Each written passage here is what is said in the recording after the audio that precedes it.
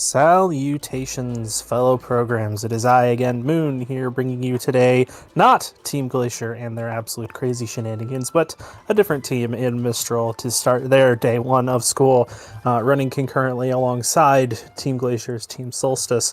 As always, I am your maestro. You can call me Moon.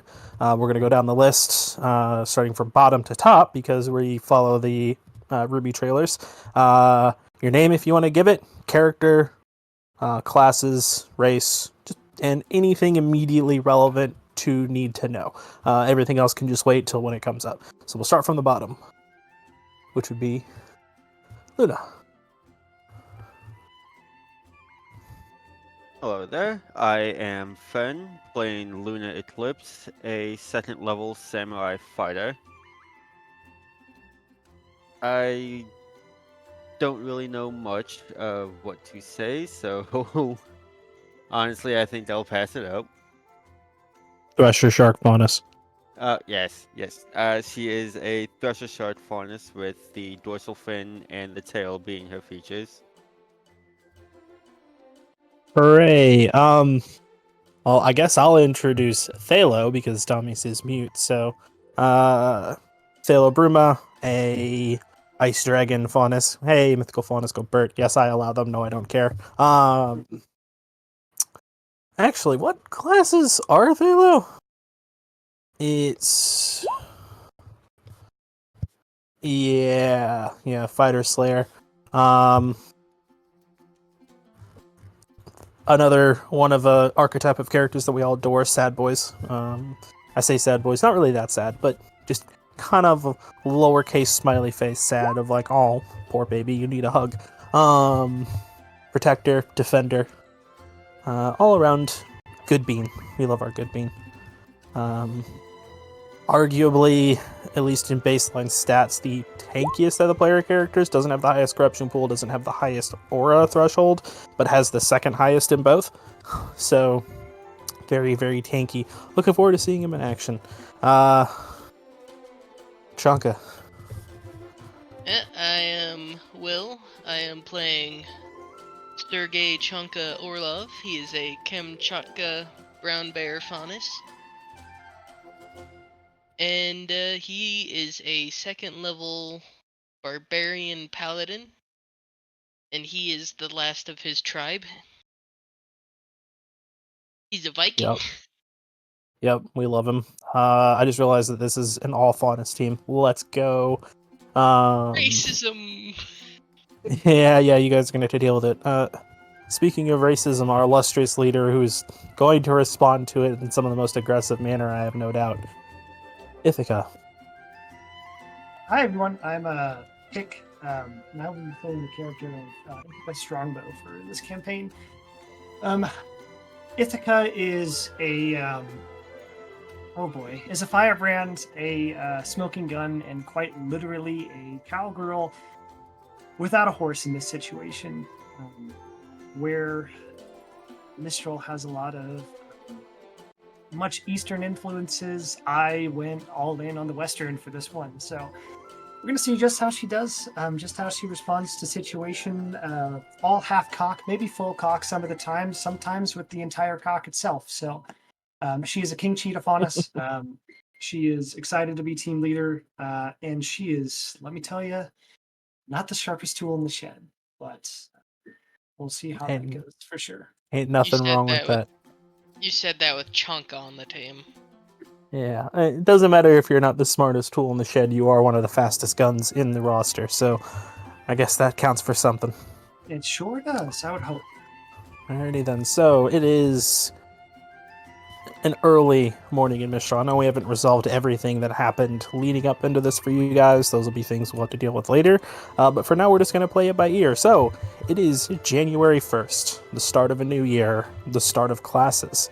Up until this point, you guys have had maybe an evening together, which was last night, to get to know each other, to get to talk to each other as a team, to get settled in, to pick out who gets what bed. I've got the, I'll just pull it out on this main map screen here, because I still have it somewhere. Here it is. I'll put it nice and large for you guys. So here's our dorms right now, courtesy of Bayo. Don't mind me covering up Rue in the background. At least I'm not covering the faunus this time. So yeah, if you guys want to just take a look at it, you can. I can post that elsewhere as well. Yes, it is today's indeed a Monday. So presently, Mistral is in early mornings with snow clung heavily on the ground, and well, it's your guys' first day of classes. How well you slept, I'll leave up to you, but eventually sleep will, hopefully, take all of you, and it comes time to wake up. So this time we're going to go from the top down. We are now on an idle screen. If you guys drag your references out on the idle page, feel free to slap yourselves down so we can get a good look at you. Thank you, Tosuke, for the amazing art. Feel free to organize yourselves however you see fit. Look at that On- dignified chin. On the page. Yeah, real dignified. Oh, I love it. I love it so much. Cool. Mm-hmm. He's So, dignified.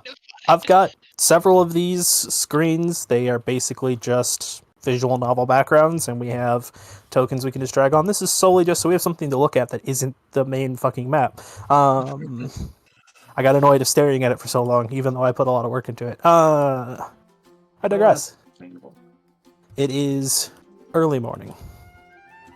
I'm gonna line you guys up all on the same level. We were still Oh. organized. It's a me thing. Getting up early is an understatement. What were you saying? No, nothing. I was gonna launch in. Yeah. I'll let you. So what? It's a question I didn't get to ask you guys. It's been a busy weekend, and as I said before, Monster Hunter Wilds has consumed my life, so I've gotten a little distracted. What time do you guys normally wake up? With this in mind, classes start at 8. Oh, classes start at 8. That's an excellent question. Let's see. That makes sense for it to kind of get up around maybe the 6:30 time frame, at least for the first class. I think as we get a little bit more comfortable, that's going to shift right a fair amount. Especially just considering who she is as a person, and also just sort of the background of things. I don't know. I think I for sure is excited for instruction sessions, but isn't that excited for classes? And I think we're going to figure out why here in a little while.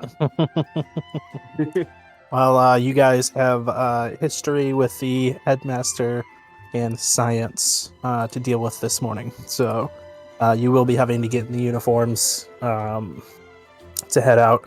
So it looks like Thalo is aiming to get up around 6, Ithaca around 6:30. I'd That's say about right. Luna would get up around 6 due to her training. That Okay. she is pretty eager to learn. I'm not sure if much sleep would have been gotten. Understandable. And Chanka, how early do you get up? Oh, he wakes up at 4. He's gotta Jesus. he's gotta do his laps. He's gotta do some workouts. He's gotta tend his plants. He's up at 4, ready to go.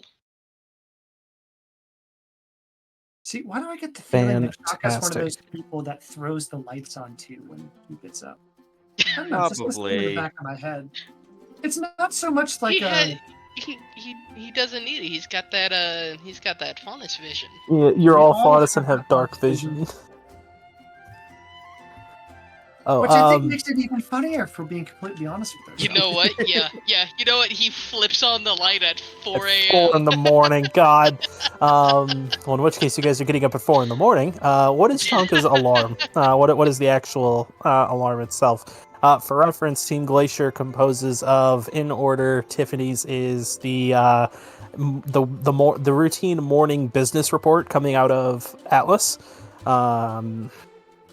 Carmine's is a metal pipe falling .mp3. Got MP3. Yeah, Saren's is I am the storm that is approaching. And then Rue gets up at the same time as the rest of them because all three at 6:01 because all three of them set their alarms for 6. So Rue just gets up with everybody else. That's up to you such guys a if you just- cacophony of alarms. It Mhm. is, and all going off at 6. Jesus Christ. You ready to hear Chunkus? Yes. His ravens squawk loudly. At 4 in the fucking morning. Just, 4 in the morning. yep, Raven's landing on the window, like, well, already in the room, sitting on the windowsill, just calling at him to get up. And if he takes a little while getting up, they'll come over and pluck the blankets off of him. One of them will drift over and flick the light on. You guys are up. Chunka It's pissed 4 off in the his morning. whole team. And, after getting into a late night, getting in and about, and actually sitting down in your room together as a full team for the first time at about 10 last night, you guys have had maybe about, if you didn't spend any time talking to each other or it didn't take a while falling asleep, you maybe have about 6 hours of sleep right now. Oh, Jesus Christ. This is going to be an interesting first day. 6 is not doable, you lazy bones. In my village, we all got up at this time. Well, I hate to say it, but we are not in your village. Sure we are. Everywhere I exist is my village. Yeah. Here, listen here. I suppose that we put it to a vote. This is a democracy after all, and I'd like to run the team that way. It's just that my vote's worth 4. Turn the fucking light off. Fine, the lights will go off, but the birds stay. One of the raven that had flicked the light on gives kind of an indignant squawk and just very slowly turns the light back off. There we go. That's better. I'll see y'all in 2 hours. Fuck. Roughly. So, Chanka, this is the first moment that I'm handing things to you guys, that I am basically turning it into a sandbox. We're going to run into a lot of these. We're going to run into them consistently. What would you like to do with your morning? As you are up well ahead of everybody else. The library is open 24/7 for students on the school grounds. The Haven Tower is not presently open. It's not open for 2 more hours. You fucking lunatic.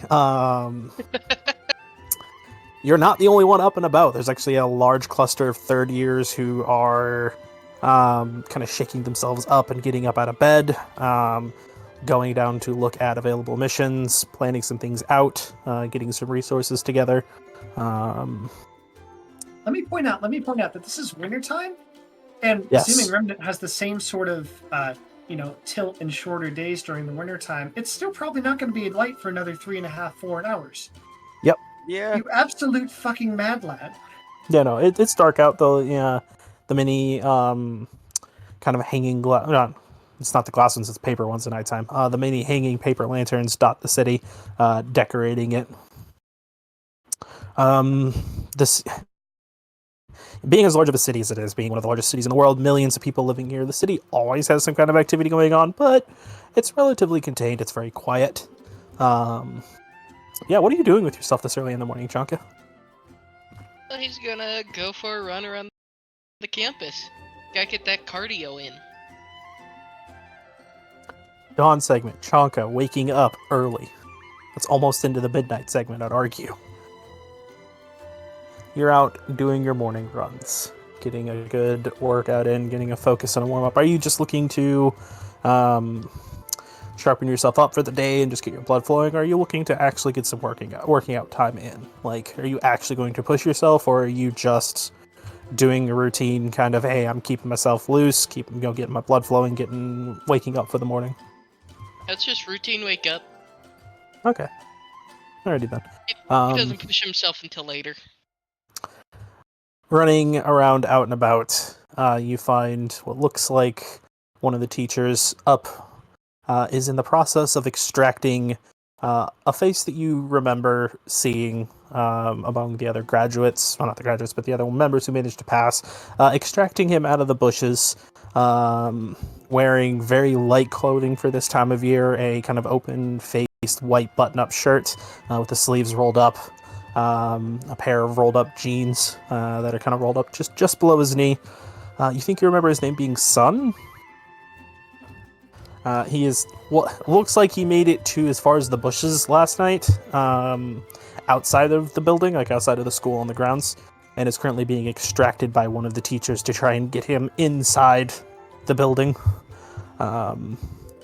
In the process of trying to lift him up, Sun groans a little bit before tucking his head back down in the bush and vomiting horribly. He smells like a distillery. Well, definitely looks like it's a familiar sight for Chanka after all. Viking Village, Mead Hall. He's seen this kind of thing before. Indeed, though normally it's reserved for moments of larger celebration or success on fending off Grim or, the weekend. Not whenever you're expected to get up and do things for the day the next day. Day one. This sand guy has an early start. Yep. I want you to know that entire team has managed to swing their schedule so they have Monday mornings completely free, so they don't even have to get up until after lunch. And then Saturday, they have Saturday afternoons free immediately after lunch. Like, they have set up their schedule specifically for that, so that they can have maximum drinking time on the weekends. We love our frat boys.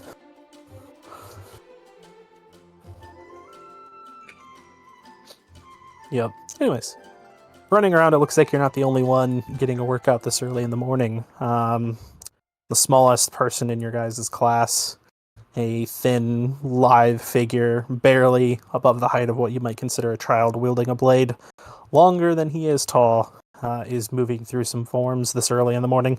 Looks like he's already been out and about and is starting to work up a sweat. Probably been out and about most, if not all night. Orion. Oh, that one catches his interest a lot more than the drunk under the bush. Mm-hmm. Orion was the only person to score higher than you in combat. You tied with several. That definitely catches his attention. Yeah, you tied with several other people. You tied with your own teammate Luna and a member of Team Glacier Siren in just raw combat. And Orion beat you guys by I think 2 or 3 points and was the only one to do so. Barely beating you guys out. But he did. And considering the fact you fought alongside Luna now and know how aggressive she is and know, especially when it comes to managing multiple enemies at once, how efficient she is at it, and your own mobility on top of that, like the fact that he did better than both of you is quite the impressive feat. He is 2 foot shorter than you. I think you're 6'10", right? Let's see. So he's almost 2.5 feet shorter than you. He's 4'6". Yeah, he's definitely in the 6s. I just can't remember where. I think it is 6'10". Yeah, so he's small. Little He's wolf small. faunus. Yep. Just working through his forms this early in the morning already, at 4 in the morning, already working up a sweat.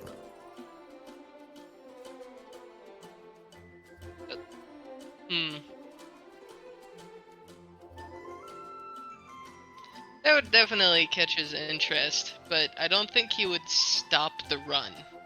But he would run by and say, "I'm coming for you," and then run by. You hear a soft yelp and the sound of a sword clattering to the ground. Little Orion goes diving for a nearby structure, which would be the bleachers, and tries to hide under them. Looks around, sees you kind of passing by, ears fold back against his head as he looks at you with a very mortified expression. In a friendly way! He goes to open his mouth as if he's going to ask you something, tilts his head, and just looks really confused. Normal Chanka. Yep. Sounds about right. Chanka jump scare. Yep. you take the morning to warm yourself up to get a few laps in around the school. During that time, your teammates get a little bit more sleep, a little bit more rest before the next two alarms go off at 6.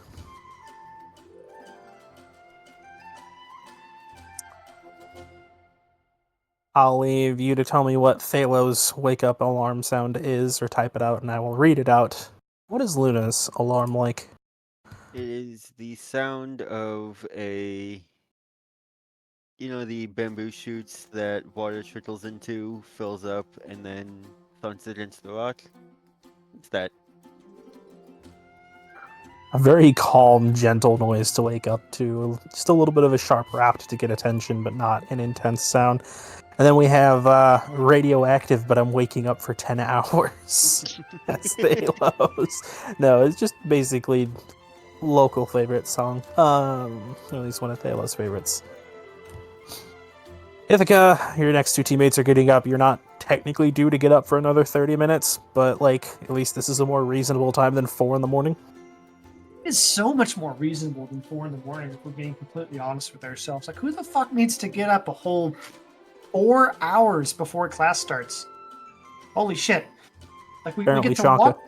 We get to walk to the place that we need to go to class at. Like, way too early anyway. No, I think, given, it's nice that the other two teammates' alarms are so gentle, and I do thoroughly enjoy that. Rather, Ithaca thoroughly enjoys that. Her wake up when initially it comes around, whether or not she's up proper beforehand and just waiting for her alarm to go off, or whether or not in this first day, I think she's still just in that weird halfway between sleep and not. After the ravens cawing in the morning and whatnot. Yeah. Yeah, there's no real way to get around that to escape that. Ithaca's got 2 alarms. She's a 2-alarm kind of person. The first one is pretty much just a Western guitar, going through a few chords. It's what you might hear around a campfire or something along those lines. All I can think is my own current notification noise, which is the mysterious stranger guitar twang from Fallout New Vegas. Continue. I'm more thinking Far Cry 5's menu music. Oh yeah. If that's I think the track is like Now That This World Is Ending. I'll post it somewhere else so people can listen to it. The second alarm, which is set for anywhere between 6 and 9 minutes afterwards. It depends on the day and how much time that she thinks she's going to need to wake up. Anybody here who's done cowboy action shooting or watched any of the videos of it? You know the little timer noise. Shooter ready, stand by, and then that. Yep. It's just that, but the instead of the singular beep, it's a continuous blaring. The I need to get up now alarm. Got it. Shooter ready, stand by, beep, and continuing until she decides to snooze the alarm. Yeah. Not that she ever typically needs that, but hey, you never know. The nice part about Ithaca, is just how quickly she goes from horizontal to vertical and moving and getting ready for the day. I don't know about y'all, but me, IRL at least, I need a good 5 minutes to wake my joints up, get every single crack and pop out as I go from 90 degrees to 180 degrees, and then zombily walk my way into shave and brush my teeth. Ithaca, that takes the span of about 4 seconds. And those of you who might notice is the shimmer of aura and the shimmer of semblance surrounds her in that sort of midway between. So, yeah, I've taken up enough time here, but I'll have to link the Fei Xiao getting ready in the morning. That is 100% kind of lazy, get up, stretch, kind of get the feel for it. Oh, hey, we gotta go soon. Mach speed, just immediately getting ready and just out the door, ready to go. That gives me those vibes. It does. And I mean, you ever set your alarm for half an hour before you actually need to get up and you take a caffeine pill and then 30 minutes later you vault out of bed? There you go. You kind of have the picture. I've not, but I can see it, so... Absolutely. We'll have some more shenanigans with that, depending on how comfortable Ithaca gets with their teammates and vice versa. Sure. Each dorm has 2 bathrooms, traditionally separated between men and women, unless your team's son, in which case you've already started the process of turning one of them into a walk-in freezer. But they're working on that. Why a walk-in freezer? You can't freeze kegs. Yeah, no, it's to chill the drinks so that they have cold drinks whenever. Even more reason for them to not be a freezer and to keep a keg. It's cheaper booze that way. Come on, Ithaca knows that. Oh, I know. No, the amount that they go through, it doesn't really matter. They just basically go out and get it at the start of the evening, and it's cold enough in there that by the time they go to drink it, like Oh boy, it's good to go. Later on, Ithaca's going to have to introduce them to Daythang Moonshine, and that's not going to be a fun day. No. Oh, fuck. That's going to be great. I don't know what you're talking about. Oh, it's going to be great for Ithaca, because Not immune to poison condition. But anyway. not gonna lie, they probably couldn't handle SOTE all that well either. No, but Daythang Moonshine is 192 proof. Oh god. Yeah, it does things. That's some emotional damage numbers. I love it. Oh, it's emotional damage for sure. It takes you from 2-wheel drive to 4-wheel drive real quick. Your faunus form, it's going to come out for sure. Anyway. I love that. Anyways, Chunker can handle his alcohol. Like I said, Oh. like I said with Ithaca earlier, I don't need charisma, I have tits. I don't need charisma, I have moonshine. Anyway. Chunker bounces his love it. pecs. Mm-hmm. Thalo waking up similarly with none of the energy, up on time and getting ready, but kind of zombieing through the first few moments. Yeah, that's me. That's me. Same, That's a same vibe. brother. Same. Has to dust out some ice crystals off of the bed. One by one, 3 of you get yourselves ready. Taking a little bit of time to get yourselves sorted. You have some time this morning before classes. Time to, you are dressed in the uniforms, or you'll have to be for classes. You have time to go down to the cafeteria and get some breakfast. The school provides breakfast and lunch. Does not provide dinner. That's on you. So you have time to go down and get that if you want to. Swing by the library, go to the tower, go poke your head in town for a little bit. I mean, really, what you do at the time is up to you. What could be there, what comes of it, is just based on what you guys want to do. So we'll go down the list, top to bottom this time. Ithaca, what do you want to do with your time this morning? That is actually an excellent question. I mean, okay.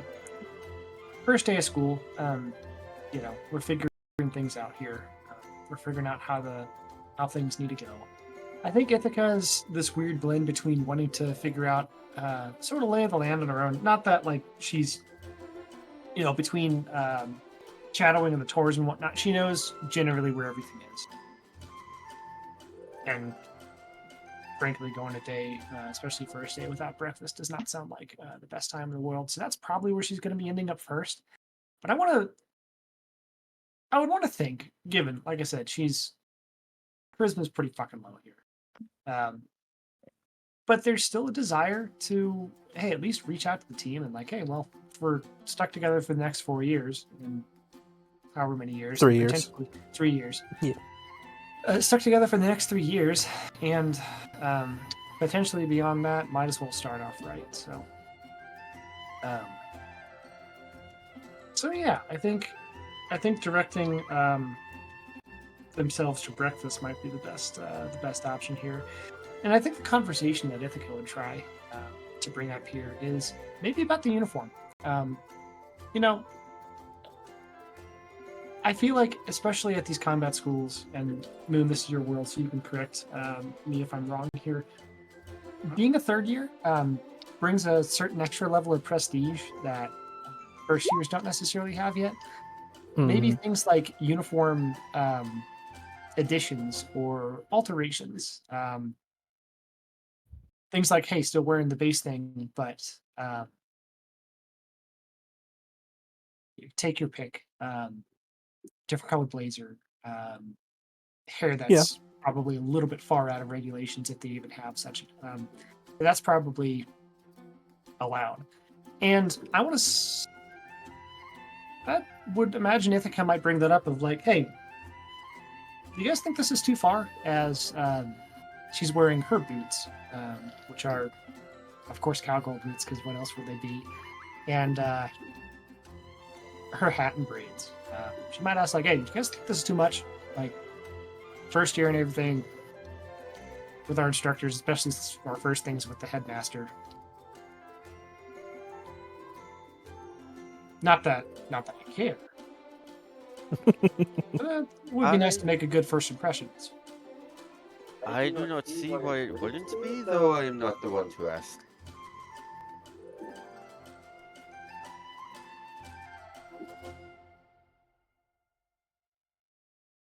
I would wait for Thalen's response here, since Thalen was in the room as well, I would suppose. Yep.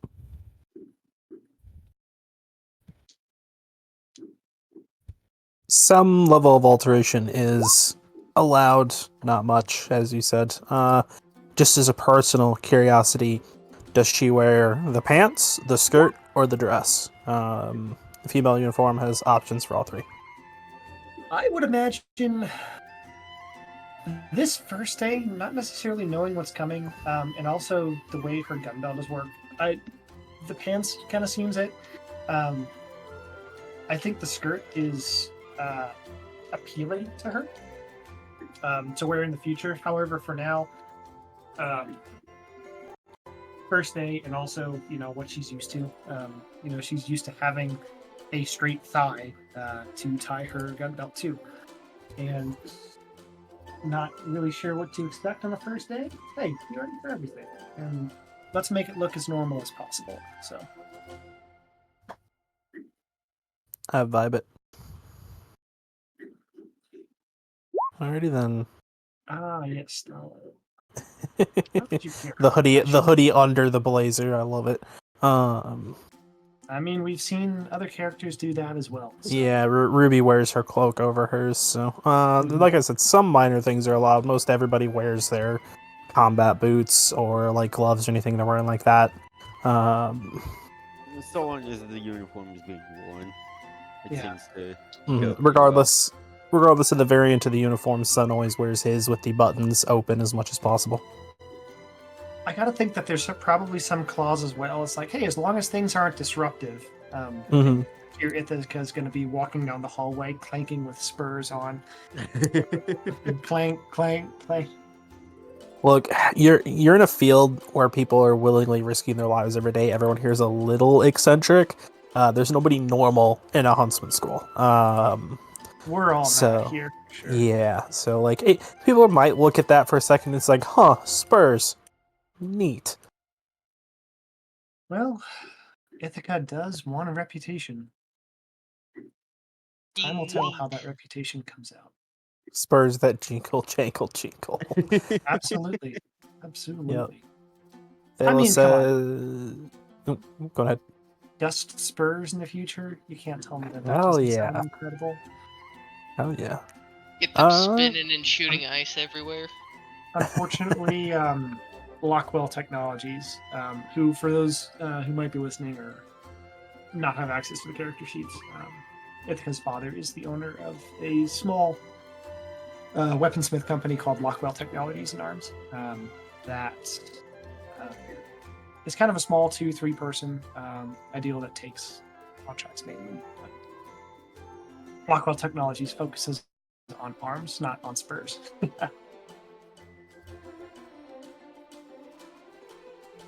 More on the arms, less on the armaments. More in the arms than the technologies, yes. Yeah. I vibe it. Don't we all? Alrighty then.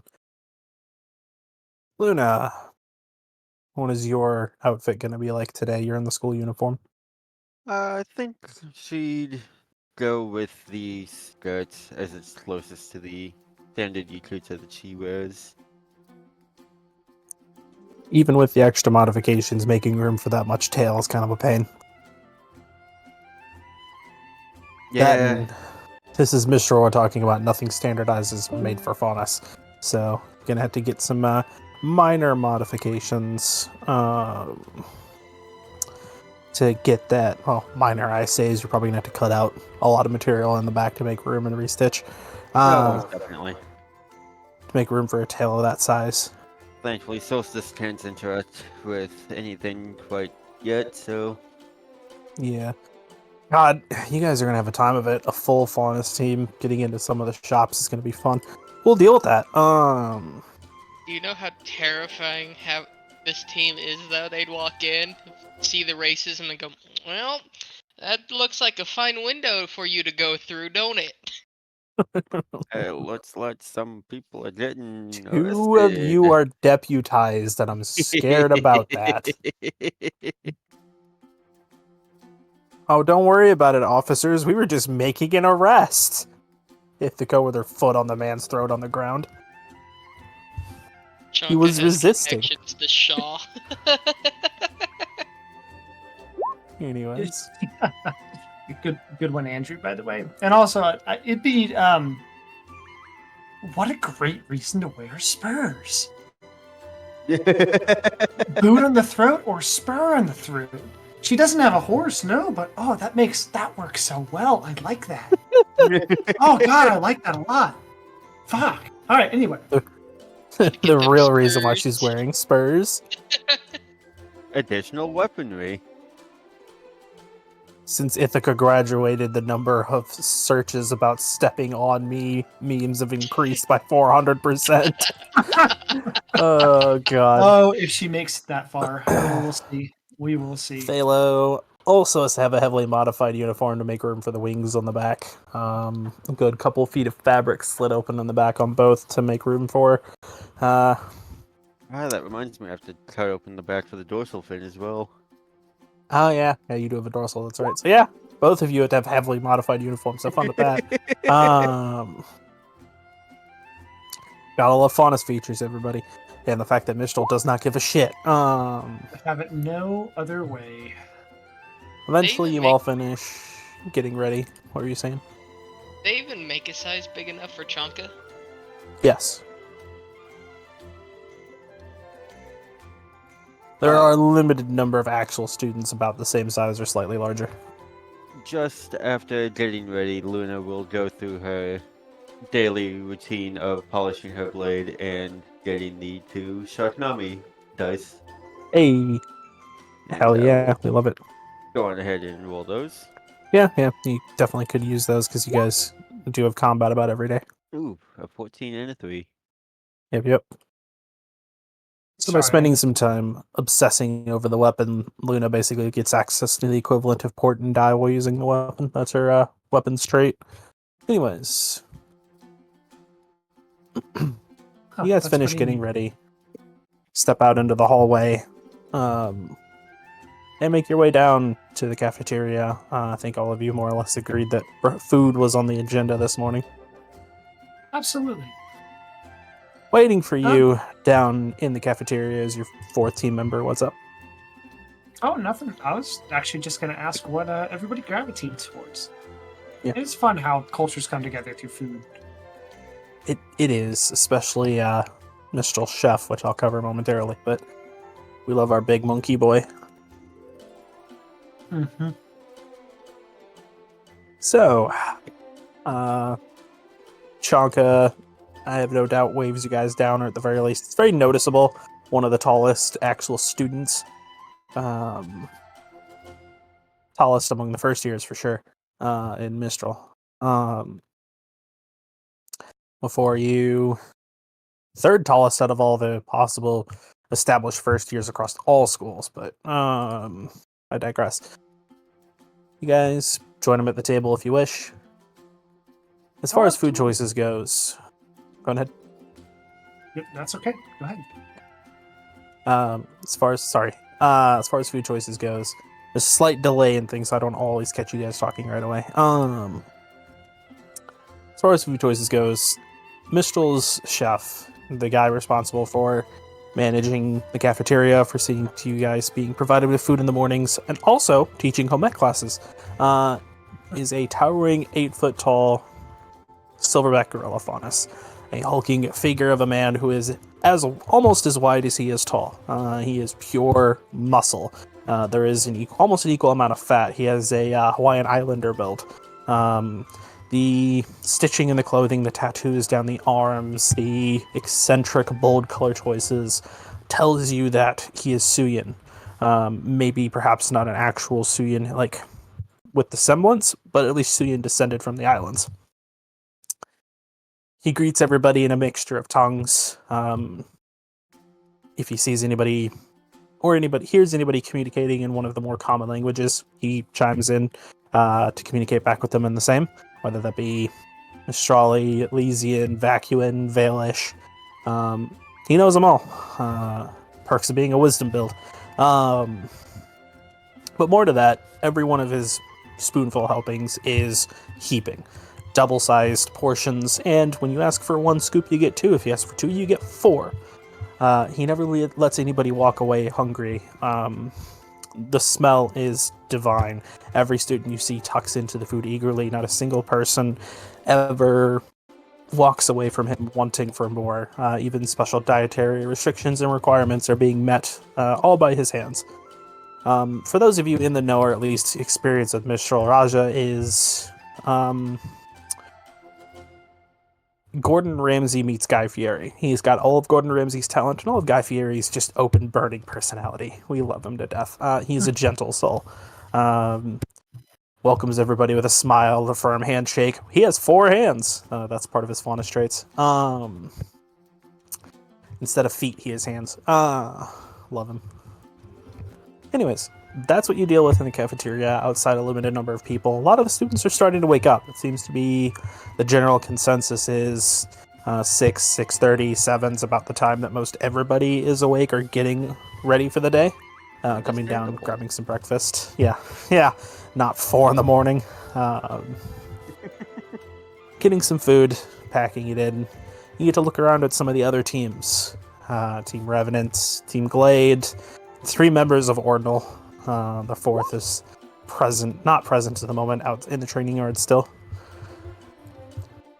Team Sun is kind of pulling themselves out of bed. They all look groggy. They're all tackling like the nearby water fountain and just chugging down exorbitant amounts of water. Absorbitant, yes they are. Glade, Revenant, Ordinal, Sun. Glacier is out and about right now. Then Riverglass will figure out what they're up to tomorrow. But that covers the bulk of the teams in Mistral. May or may not be adding one more to the roster. I'm waiting for word back from Regan. We might be adding Team Opera to the repertoire, but that's on her. Nice. Yeah, Opera would be fun. Yep, Dayla doesn't need to give nice cold handshakes. Chonka squeezes hard on the handshake. Luna's a firm but gentle.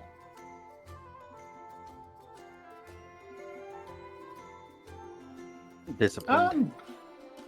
I know what you might notice about Ithaca's is the way she orients her hand, and also the whatchamacallit.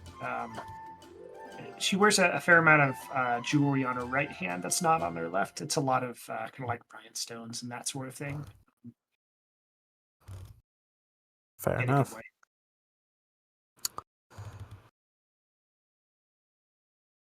Rhinestone cowboy. Anyway, Yeah, I was thinking it too.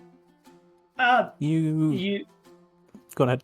I was going to say that Ithaca has a propensity for breakfast, eggs and any kind of fish. Eggs and salmon is quite the Good. quite the combination. Absolutely quite the combination. Amongst them, Very hearty. Very hearty. Fed and I just go ahead. I was like, Fed and I just got back from sushi, so this is good shit. Oh, absolutely. God, Tiffany does have the evil toast right about now. Being Elysian, she's having Baelish style toast, which is beans on toast. Oh God. Yeah, she's getting a lot of looks, but she doesn't care. Just munch in between them talking. Yeah, that's the way it goes sometimes, but it's all right. Team Glacier, where the person who spends the longest in the bathroom is a guy, the only guy on the team. It's okay. It's the way it goes sometimes. Yeah. You all get your pick of food, as much of it as you want. All of it is, you could say, oh, I only want half a scoop. You're getting a full scoop. And they're all heavy scoops. Raja doesn't let you go walk away hungry if you want to or not. So you're all getting loaded up. You're getting, if you ask for salmon, you get an entire fillet, like the entire length of the fish just slapped on. If you Oh, order God. eggs, you're getting like half a dozen. However you want them done. Like I This said, economy, Raja's approach to tackling like negative emotion is just to give people good food. Like you're not as upset, and you almost can't be as upset if you just have a full belly. So We feel that every time we go out for sushi. Mhm. No, he's got a point. Especially considering that, hey, for training, 90% of it's diet anyway, so I Indeed. suppose. Oh god! As soon as Stalo starts stacking up the tray and heavy loading, Raja's more than happy to just grinning ear to ear to pile more on. Even going so far as to hand him a second tray. Thalo normally eats for two, and now Raja sees that and is like, "Oh, you're a heavy eater. I got you." And gives you enough food for four. So Nice. yeah, Thalo's sitting down with like your guys' entire team worth of food just by themselves.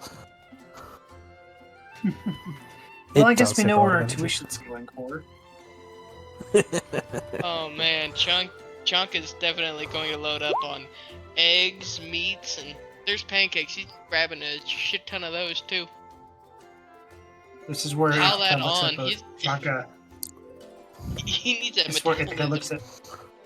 at What were you Ithaca saying? looks at Thalo and Chaka and is just like, is this going to be a problem between you two? No, not really. This is a decent breakfast. Says Chonka in the middle of double fisting a set of stuffed crepes. This makes Luna's breakfast of simple rice and fish seem like nothing in comparison. Though I guess I want she somebody to does mention. get more than would be normal. I want somebody to mention unstuffed crepes now, so that Ithaca can be like, well, wait, isn't every crepe stuffed? What is an unstuffed crepe? It's just a sad Baguette? rolled pancake. It's just a really flat, sad not pancake. baguette. It's like the equivalent of eating a hot dog without any actual hot dog in the bun. It's just like eating a bun. What are you It's doing? like eating a hot dog without the dog. It's just hot. Yeah. Is a hot dog just another type of taco? No, it's just. I feel like you're kind of taking your life in your own hands, though. I mean, not that my metabolism has ever bothered, but like. No, you need to get some hot sauce on that sausage, Thalo.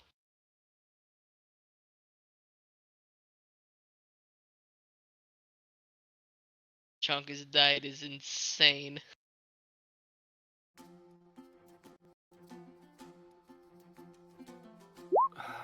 Every time I see Thalo's name, I just imagine Bob Ross in my head. Thalo Blue. Well, Valid. considering that Thalo can cook and I am good at making sushi products, I think we have that under control. Should the raw ingredients be produced?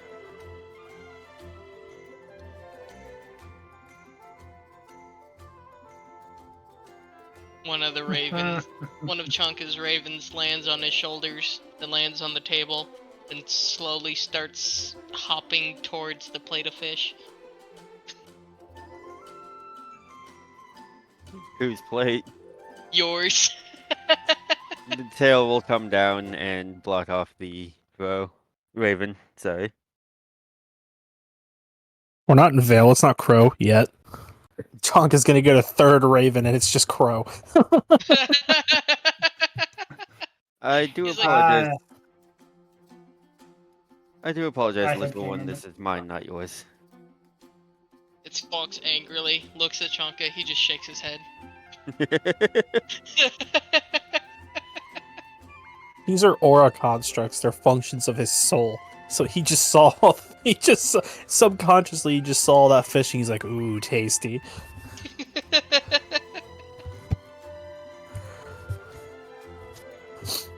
Oh, and I don't believe I've mentioned it. So following Luna is an after image. That would be her semblance that she has named Solstice. It copies her Aw. every movement and her every action, including in combat. Though the origins of said aura constructs are a little grim, so I don't think I'll get into those right now. It's all little Hold grim. Basically, Hold up. So, go ahead. what you're. This is in character. Ithaca's just like, hold up. As she's, munching in the side of her mouth. So, what you're saying is that anybody who gets you into the sack, it's immediately a threesome. Copies your every move. That could be fun. That's all I'm saying. It could be mean, fun. The explanation was out of character for the audience, but in character, I suppose That is a that's interesting way of looking at that. a little just- strange, but I did see the logic behind it. I'm just That saying. was- That's all I'm saying. I'm just saying that it's something to think about. Like the thing we were talking about before with the hot dogs. I don't know if I like to think about that. I don't think interesting. Poor Thallow. Bella's decided to take a nap about that one. Not even a nap, just head slumped to the table. Just warn me before you bring anybody back to the dorm, so that these guys can clear out, and so that I can watch for science, of course. Anyway, how's y'all's breakfast? Delicious. What was that? I kind of missed that. I was talking to my brother. I think I just kind of wrapped it up and grinned and said, "Well, how's your guys' breakfast?" Just The- nonchalant. The She's y'all's breakfast team leader. is delicious. Oh god, I had to mute to laugh about that one. That was good. Anyways, I didn't hear no laugh. it's because it was the silent, like heaving chuckles. I understand. God, Y'all I was wanna- trying not to be so noisy. I was trying not to be too noisy, so my voice didn't get picked up, so you wouldn't hear me just laughing in the background. This one doesn't pick you up. Fair enough. This one does pick you up, so I got to be careful. Yeah. Fen and I are literally in the same room, for those wondering. So you might hear echoes. I apologize. Not intentional. Anyways, with that, you all get the opportunity to eat, sit down and talk, to lay out your schedule for the day, or at least just check in on it. Basically, to run you guys back through things, yesterday afternoon, after you guys finished your placement exams, yes, that did just happen yesterday, Ithaca was pulled to the side by herself, was given 30 minutes to basically pick your guys' schedules. The only person on the team she'd gotten to meet met at that point was Thalo, who she was partnered with for the events of things. Two of you just doing your thing. So the only person on her team that she knew for sure was Thalo. She picked out your guys' schedule, signed you up for a few extra classes. But that also does mean the possibility of either your second or third year, or both, you guys won't have to take as many classes. So, given that this is a vital festival rotation, and your guys' third year will see you guys attending school in Vale, that might be nice. That is something you know about ahead of time, because, like, this is, like, the 50th Vital Festival or something. So, it's been a hot minute, and, like, everyone knows the schedule. I will say, like, Ithaca would be kind of apologetic about that. Of like, hey, I'm sorry that I didn't get to ask any of you guys beforehand. This was sprung on me. Like, Don't shoot the messenger. Even though I'm kind of not the messenger. Luna's all for learning. It's her first time in Mistral proper after leaving her family compound in the north, so she's eager to learn. The Eclipse clan carries with it a legacy of prestige. The secluded nobility of the cloistered nobility of Mistral. She's the first Eclipse in like 8 generations to actually leave the manor. Oh. So Ithaca would not know that. Interesting. Fun. Very fun. Yep. Anyways. You guys have just a little bit of time. Maybe about an hour after finally sitting down, eating, talking with each other, checking your schedule over.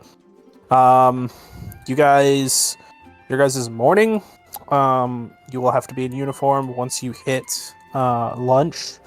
Both Ebonology, which is Grim Studies, and Combat are both classes that you do not have to be in uniform for. As a matter of fact, you're expected to be in combat clothes and with weapons in hand for both of those classes. So you only have to be in uniform for this morning. You have some time. You have some time to yourselves if you want to work on something, look something up, prepare yourselves, check anything over, grab any supplies, because I didn't give you guys the opportunity to do that, like I did other characters with the one-on-ones. We haven't done all of your guys' yet. I haven't done any of Solstice's yet, but that's on me, not on you guys. So you guys would have had the time and some Leon to your names if you wanted to go grab that. It just depends on what you guys want, what you want to do. Basically, there will be little moments of free time most everywhere. Almost every day segment is broken into several stages. These are all things I've explained before, but I haven't gotten the chance to explain them to all you guys. So, every day is broken into 5 segments. Each segment has 2 things you can do during it. Doesn't matter what those 2 things are, you can just do them. Classes take up one part of a segment, so your guys' morning is booked. You have 2 classes this morning, which means you won't have any free time to really do anything besides maybe some minor socialization. So this is your first free time until lunch. So if you want to do anything with it, you may. We will go from bottom to top. Like this time we'll invert it. So Luna, with like an hour before classes, is there anything you want to do?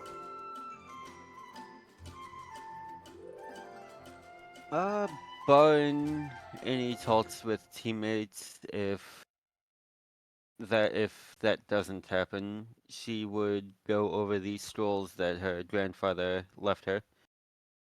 See if there's any that she could at least look over in the time that she has. It would take you some time to practice with them. You can probably start the process of trying to learn one of the techniques off of it if you wanted to. That's up to you. Otherwise, you can just review it, talk with your team, and that could be your time. I think reviewing it and talking with my team would be beneficial. Okay. Tommy, so I'll let you type out what you're doing with Thalo. You have about an hour. Oh, Tommy's will BRB, so Yep. We will get back to Tommy's whenever they are back. Chanka, well, you had a morning bracket, you had a dawn bracket, and you have both of your dawn brackets because you woke up so goddamn early. You crazy motherfucker. Well, So what would you like to do with your time? I didn't get to say it before, but Chunka's still in his uniform, but he's got his shoulder pauldron and the cape still with him over the uniform. Fantastic. And well, I guess he would want to socialize with his team if they're going to be together for the next several years. Sure. And if he's going to watch their back and them watch his, he might as well socialize with them, get to know his team a bit more. Alright then, asking each other some questions or just getting familiar with what each other's capable of, maybe some basics on your backgrounds, where you came from, stuff like that. Dummy, so what we're covering right now is what people are doing with their little bit of free time before classes. Like I said, like I was explaining, you guys are going to have a lot of free time. This is the, hey, here's everything you can do. What do you want to do with your time? That's going to come up a lot. So If you want to just type up what you're working on, we're going to go and see what Ithaca wants to do with her free time. Team socialization is there. DM, I wanted to ask, what's our current situation with dust? And what is Sure. what is Mistral's or what is the Academy's policy on keeping dust? Are we confined to weapons lockers only be pulled out when need be, or are those things that are allowed to dust for the enough most access? part. If it is pre-made into magazines, it stays with weapons. If it is just spare dust, you are allowed to keep it on hand. Just note that you will be held liable if any, property damage occurs, or if you misuse the dust. So you're all adults. You're all in your 20s. You're being trusted to a degree. The weapons are being kept in lockers because of mainly people that are still learning and being certified to use them having free access to them at all times has led to issues in the past. So it's just more of a preemptive thing. I mean, hell, even the third years still have to lock up their weapons. So, fair enough. I think Ithaca wants to make a point over the time at least while she's here. Maybe not necessarily this first morning. Even though stocking up and taking a complete rack of dust for their combat classes is something that she's definitely leaning towards. But maybe growing a bit of a relationship with whoever the dust quartermaster or whatever you want to call him, dust clerk or clerks plural are. More so because just like before she left home, Lockwell was working more and more on making kinds of dust that mix together a little bit more reliable. And also utilizing more raw and refined dust in ammunition a little bit more effectively and routinely. So that's something that interests her. Whether or not dust studies is actually a class that she learns a whole lot in, we'll see. But regardless, yes. alrighty then. I just forwarded in now, Mike. The amounts you guys start with. I would say, given Ithaca's background, either middle or lower class would be what I would tag her in. At tag her in middle, however, one of her starting funds gives her additional. Gives her an extra 1K. So yeah, so she'll be at 1250. Luna would be under upper, given her grandfather. Thalo would be poor, probably. No, I'd say lower. I think he did some work and did some things. Chanka would also be. You've been around doing things and setting yourself up at this point, so working for a living. I'd say lower as well too.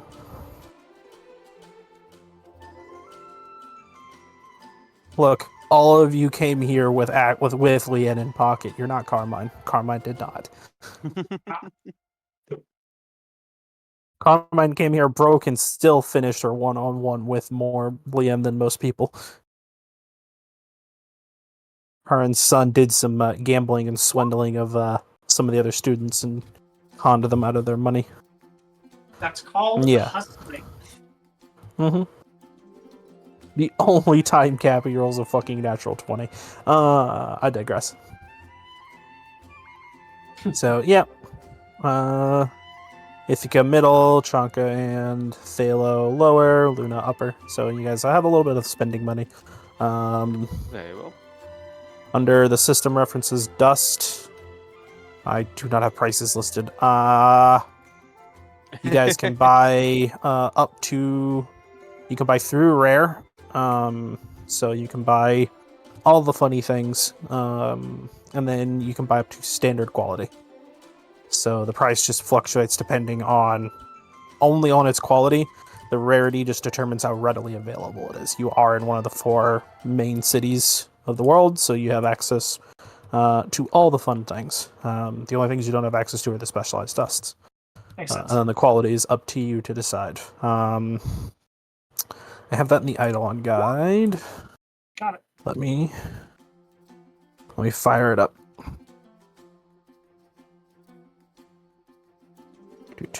Dust. So raw is going to cost you 2 lien per, pour 5, standard 10. So it's just up to you. You can hold, regardless of who you are, you can hold up to 20 units. Yeah, there is only a single shop you guys can buy from, which is all the way on the far edge of town. Dust and Grit. Every other dust shop in town refuses Faunus. So yeah, they there's sound a like single dust shop in Mistral that will provide to you. It is also in one of the roughest districts of town. I Naturally. strongly advise you having weapons on hand if you go. If you are signing yourselves, roughest, you yeah, say? you will have time if you want to. Well, you would have had time during your days leading up to things if you wanted to stock yourself up. So we can just retroactively say you guys can have the dust on hand. Personal advice: fairy dust. Good to carry a few units of it. It restores missing. Instead of dealing damage, it restores the missing aura or removes built-up corruption. And then it does additional damage to Grim. So like it is just good all-around dust.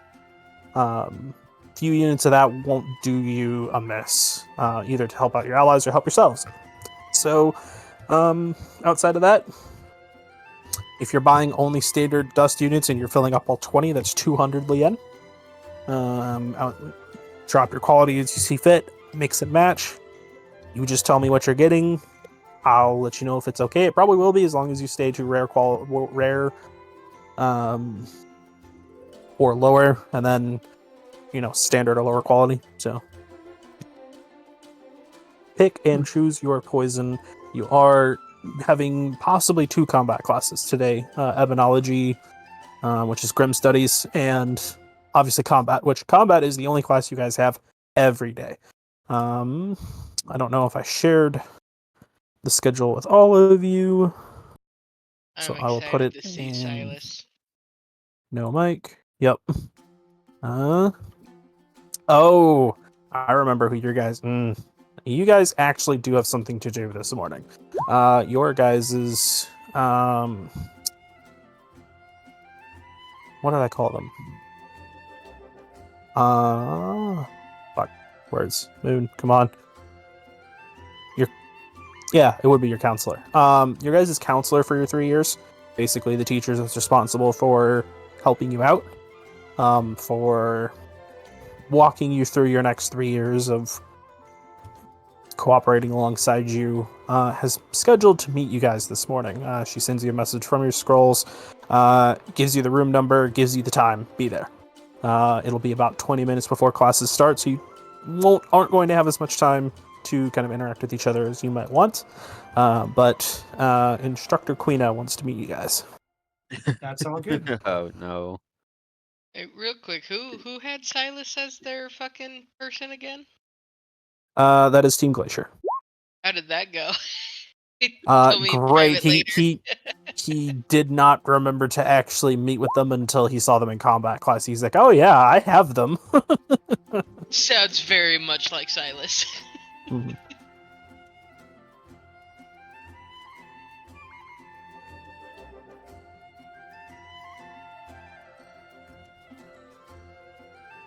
Oops.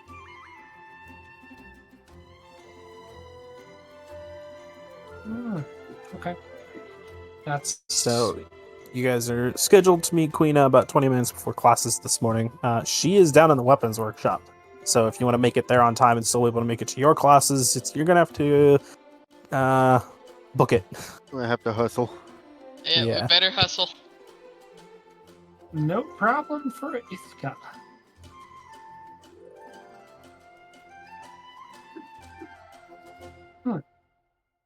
Well, I would suppose after a morning of chatting and getting to know each other, at least the people who feel like they want to talk, I don't have any good roleplay topics for that, at least over breakfast or at least over the walk to weapons workshop. You're Big, fine. you're normally the one who has those. I'm It's all normally good. the ones that has those. It's the I mean- I attribute it to the early like getting to know each other and trying to like The what do we awkwardness. the awkwardness of like what do we even talk about, like we're supposed to How's like the weather? cooperate. Yeah, we're Yeah, supposed to cooperate. exactly. How's the weather up there, big man? We're supposed I to mean, cooperate with each other. The easy response is always just, "Hey guys, where are you from? Like, tell me about that. Tell me about your family. Tell me about your sisters. Tell me about your brothers. Why the fuck did you wake me up at 4 a.m.? Yes, and also, are you insane?" I have been told that, yes. And also, my village is destroyed and my family is dead. Next. Well, Damn. I suppose Okay, being remind me. blunt is one way to face it. Okay, remind me not to insult your mother then. Anyway,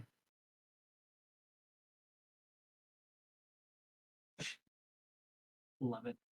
At least Thalo seems kind of sad about it. Oh, Chunk is burning inside, but he can't let that out. He saves that rage for later.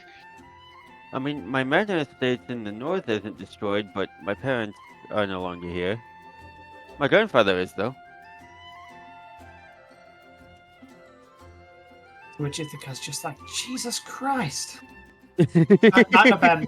Not in a bad way, but more in just a like, well, okay, I guess I'm gonna have to bear the emotional burden for this team here. Great, here we go. Y'all are getting you laid underst- later on.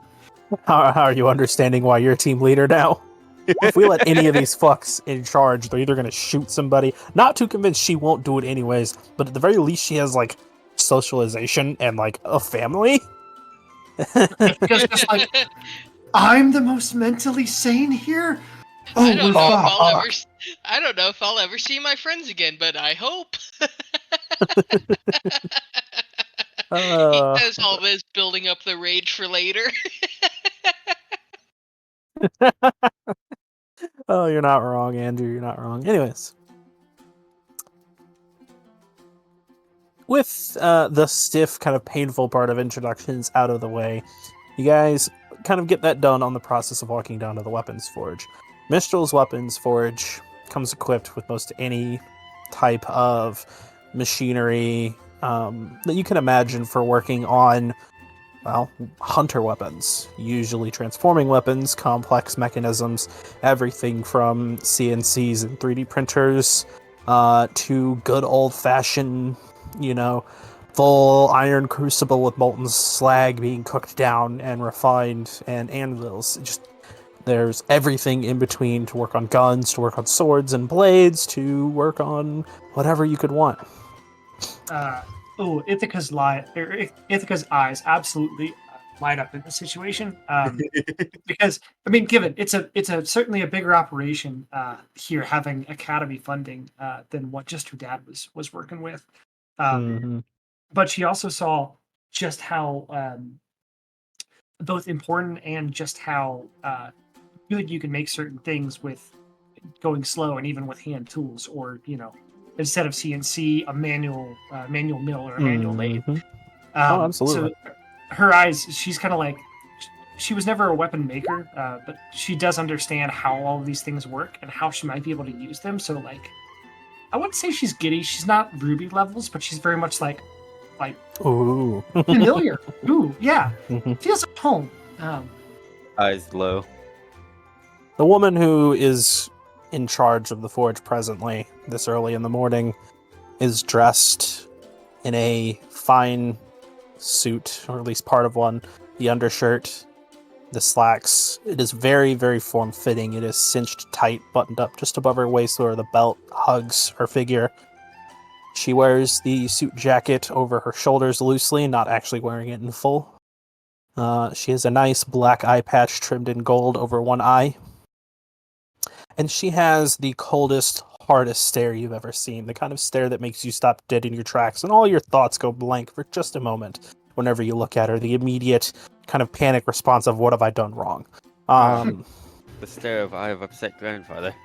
And funny enough, it only glances over the four of you briefly before her attention is turned to what looks like perhaps the second year, coming over to ask her a question, handing her what looks like a freshly assembled rifle. She grabs it and and with deft hands disassembles it in a matter of seconds. Every piece, every bolt, screw, every single spring, and the interlocking mechanism is just...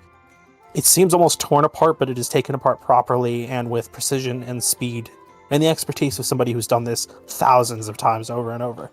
It is stripped completely bare, set on the table before the student, who flinches with each spring pop, with each mechanism shifting.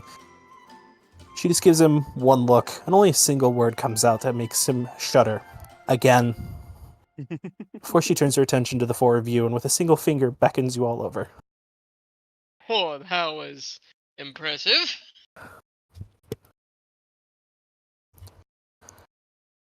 If something so simple entertains you, then this is going to be a short conversation. Sit.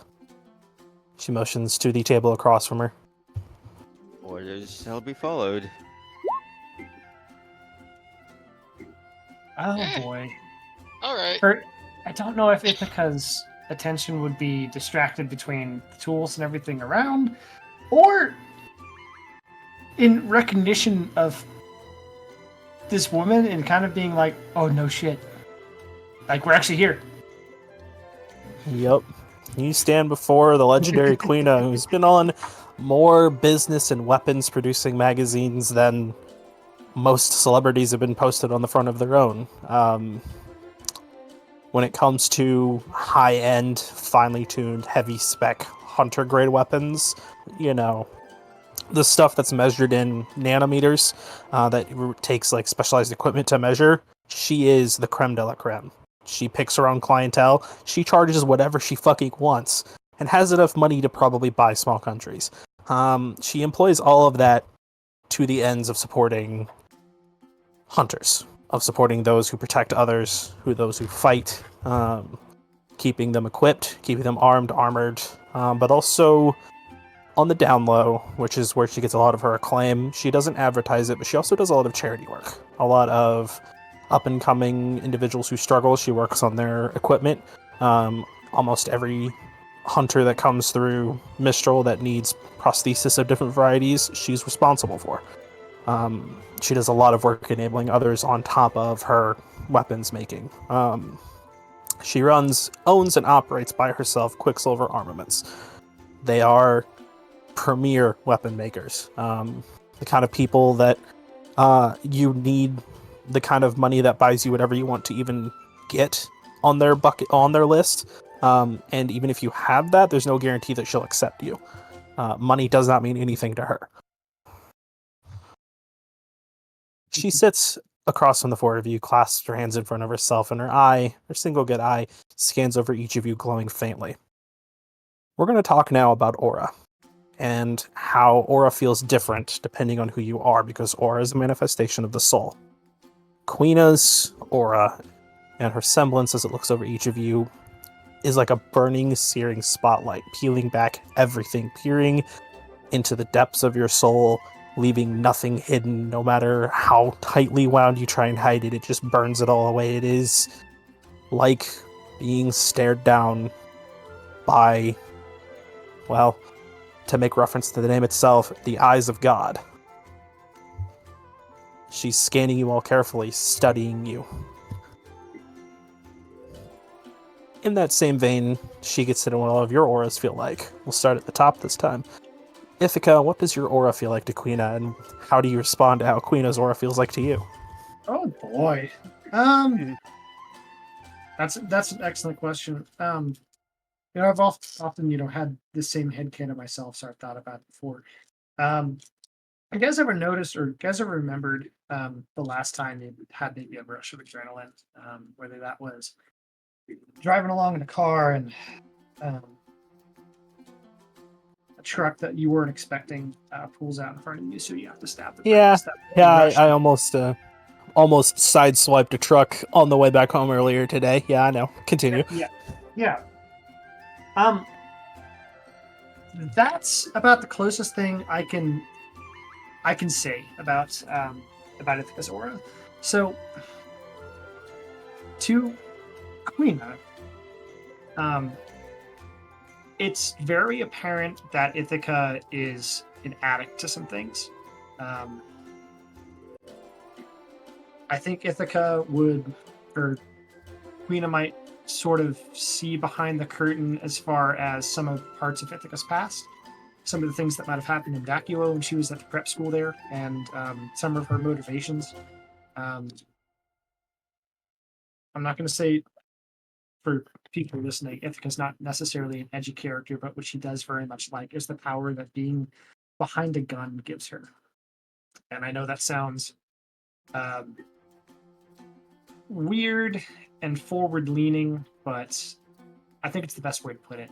Ithaca's not someone you can get drunk. Ithaca's not someone you can get high. Ithaca's someone that even the endorphins from working out or a good solid run fades in a matter of seconds to her.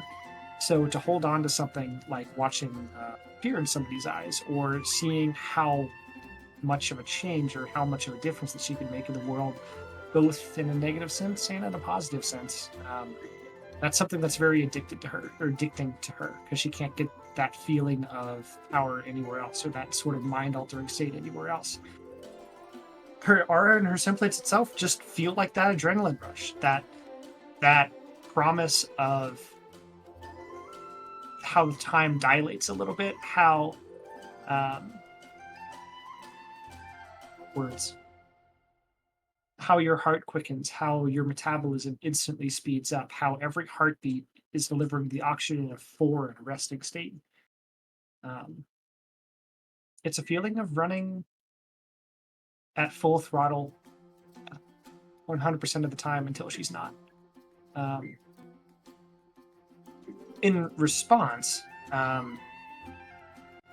Queena's aura to Ithaca, sort of being wrapped up and engaged like that, I feel like Ithaca knows who this person is, and Ithaca doesn't necessarily know when.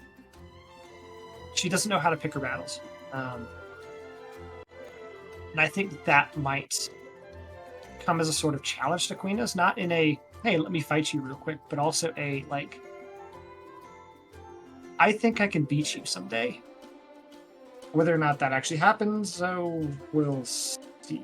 But You're not the only one. I'm love sure it. I'm not the only one. Tiffany looking at Quina, I'm gonna be you someday. Maybe you someday, but also just like, Mhm. I think Ithaca's desire for power and a desire to be someone in her dream sheet, we've seen that she wants she wants someone to come up to her, a little girl to come up to her at some point, just on the street and go, "You're that cowgirl, Faunus. You're Ithaca," and like have an action figure of Ithaca or something along those lines. Oh, I love that. That's what she wants, but she's not quite sure how to get there. Quina, in particular, does stand out, not only for her own accomplishments and the intensity that she stares you down with, but you're one of the few people who knows enough about her to know she doesn't like her last name at all because of the connotations behind it, because of the history with it. She is Queen of Fellwater, the daughter of a man who defined what it means to be a bounty hunter. If you look up bounty hunter in the dictionary, his picture's right there next to it. A man who's still in the field in his 70s, collecting names, racking up, picking up bandits off the side of the road, a man who shoots first and asks questions later, and kind of carries the archetype of what it means to be a gunslinger all of these years. A man who is not only still active, but thriving in a field where people half of his age are dying. She's a legendary figure in her own right, and the daughter of an even more legendary boogeyman. The Fellwaters were the Bronwyns before the Bronwyns. The death of the Fellwater clan paved the way for the Bronwyns to take power. And from what I remember, Fellwater himself is one of Ithaca's inspirations, or at least her heroes / role models from what we had talked about. So this is the daughter of like the gunslinger, the man himself, and she's a pretty good shot herself.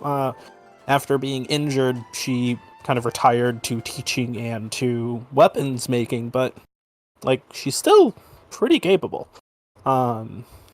So it's a nice little interaction the two of you have. And it processing sounds that nice. information.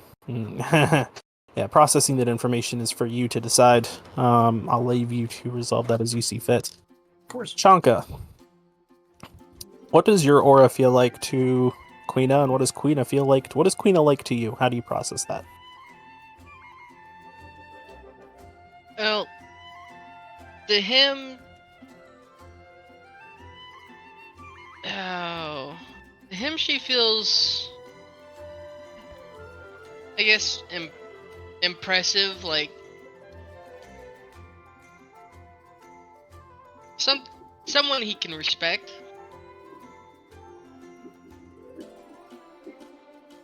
But his aura, his feels more like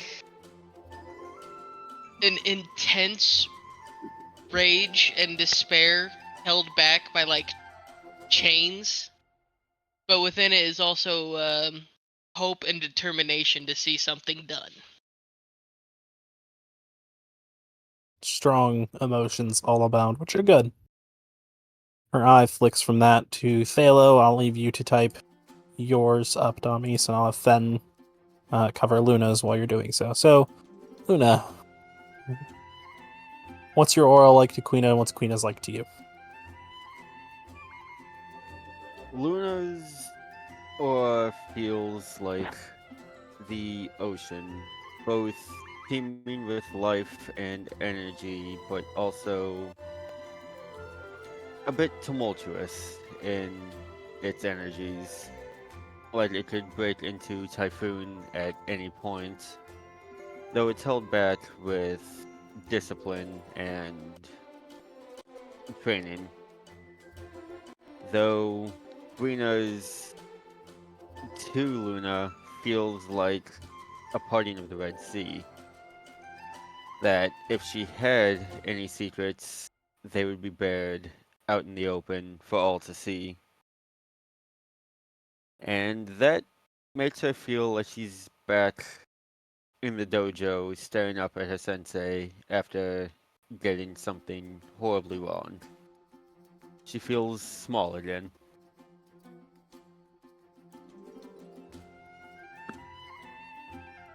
Unsurprising, given though she only has one eye, she carries all of the serious sternness that your grandfather did as well. When it comes to both Quina and your grandfather, they carry the mentality of this is a lifestyle that is life and death. There is no games to be played with it. There is only decisions to be made, and every decision determines whether or not you or somebody else is going to be breathing or not. And it shows, because obviously you have a pretty similar reaction as you would with your grandfather, although her intensity might be a bit more overbearing by comparison. Thalo's aura was an immediate feeling of cold, and his immediate reaction was a slight flinch, stomach turning, the air around him physically chilling, even if only slightly. He liked to be seen, but not like this, not so piercingly. Getting peeled back layer by layer, Thalo's aura was almost defensive, trying to replace the layers she peeled back, but not able to keep up. It felt like layers of ice, the rows and rows of a snowy forest. And then warmth, not quite peace, but stable. A soft sanctuary while the wind howls outside. And likewise, his reaction shifted too, growing used to her observation, just calmly staring back now as he entered the gaze. I like it. The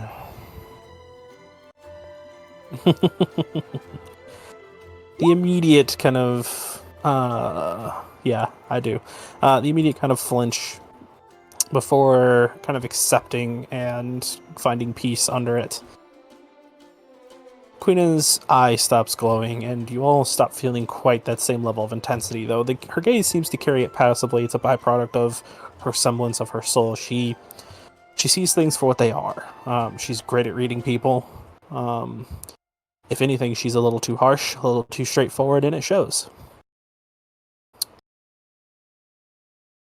You all have potential, which is good. My job's to keep you all from killing yourselves long enough to see that you get all the certifications and paperwork you need. You front-loaded your first year with a few extra classes, which is in my opinion, a good thing. It's going to open you up for your second and third year to give you time to pick up all those missions. Unfortunately, the number of missions that first years can actually go on is rather limited, so trying to pick one out can be difficult at times. This week, at the end of it, we'll be walking you all through your first abyss. Once that has happened and you're all approved, you'll have 4 of them you'll have to make by graduation. Mind you, you're only attending here for 2 years plus a month. Your third year, should you survive that long, January, you'll stay here long enough to get paperwork done, sign things off, do whatever you need to do, and then you go to Vale. Vale's graduation requirements are different than ours. So not only do you have to meet our graduation requirements, but you'll need to meet Vale's as well. That'll be a lot of what your third year probably will be. But I'll leave that for you all to handle. My job is to make sure that you're doing what you need to do, that your paperwork's up to snuff, that you're adequately equipped for what you need, and to answer any questions that you have. I'm sure you all have a lot you feel you need to work on, but first and foremost is going to be teamwork. She pulls her scroll out, opens it up, pulls up a page in all 4 of your files. What the school knows, the information kept on you is displayed across the screen. These tell me the kinds of things you've been in, the kinds of events that have transpired around you, the work and effort you've put in. They tell me numbers that correlate to physical capabilities, both in intellect and in physicality. But they don't tell me what kind of people you are. And I see 4 young individuals with promise. But promise is easily squandered, and even talent can stagnate. So I have 2 questions for you. One of which I expect an answer for. The other, if you don't have one for me, well, we'll settle that when we get there. My first question is rather simple. Do you have any questions for me? She'll look first to Ithaca.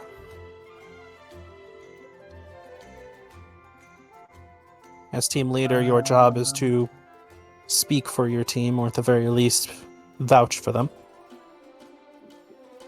Absolutely. Thinking here.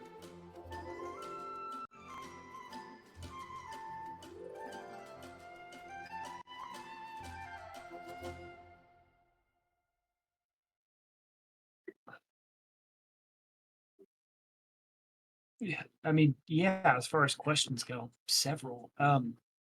Keeping in mind that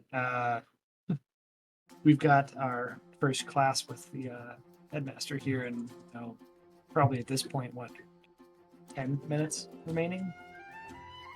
It's history with Lionheart. Considering that that's our first one and we're kind of in interest of time, what's the hardest part about being a huntress? She tilts her head. A complicated answer to that one. I'll follow it up with a secondary question. Physical or mental? In interest of time, we'll say mental. Her expression hardens. You didn't think it could, but instead of sternness, it is pain.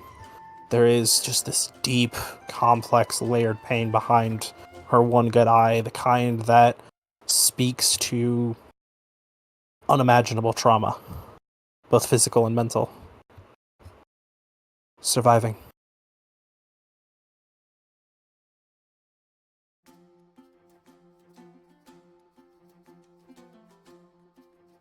Surviving when others don't. When somebody who you were fighting for tooth and nail to keep them alive dies in your arms. When your career dies. When bloodied, battered, and beaten, broken so much that you can't even find the strength to get up anymore. Surviving all of that, being expected to be the one to hold out, to face unimaginable foes and come out on top, to survive it all. That's probably the hardest part.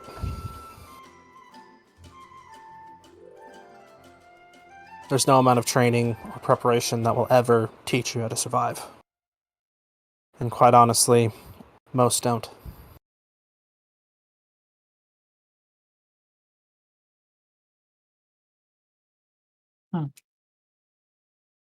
I think her eyes dance between Quina and something sort of on the wall behind her. I would think that that's probably not something that I think was necessarily considered before, because a lot of what she's doing right now is kind of selfish. It's been about for herself. She wants her name on a billboard. She wants her name on the posters. So to hear that, the hardest part isn't the training, isn't the sort of work and hours that go behind it. The things you got to give up. It's like giving up a family, giving up potentially, having one certain home. That's kind of interesting to her.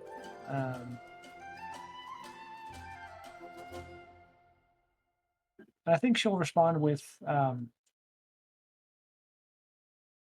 yeah, it doesn't seem like we have a class that teaches that, do we? The only lessons come firsthand and are usually painful. She brings her left hand up to cover her left eye. The one that is patched up. Gives a bit of a sigh before she rests it back down. However, it is the goal of both myself and every teacher here to prepare you adequately to survive. Every bit of training is to try and make sure that you do. Not only you, but the people that you want to protect. People that mean something, whether that be the civilians or your teammates around you or your family, your loved ones, your friends. It's real easy to herald your... Go ahead. I was saying, I can't argue with that. She nods. It's real easy to herald yourself as a hero whenever you're saving civilians who have nothing to say but good things about you, but when it's your own father, perhaps,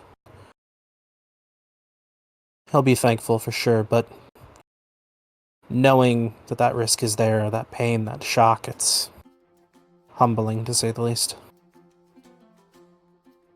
It's different when they're close. A lesson I hope you never have to learn. But I'd be a fool to say that you're not going to at some point. She looks now to you, Chonka. Do you have any questions for her? Well, he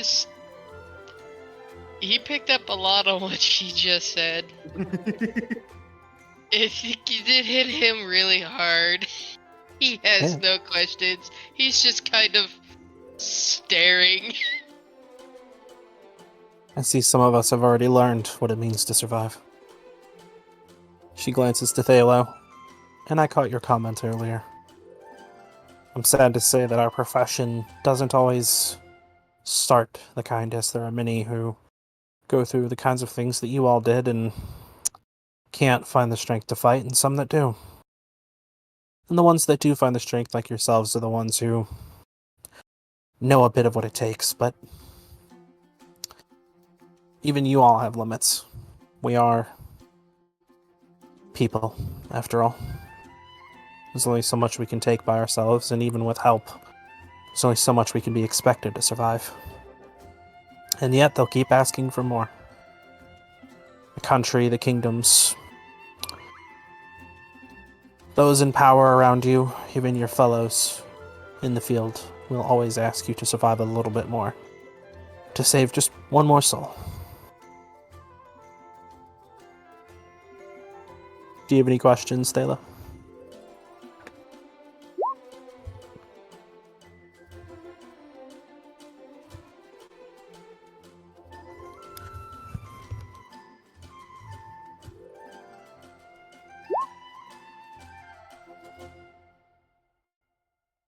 We don't have much time, so let's keep it simple.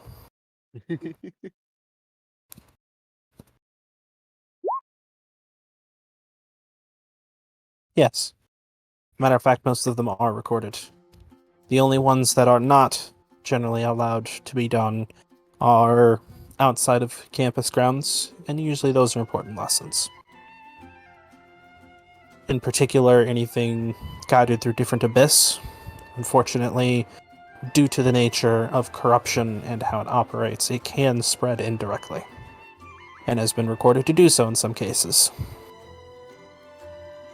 Vale itself has an ebon that pictures of it do cause its influence to spread and possibly corrupt others if exposed for too long. So,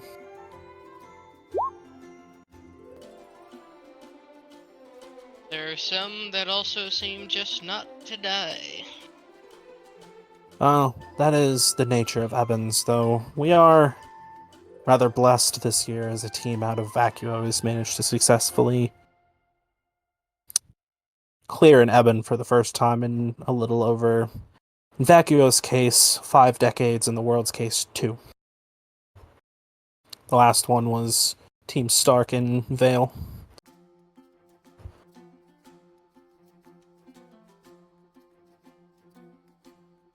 So the bar for all the schools this year is quite high, but you'll get to experience that firsthand in due time.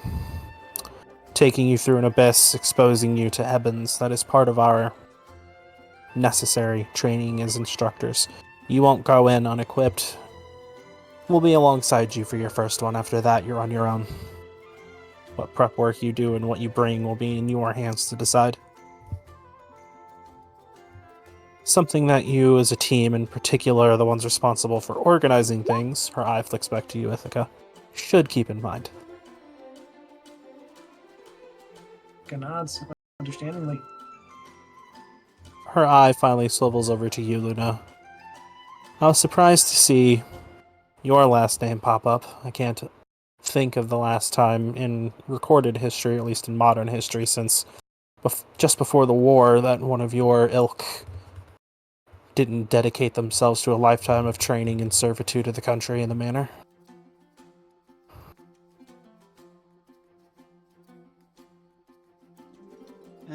From what Sensei said, it has been quite a while.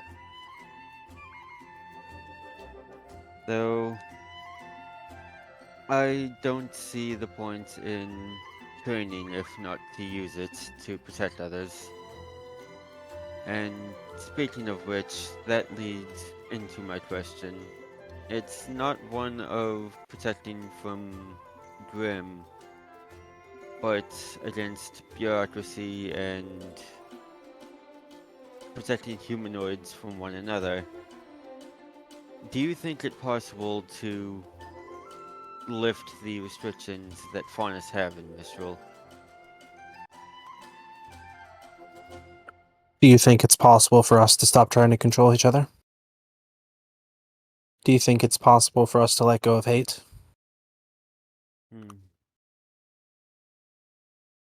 I wish I Well, could, go ahead. I wish I could blanket say yes to that, but unfortunately I know both the dislike between both Faunus and human run deep. She nods slowly. In an ideal world, yes. In an ideal world, we could all storm Vital, hold them at gunpoint until they sign things in, and usher in a new bit of peace to the world. In a realistic world, my team is Team Quartz. We were one of the best. We were compared to the likes of Stark. Matter of fact, we were rivals, both in the same year, just in different schools. Our 4th ever mission, we were handling a contingent camp of bandits that had fled north into Argus. It was a cut and dry situation, clear, notable violations of law.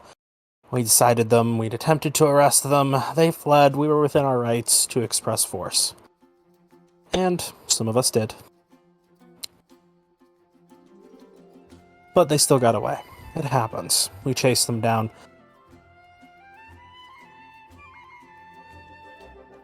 The things that you face aren't just grim. It is the very concept of evil. When my husband kicked in the door, he froze.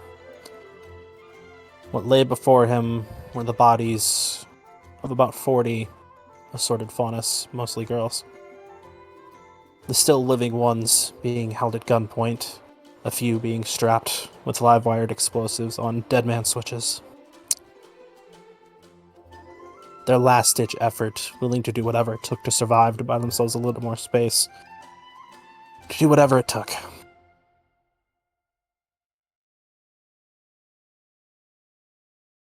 So, ideally, I'd love to end racism. I'd love to bring equality to things, to bring peace, to unite everybody against the grim and the negativity in the world. I'd love to just squeeze the trigger and just drop every single fool that would get in the way of that, but Amen. I can't.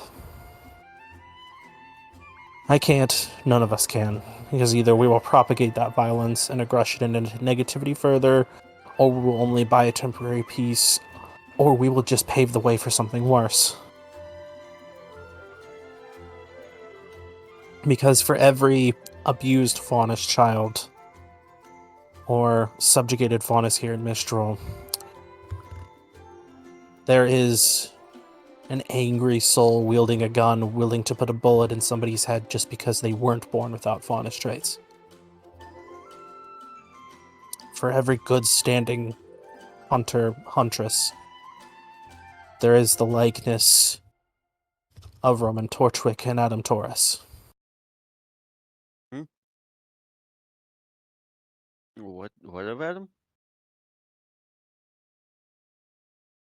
Oh, right, you're a shut-in.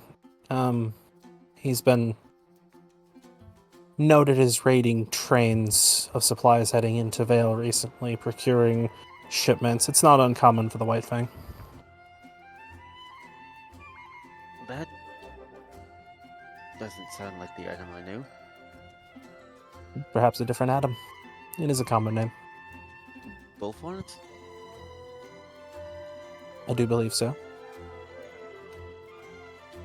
If it's the Adam you knew, then you'd be surprised that people are willing to do whenever it comes time to fighting for what they believe in. I do believe that Adam believes he's doing the right thing deep down. He may be going about it in a bit of an aggressive manner, but I'd be lying if I said I wouldn't or haven't thought about joining the crusade myself a few times. So many things resolve themselves at the hand of violence or with the pull of a trigger. But unfortunately, I've learned so many more start themselves in the wake. Which leads me to my more important question. She reaches to her side and draws a revolver, loads a single round into it, rests it, the cylinder on the desk, and with a smooth motion rolls it.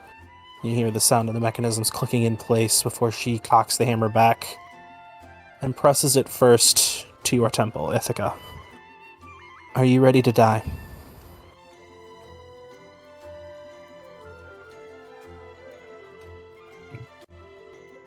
Oh boy, we're facing the music today. All right. It's very much a Karina thing to do.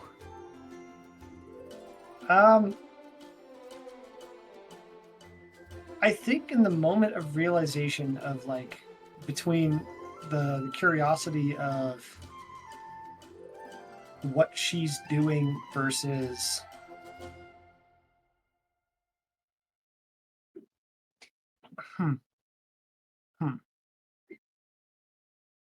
there is a twitch in her fingers, like almost a practice motion as the muzzle comes around to Ithaca's face, or to Ithaca's temple. It's almost like she's expecting there to be a revolver on her hip to respond to that with. Kind of just in a if I go down, you go down with me sort of deal. But you also see I think her aura all of a sudden like flash up over her body. It's very golden sort of aura. And with her knowledge of revolvers and just sort of how they work, it's like it's not too hard to know. It's like, hey, there's a single one in one of these chambers. But the quickest way to stop that hammer from falling is the speed that Ithaca's known for, and to put her hand between the hammer and the actual body where it falls. I don't know if she's quick enough to necessarily do that. But if she is, narratively and thematically here, I think that'd be one hell of a cool thing for them to have in that sort of moment of Ithaca saying,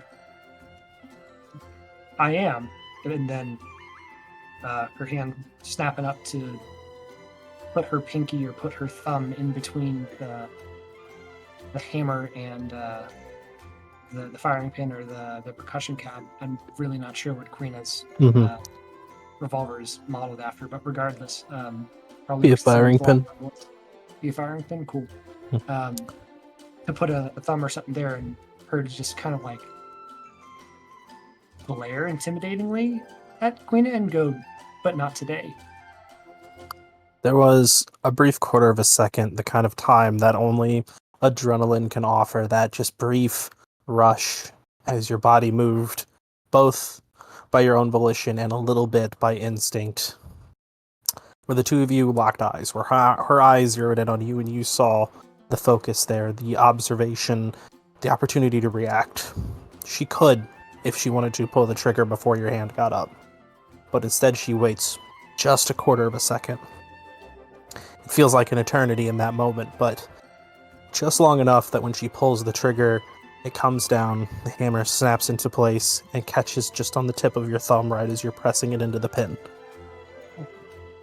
She gives you a smile. It's brief. You almost don't realize that it's there, and then it's back to the stern face. The hammer cocks back into position. She lifts the gun away from you. She rotates the cylinder over, pushes the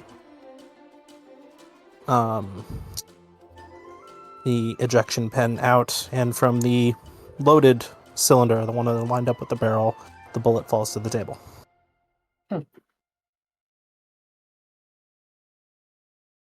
Good. Because in this profession, you will face death every day. She looks to you, Chanka. And how about you? Do you think you're ready to die? I've been ready. But I don't think I will. Not for another while. But if it happens, it happens. Your rolls are one good eye. You sound like Toby. I did not get to answer your question from earlier, Thalo. She would say yes, that you guys would get the opportunity to learn more about breaking and abyss, plural, once you get taken through one. Thalo, I'll leave you to type up your question, or at least your response to the question. She'll ask you the same thing. Are you ready to die? Before her attention will pivot over to Luna. And how about you? Do you think you're ready to die?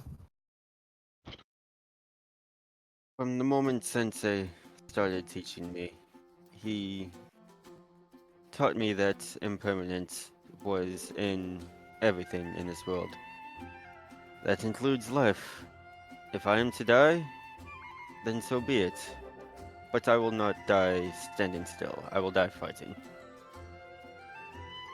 Why is she Russian? Oh, and you sound like my husband. Good. He's a good man. She slides the revolver back to her hip, picks up the bullet, looks at it for a second before placing it down on the table, and with a gentle finger flick, lets it roll a few times before it lands in your lap, Ithaca. Picking it up, you see your guys' team initials, SOTE, carved along the backside of the casing, right where the hammer would meet the pin, or at least where the firing pin would impact to fire.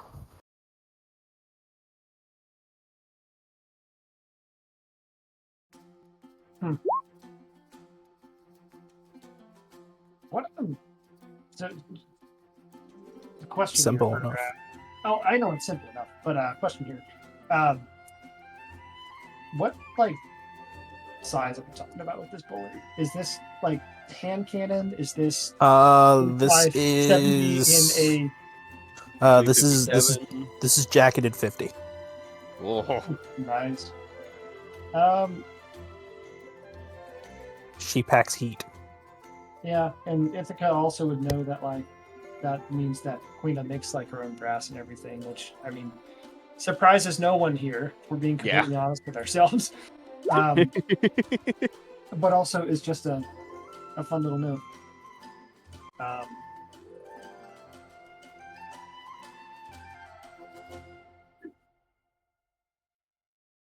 I think Ithaca's just going to respond with I'm keeping this. Just matter of factly. I'm keeping this, but also I don't know,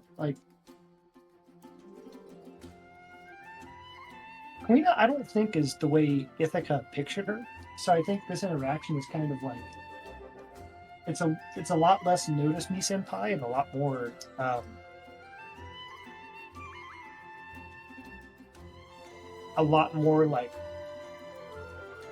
thinking about things in the moment. I don't know, you have this picture of who somebody is in your brain, and then you show up and it's oh, this person just about tried to or is kind of crazy and is trying to put the point home, is trying to gut check us. And I'm very Ithaca's not necessarily one to back down from that. So it's the matter of factly, the I'm keeping this is mine now, the side of her that's just okay, I'm going to keep this team alive, and I don't. Something about the way you're acting makes it seem like you don't think I can. So, game on. I love it. Queen already identifying how to approach each one of you. Good. I suppose. So, anyway. Death will eventually find each of you in some capacity, whether that be your own, each other's, or more often than not, the people that you're supposed to be protecting. You'll show up after the fact, in the wake of it. You'll precede it, and there will come times where you'll even bring it yourself. Life and death will be in your hands. And that's why I asked this question. It's why all of us ask it. It was asked of us when we were your ages, and a lot of us answered the same way that you do now. I can remember staring my original teacher down and bringing my holdout to bear, because I'll be damned if I ever go anywhere without a weapon on him. The laugh that he had was great. I gave him a look a lot like you're giving me now. Because in my head, I knew that death was something I would face. But once you get out there, it's different. No matter how much we teach you, no matter what we do, the only way you can learn these things is to experience them. As of my generation taking charge, we decided to do things a little differently, more hands-on. Which means no holding punches, no holding back, and showing you not only what you need to know, but giving you first-hand experience about the things that we learned the hard way. We're going to figure out everything you're good at and everything you're not. And we're going to hammer it home. All of it. That being said, she taps her scroll, and all 4 of her scrolls are going to light up with her information. If you need anything, message me. My job is not only to push you, but it's to make sure that you have what you need to survive, to thrive, to keep at it. I would much rather I be frustrated with having to come and save you, to bail you out of jail, or to bring you the support that you need, than I would attending your funeral. I've attended too many. And I'll be damned if the 4 of yours are going to be the next ones that I have to be part of. So if you promise to give me your all, then I will give you the same.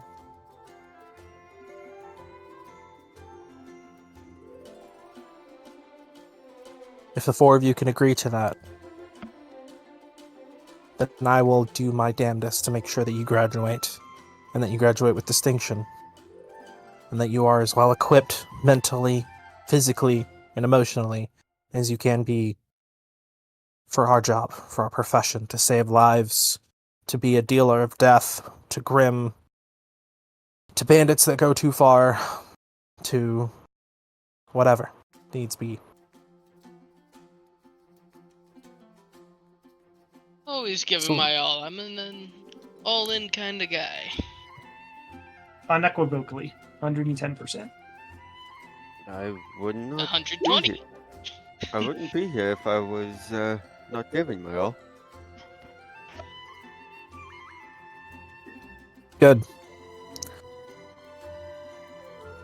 Then, when the 4 of you have time, feel free to bring your weapons down to the forge and I'll look them over.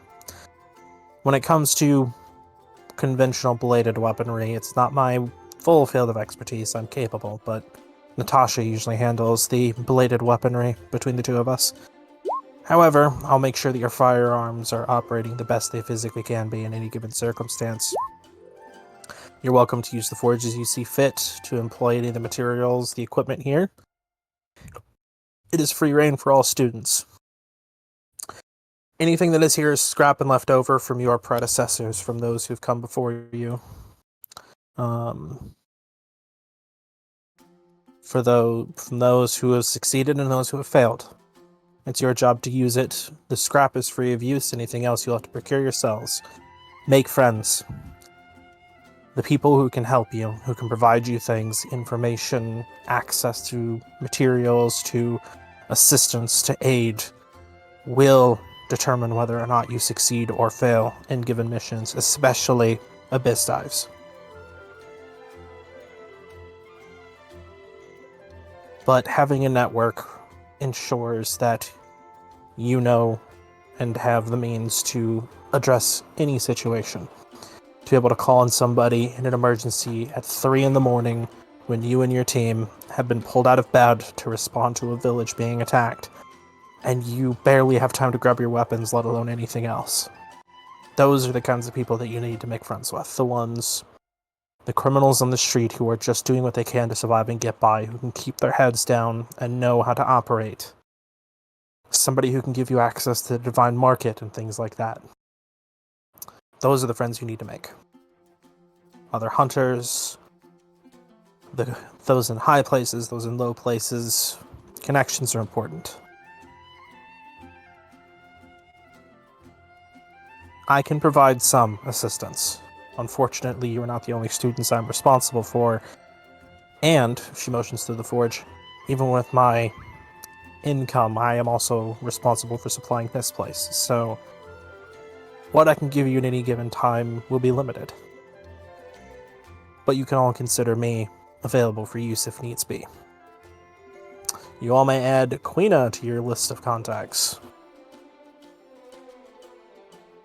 Mechanically, contacts are people you can call on once a week to give you supplies, usable information. A contact is defined as somebody who has a vested... All of you should have one contact at bare minimum outside of Queen Up. It's something we'll work on and establish between each other later. But a contact is established as somebody who has a vested interest in your success and has the means to assist you if needs be. Small-time assistance, not, hey, here's 10,000 Liam, more of like, hey, we're about to go hit up this mission and we're short on some aura boosters so we could use some. Would you be able to send us a few? Yeah, sure, here's 10. Small-time stuff. That does remind me, we still need to figure out the contact from Luna's formative years. Yeah, some of you rolled some additional ones. Everyone starts with one, and then for every plus one you have in your charisma modifier, you have another. That's just your starting contacts. Anything you do beyond that's up to you. There are good contacts, bad contacts, criminal contacts, major contacts. They all have different functionalities and how much they're willing to provide and bring to the table, and what they're capable of. It is up to you guys to make them and have them. But please, for the love of God, write this down, because this is a valuable resource for you. Whenever it comes time for you guys to schedule your own abyss breaks or your own abyss dives, the school will not provide you with anything beyond some default equipment that is maybe enough to last a day tops, if you're lucky. Everything else will be on you to provide, to bring to the table, and your contacts will be one of the ways, if not the only way you do that. So, but they can also help you guys on missions or during downtime events if they're good enough or well connected enough contact. It is what it is.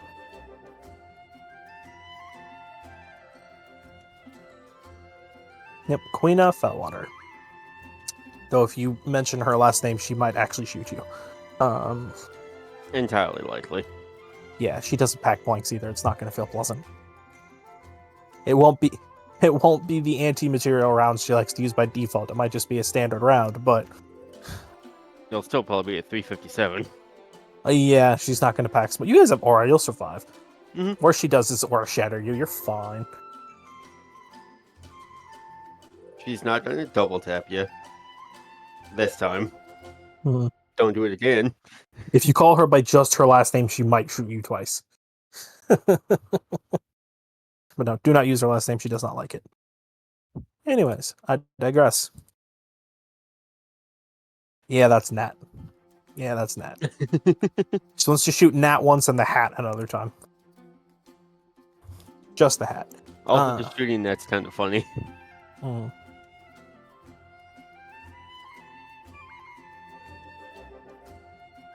Anyways, with that, you guys get her information, save it, and she sees you out, beckoning you off with about 5 minutes to make it back across campus into class.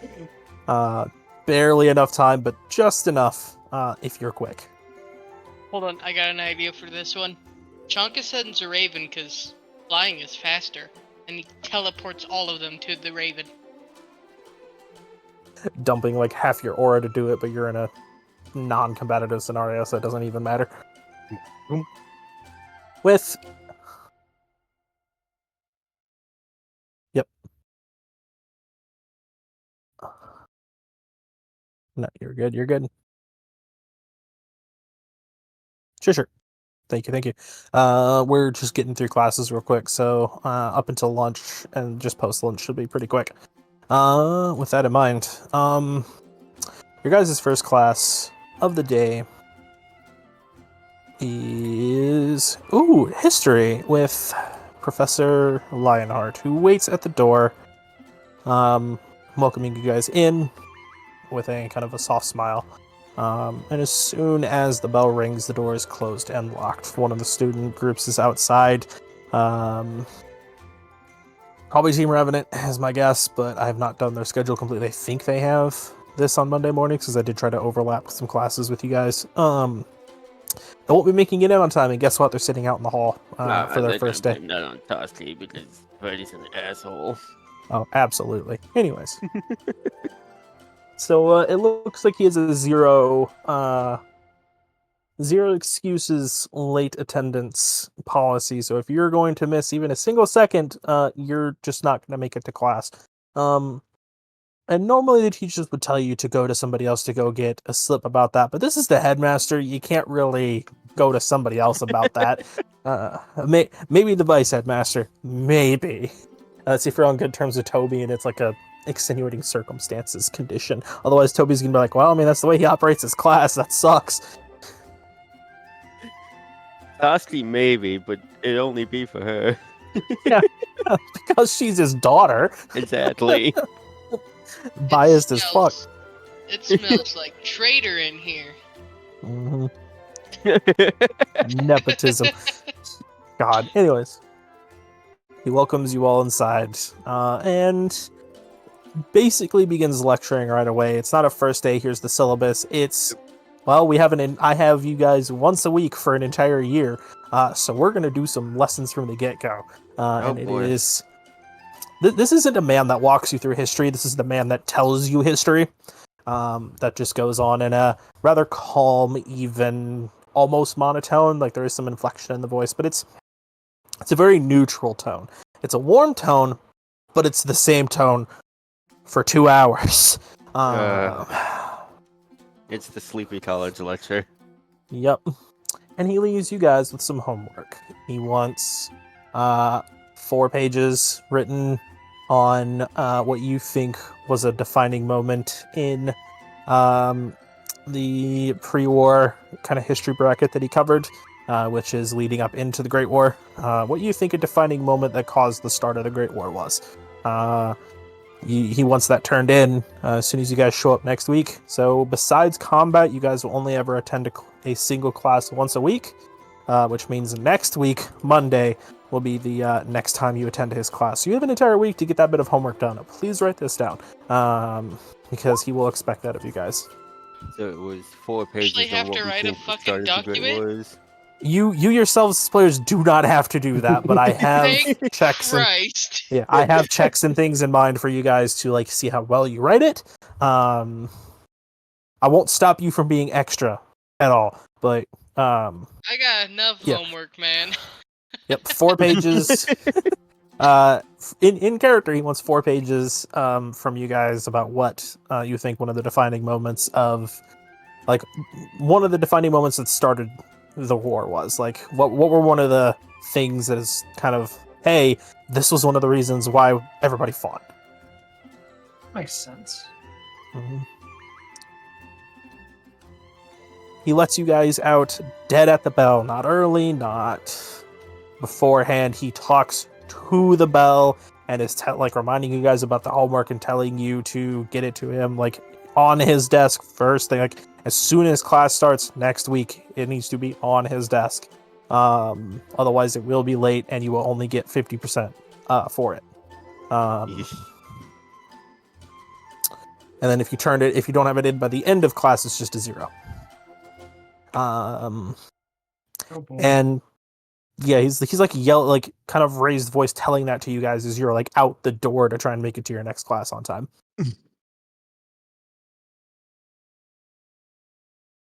Which is going to be a lot warmer and nicer in comparison. You have science next with Irma Kremis, Professor Kremis.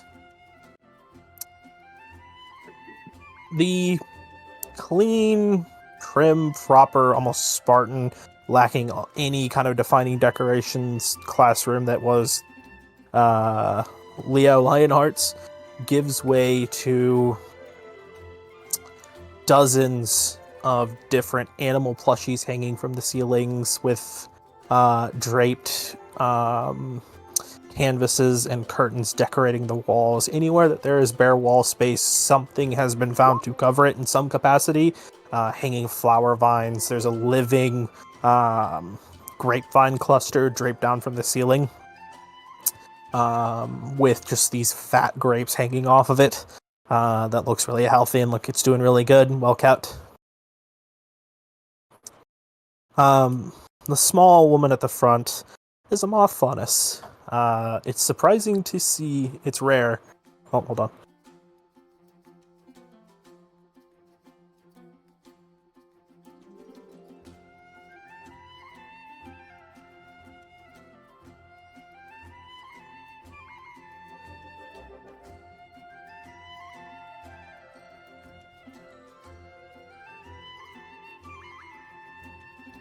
Sorry. What was I? Right. It's rare to see a faunus with several very obvious traits like hers. She has the wings, she has a pair of antennae poking up from her hair, but she also has an extra set of arms, kind of tucked away in her modified kind of silk cardigan. She gives you all a warm smile as you come in, beckons you all inside. There are no seats. There are very, very low-lying tables and beanbags all over the place. She has extra sets of them up on the walls, beckons you all to come take a comfortable seat, get yourself, set up wherever you would like. She offers you some sugar cookies if you would like some. If you prefer things more on the tart side, she also has some freshly imported Elysian jam and some crispy bread, aka toast, but she calls it crispy bread. If you would like some. Much more calm, relaxed atmosphere. Not the official clean, clinical teaching a class. This is a classroom that Leo Lionheart is, but... Oh, I mean, Ithaca's not going to turn down free food. It's not with their metabolism. Not in this economy. Sweet. I'm moving you guys to the school grounds. Apologies. Feel free to drag yourselves out. Oh, You guys are actually on classes now, so... Oh, hi. I forgot I have Glacier still here. They're not here right now. Be gone. Banished to the shadow dimension. I'm in a tree. You cannot stop me. This is my tree now. I live up here.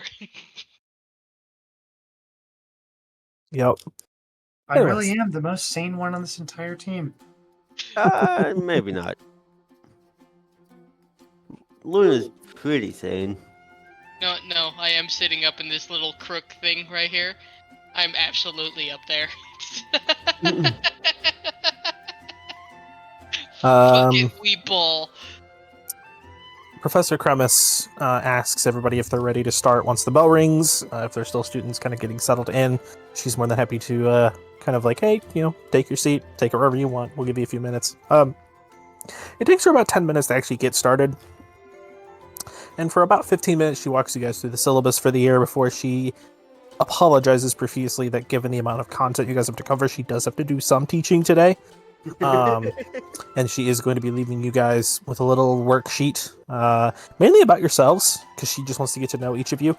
So it's like just 10 really common questions of like what your favorite things, like what's your favorite color, if you could have any meal every day for the rest of your lives, or like for an entire year. It'd just be an entire year. If you had to have like a single meal every day for every meal for an entire year, what would it be? Cheeto ham. Silly questions like that. Pork. Cheeto hams or sneeze a 2-liter bottle of Coke every time. I don't know. Yep. And that's like all the homework she's going to give you guys. She also goes out of her way to show you guys your grades already, because she has decided that everyone should start the year off on a good foot, and has already assigned everybody an assignment that the only requirement is that you attend class. It's A for a day, and it's worth 1 single point. All of you guys currently have an A in the class. Outstanding. Choco's so smart.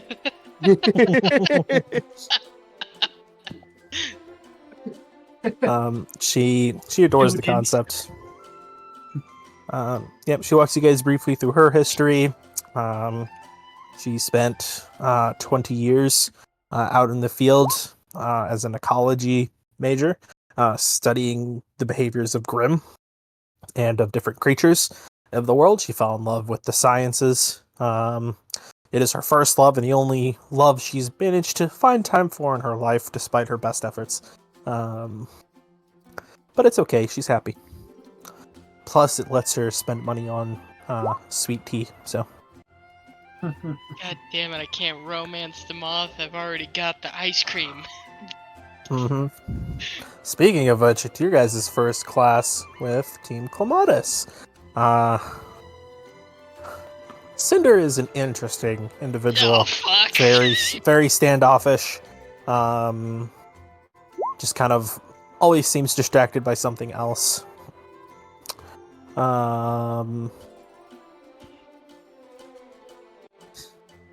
Mercury has followed the idea of make yourself comfortable to a T and has grabbed 2 beanbags, resting his hips on one, his kind of whole back against the other, like laying back with his feet propped up on the table. It sounds like him. Eyes closed as he stares at the ceiling. It looks like he managed to sneak some of the grapes off the vine at some point, and he kind of like with his eyes closed tosses it up, kind of holds his mouth open and lets it fall into his mouth. Raven steals it. Oh boy. He kind of just props his head up, looks around a little bit, looks down to the ground to make sure he didn't drop the grape, shrugs.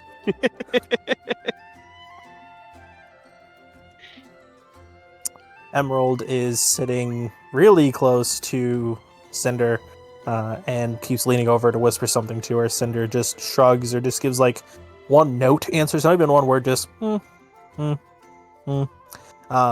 response. And then there's little Trivia, who could not be more curious about everything going around, looking around at the big smile on her face, making hand signs at different people, all of which struggle in different capacity to understand her before she pulls the scroll out and asks them different questions about things.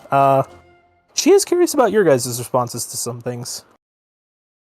Oh, such as. Oh boy. She just wants to know what your guys' answers to some of the questions were on the worksheet. Oh, Chonka's not being quiet about it at all. He's like, my favorite food is pork. She kind of like looks you up red. and down. She kind of looks you up and down, reaches over and like tentatively squeezes at the muscles on your arm and just kind of gives like that half head tilt nod of like, yeah, makes sense. Yeah, he's either pork fed or corn fed, probably both. He reaches out a hand and the raven drops the grape in his hand and he eats it. The next time Mercury throws up a grape, she snags it, waits a few seconds, like right as he goes to look up and see where the grape landed, she just drops it and it plops him dead in the middle of the forehead. Ithaca has a question for Cinder, actually. Oh, buddy. Oh boy. Oh, here we go.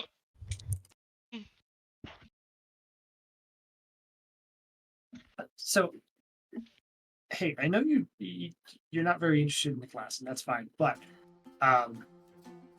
us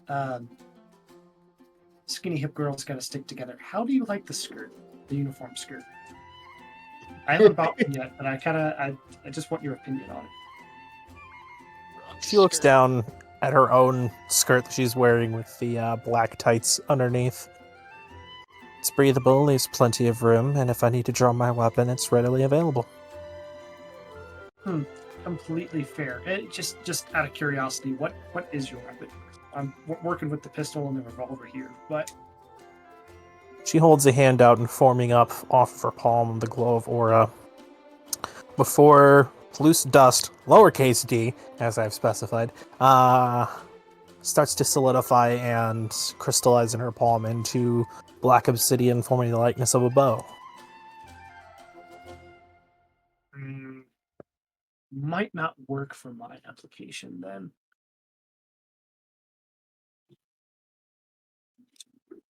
I'll keep that in mind, but thanks. There's a vendor I like. Out of nowhere? No, yeah, she did.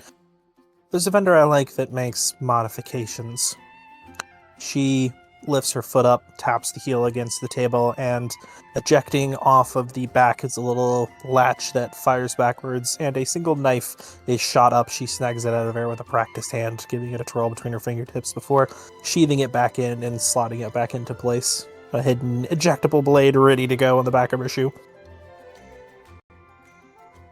Hopefully they can make your vendor that is can make Faunus modifications too. As Ithaca's tail is just swishing behind her. They're a Thelian, so yes. Good to know. Hey, I'll get with you after class, and I'll get the vendor's information for you. From you. She nods, holds out a hand to shake yours briefly. Cinder. Ithaca. Pleasure to meet somebody around here who isn't... Her eyes flick down to her own teammate laying down. Inattentive. Mind you, Mercury is the only person sitting in the top 5 in both combat and in the written exams, and those are publicized results. So... Yeah, no, he's third overall in both categories. Jesus. fucking Christ. He's no fucking slouch. Like, this dude's actually, like, both brilliantly, like, intelligent and a damn good combatant. It's because response to that is going to be, well, I mean, considering that we just got out of an hour-long history class with Lionheart of all people, or not hour-long, just 2 hours. hours long Yep. history class with Lionheart. This is a lot more. This is a lot less dry, is what I'm trying to say. It was dull but informative. I told you that it wasn't even informative, if we're being completely honest with ourselves. First day, 4 pages of homework? That's some bullshit. I mean, we have to get used to these kinds of things. He goes back to the report. I like this. Well, to someone like me who doesn't know much of the outside, it was informative to me. When you Fair. say that... Go ahead. Oh, I was just going to agree with Thallow. Too Mhm. informative. Yeah, too informative. Whenever you mention that, Luna, Emerald leans forward. Oh, you're the Eclipse. Your family's kind of big. Like, name-wise. I mean, whenever we were talking about that chapter and, like, the war and everything leading up to it, like, they mentioned your... I guess your great, whatever, however many greats, grandfather, like, 30 times? What was the name? We haven't established which of the grandfathers that is, but it would have been whichever one was... Whatever of your predecessors was alive during the war. Too deep in the lore. Too deep. They're all named after the sun in some aspect, so... Yeah, I know. We haven't picked out the name yet. Yep. But yeah, a familiar name. I mean, your family's own history is something you were well versed in. Mm-hmm. But the nation was employed and pressed into service, and how better to serve the people than to fight alongside them. So Yes, my family's no stranger to bloodshed. and yet none of you guys really ever step foot out of your big posh manor. A lot of the acolytes, I could say, see fit to incessantly train. I don't personally agree with that. I prefer to do something to assist the outside world and to learn. Must really suck that the outside world hates you, huh? I am Shit. learning of that, yes. And you still want to be here helping people that want to do that. Human, faunus, it matters not to me. I wish to just see peace. She rolls her eyes. It's gonna suck whenever that naivety comes back to bite you.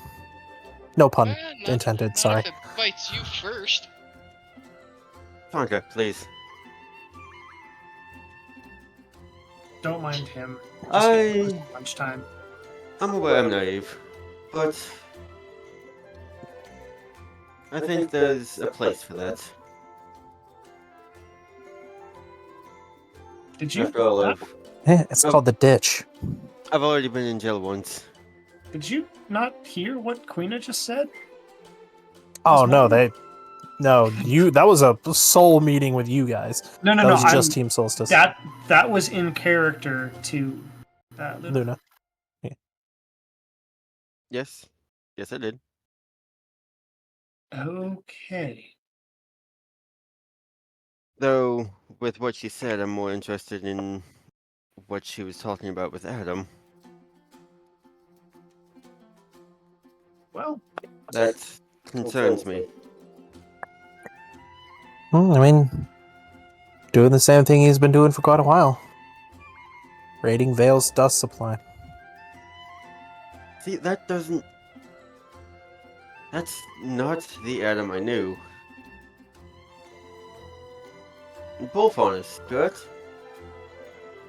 She goes to say something before, for the first time, Mercury sits up, kind of rests his elbows on both of his knees and looks you dead in the eye. There's an underlying intensity to this man. He is, by all accounts, with your experience, he is wound like a spring. This man is ready to respond to action with overwhelming violence at the drop of a pin. He needs no trigger. He is his own. He's a walking landmine ready to beat somebody's ass. But he's really subtle about it. Like, he carries himself almost like your grandfather. It is the wound tight deep down in the core, but relaxed on the outside. He is primed and ready to go and experienced. This is a combatant. Makes sense, given his placement. His I placement. don't like this either. Third in Third in combat. Yeah, third overall in combat. Oh, I thought that was in character talking Mhm. about Adam's No. placement. Okay. Yeah, no. He leans forward, clears his throat. You knew Adam.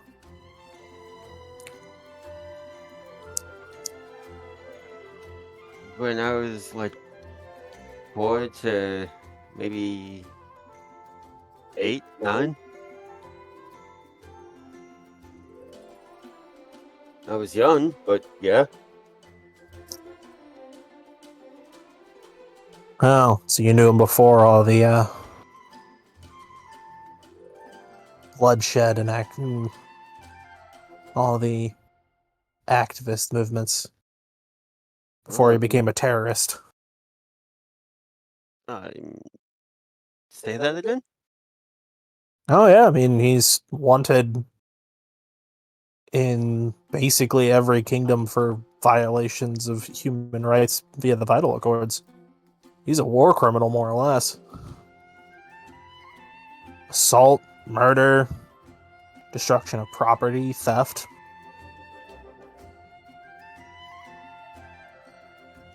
It's all over Vale's news. I like to villainize the hell out of him.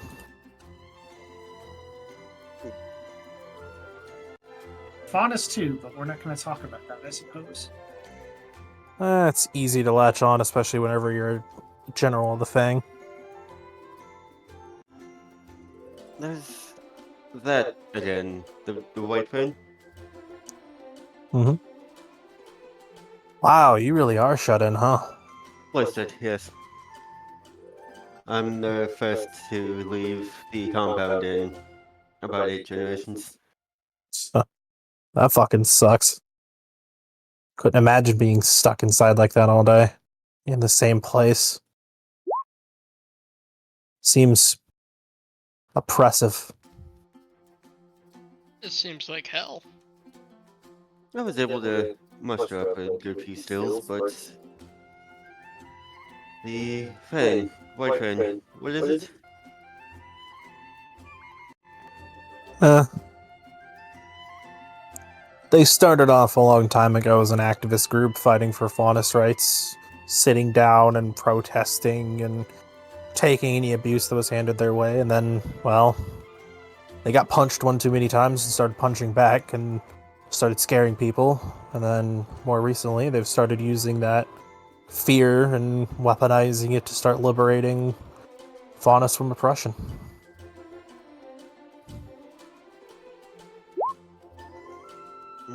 Mayhaps not the way I would go about it.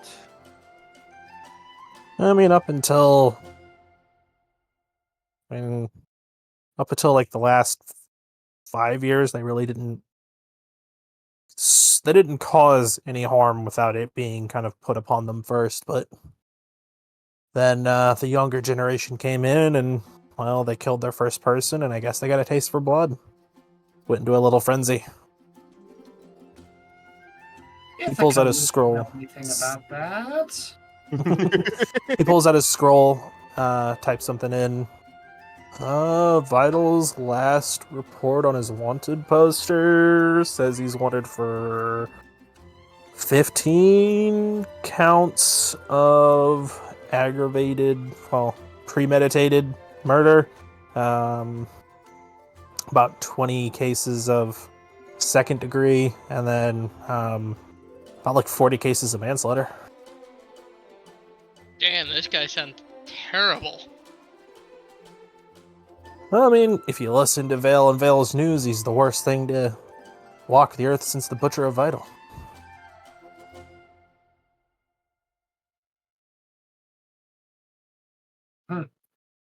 sorry, the comedic pause that we all had there when the music stopped, and also we mentioned the picture of the final expression. There's our plot hook, ladies and gentlemen. There it is, right there. Come on. It's dangling, nice and pointy. I know it's dangling right there.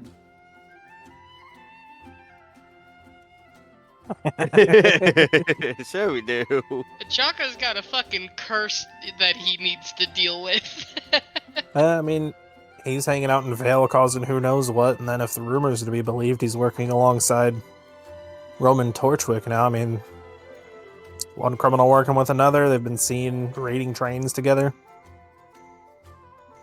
Hell, there was that big bust in Vale that happened at the dust shop like literally a few days ago. I just find it See- difficult to believe that my foster brother could be capable of all of this. I mean, I See, know he's a hey, good sportsman. Yes? hang on. That Foster. doesn't make any sense though. Oh god. This is in character. Hang on, that doesn't make any sense though. Of course, they're probably having this conversation during class, so I don't know what Oh, they're yeah. thinking Mhm. about this. Oh, at this point, she basically let you guys at the last half hour of class just study all it up. So Hell yes. See, yeah, that doesn't make any sense to me. I get Roman Torchwick. I've seen the news on him, and I get the White Fang. That makes sense to me as well. I mean, there are a lot of those, a lot of us, and notice how she puts the emphasis on us. There's a lot of us that think that what the White Fang is doing is working. But it doesn't make any sense to me that the White Fang would work with a human crime syndicate. well, That just sounds like upplay to me, if we're being completely honest with ourselves. I mean, what if you need somebody to make plans for, well, different things? Then I can't think of many people better as far as making and organizing things goes. You know, really managing the ins and outs and the logistics of a larger network. Roman's probably one of the best. Yeah, but what's the game there? He shrugs. Who knows? Money, power. I mean, pretty much trying to seize every dust shipment that's coming into Vale at this point. 50% of them get attacked.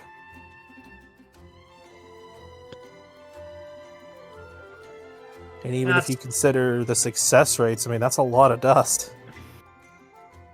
No, I'm not disputing the fact that dust shipments are getting attacked and whatnot. I don't get to what end, and that's the thing that doesn't really make me trust a whole lot of the media coming out of Vale right now. But He shrugs. It's Vale's problem. something that I say on a routine, on a very routine basis IRL. But shrugs as well. It's above my I pay just- grade. No, that's actually I just work here. Yep. God. Had to do that a few I times. know that feeling. Anyways. Yeah, I just work here.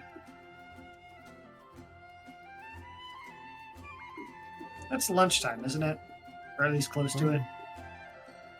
Pretty much, just about. You guys are a few minutes away from it. Able to pack up your things. She's more than happy to let you guys leave a bit early, telling you all she's looking forward to teaching you in the coming year. You think they'll give us as much food as they did for breakfast?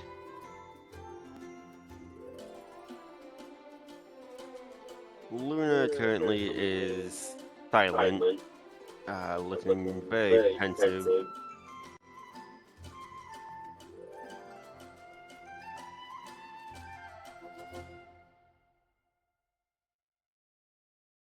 Problem with being tied in to current, like, basically, even if it's for all the wrong reasons, celebrities, is you're gonna hear about them pretty quick. You guys make your way to lunch, sitting down in the cafeteria. Yeah, they're serving food at about the same quantity as they were for breakfast. Outstanding. Two of the teams you recognize are kind of half sitting across from each other. Team Sun and Team Glacier, and the leader of Team Sun, is watching the leader of Team Glacier, Tiffany, with what looks like abject horror, as she is currently in the process of stitching what looks like a banana peel shut. She had peeled it open at some point, or at least part of it, and is like trying to practice medical stitches through the skin and trying to stitch it back together. Christ. And Sun is watching in abject horror. One of Tiffany's teammates is sitting beside her, like with a book on like making proper medical stitches open, and is like giving her reminders or pointers.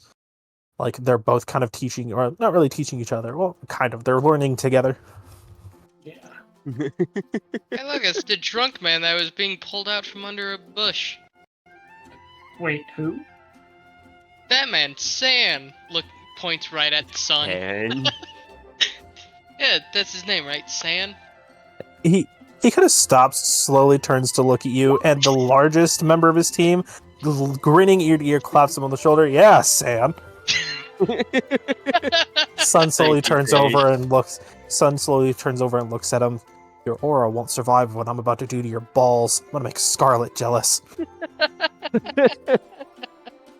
Neptune laughs. Scarlet just kind of looks down, both in like curiosity and mild concern.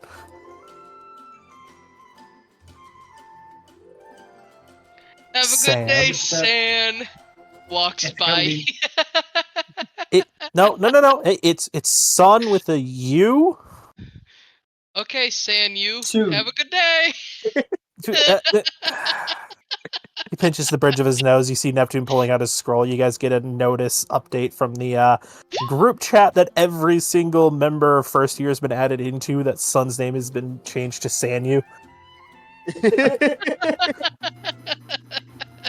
Ithaca just leans over to Chanka and is like, that team's got issues. Well, if one of them is being pulled out from under a bush because he's hung over by a teacher at 4, yeah, he's got issues.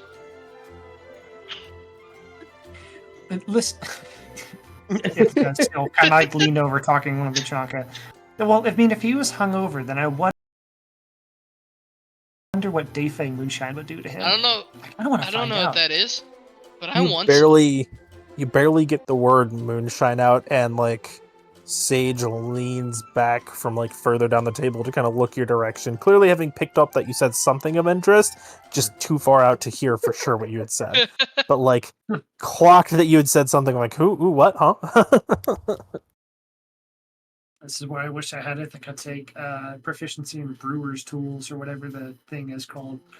Yeah. Narratively, Alchemist Kit would thematically. have done it as well too. Yeah, well, I don't know. Maybe that's a retcon we'll make. But anyway, it's like, see, it actually wouldn't be too hard to do in the dorms. We do have a bathtub. The hardest thing is going to be getting Dayfang Venom. You can't come along because it would kill you, but I could see if I could get it. Do we have a reptiles teacher in this school? There is a kennel that keeps like all the various animals that the school employs and that the students bring to get trained. Munin is still with trivia. It's actually waiting to steal more grapes, but still, it's gone. She has raided the animal crackers from the kitchen and is feeding him animal crackers one at a time. Excellent. You know what? I'll take it.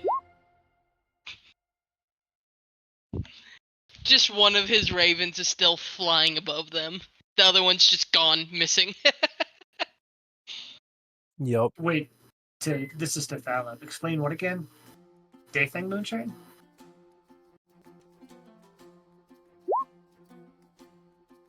So, okay, typical moonshine, right? It's a certain amount of corn, and you get the sugars out of the corn, and the sugars is what the yeast feeds on, and then you distill that after a certain amount of time, right? That's how distilling works. Given different people use different things. I use a 75% corn and 25% wheat mixture. It tastes really, really good.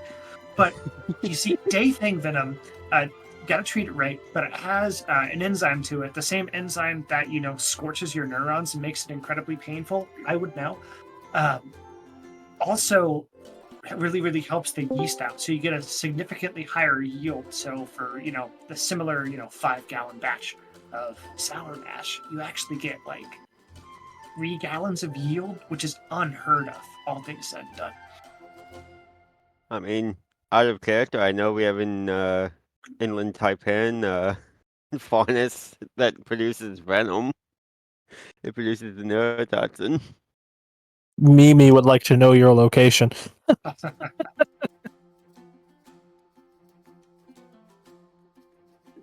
Two, Oh, you're actually. telling me that I can use this venom to make booze? That's interesting.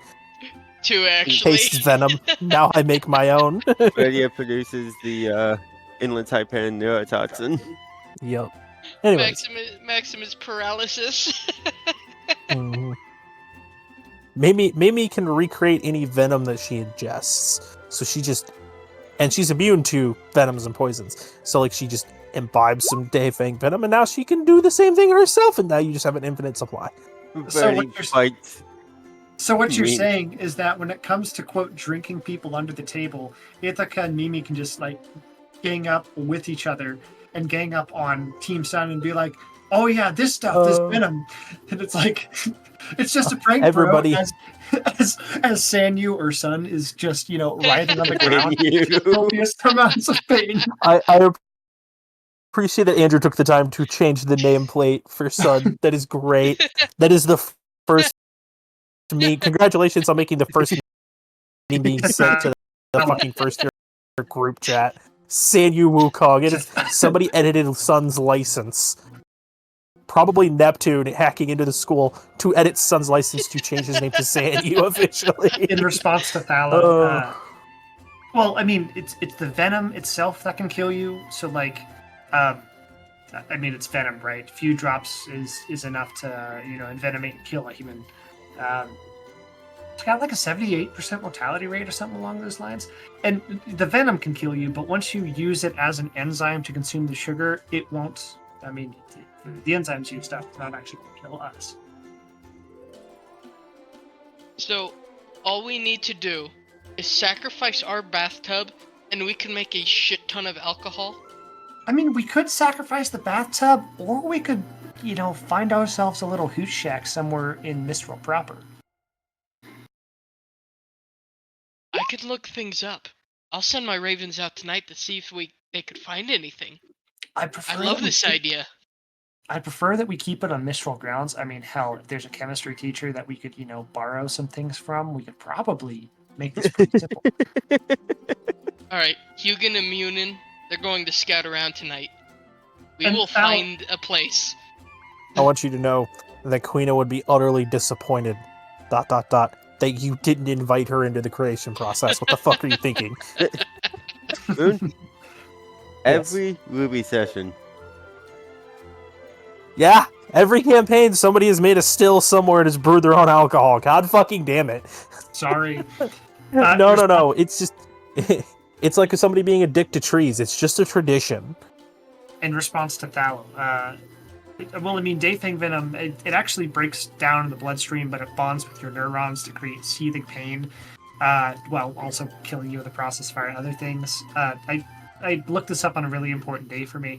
But it doesn't break down in the stomach when you distill it. It breaks down with the sugars and with the yeast. It hypercharges the yeast for yield purposes.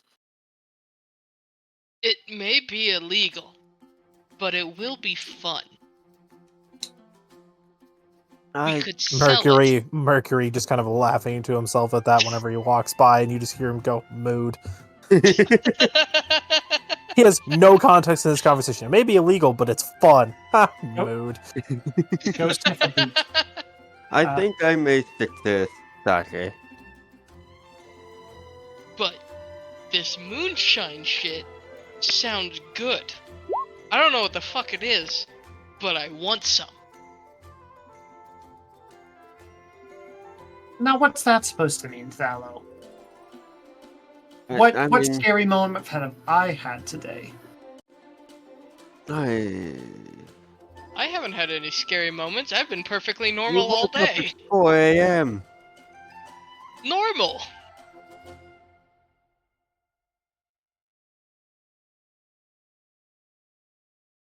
Eh.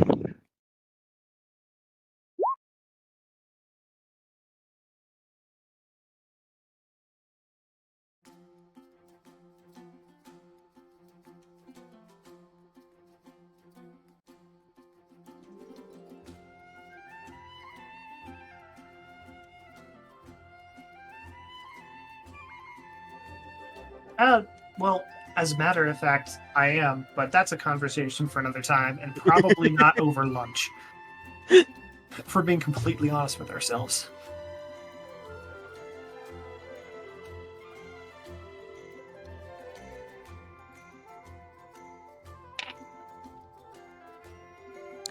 I love it.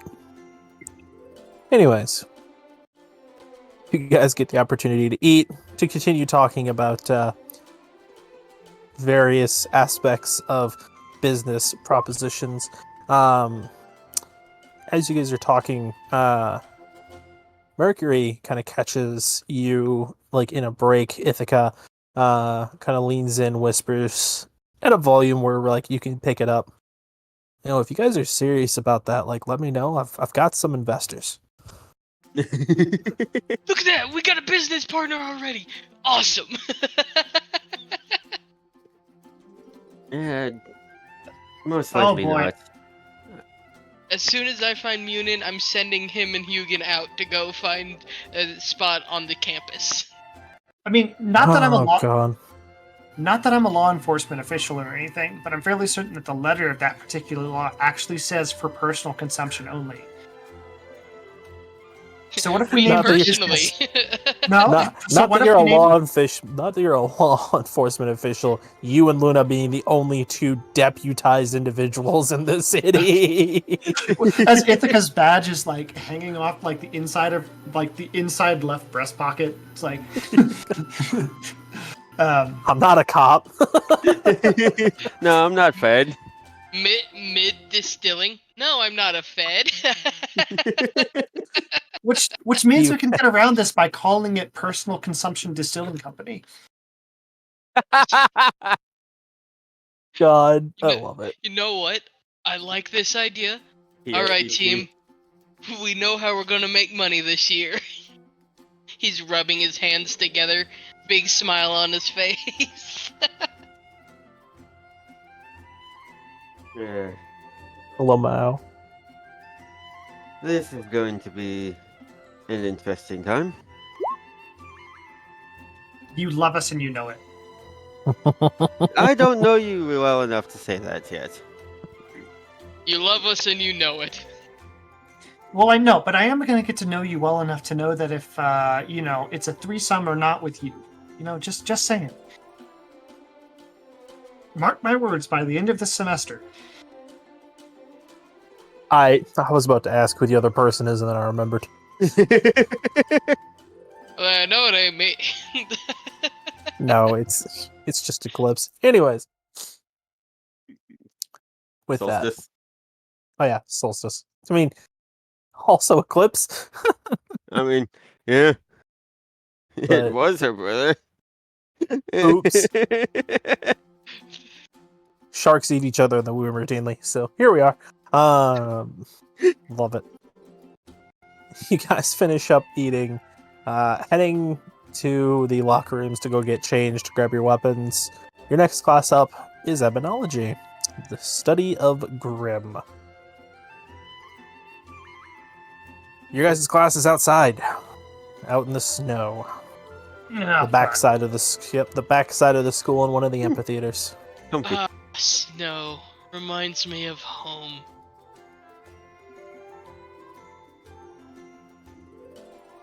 A rock. It reminds me of home. A burning crisp reminds me of home. maybe the real WMDs were the friends we found along the way. You're not wrong. Team Glacier be like. The fact Wait, that how they're all does- capable of sharing their semblances with each other in limited capacity is wild. Pretty much. I'm gonna step away from the computer for like 6 to 9 minutes here. Just You are grab okay. a We drink. we can just take a quick break. It's a good opportunity. You guys need to get a drink, go to the bathroom real quick. Opportunity. Has Trivia just stolen Hugin? I mean, she'll just give him.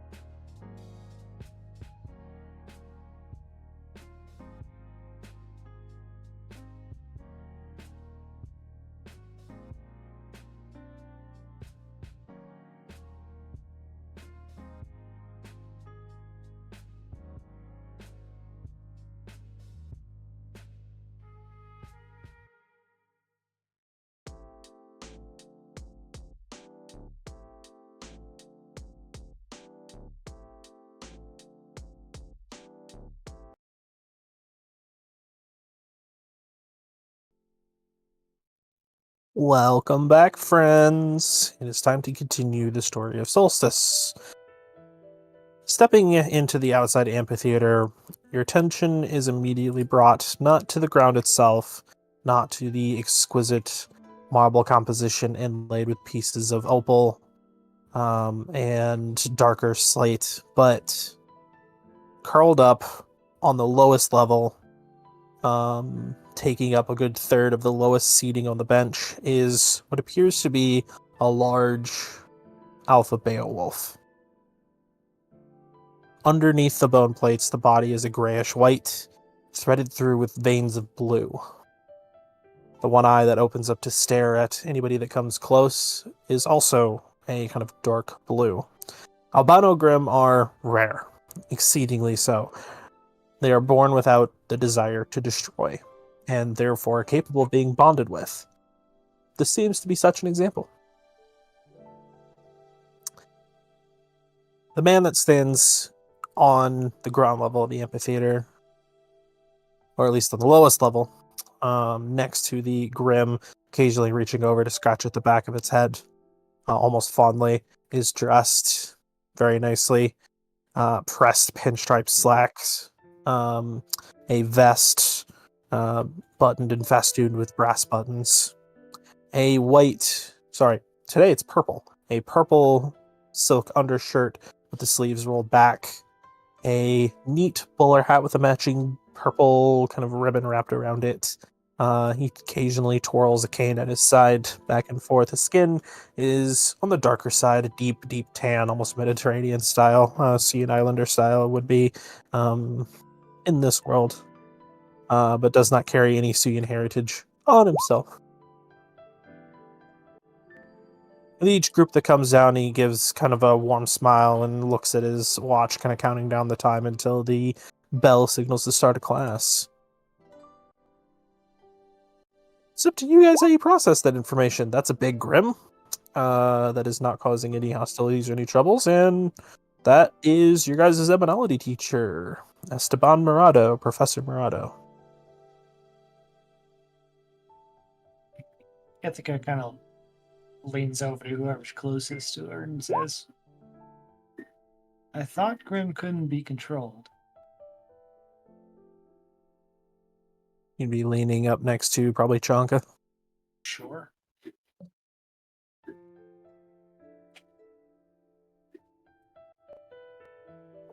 Luna's hand is on her weapon, though it hasn't been drawn.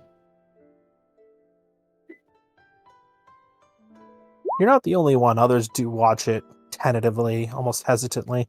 It makes no aggressive moves. It seems curled up contentedly, almost like a sleeping dog. Well, this thing is interesting. Not destroying. It's just laying there. Kinda cute in a way. Like, tilts his head to look at it. That's a universal language.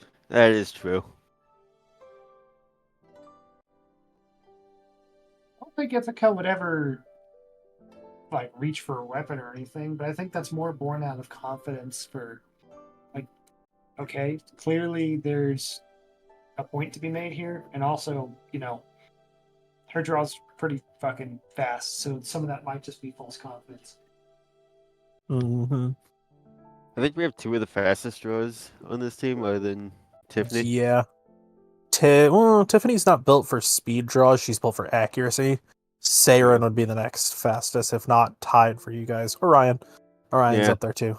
But speed draws, no. Quick, yes. Speed draws, no. Tiffany's also got damage on Ithaca. Oh, true. Yeah, just in pure numbers, Tiffany's the most accurate out of the school year with just firearms, but it makes sense given the semblance. Mm-hmm. It does. Yep. You guys are in your standard outfits with your gear in hand, or whatever outfit you want to be in. It's combat oriented. There's the anticipation that combat might happen. I still have yet to figure out how to add in Egyptian influence to Japanese ceramic armor.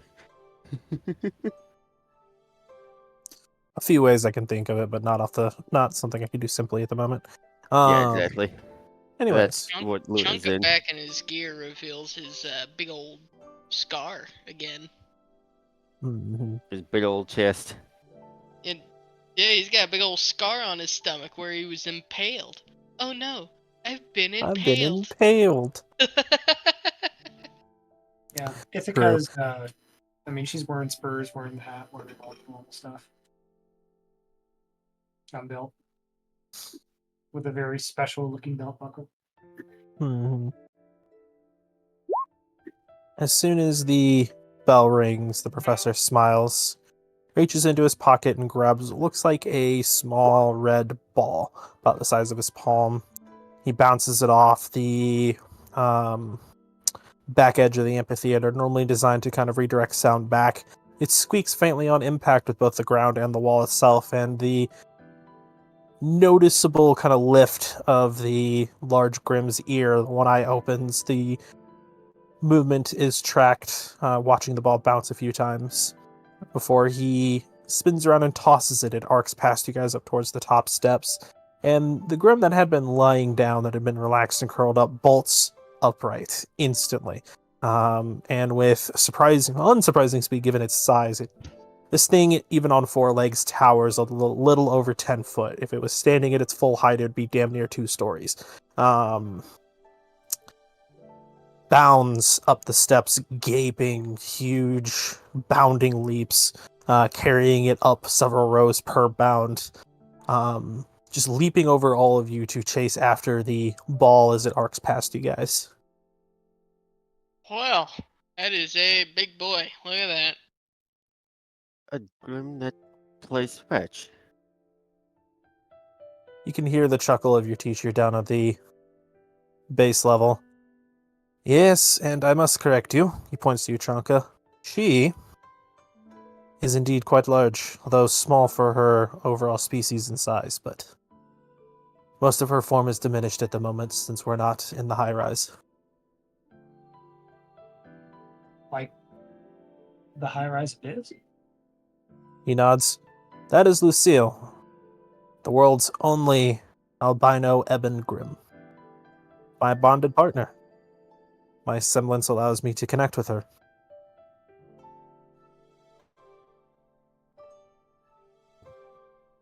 I'm sure you all have a lot of questions, and we don't have a lot of time to get through them all, so I think I'll leave you all with a question first.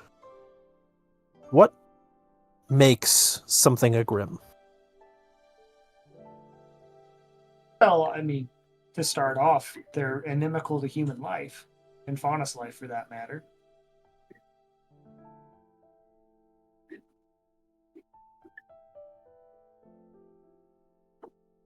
Desire for destruction, desire to kill.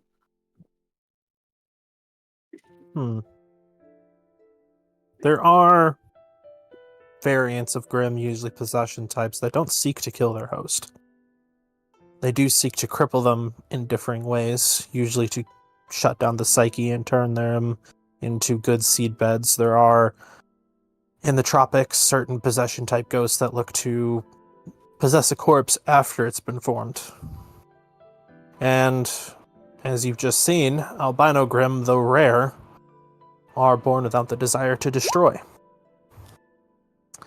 They don't have the impulse to just consume and destroy. It does usually make them enemies of both mankind and Grim alike, but thus far there are examples that are normally classified as Grim amongst everything you've said that are the antithesis of the points you brought up. And that brings me to the answer. In truth, we don't know with 100% certainty. It's the kind of thing that we know it when we see it, but until we see it, we can only give, well, basic information or simple answers.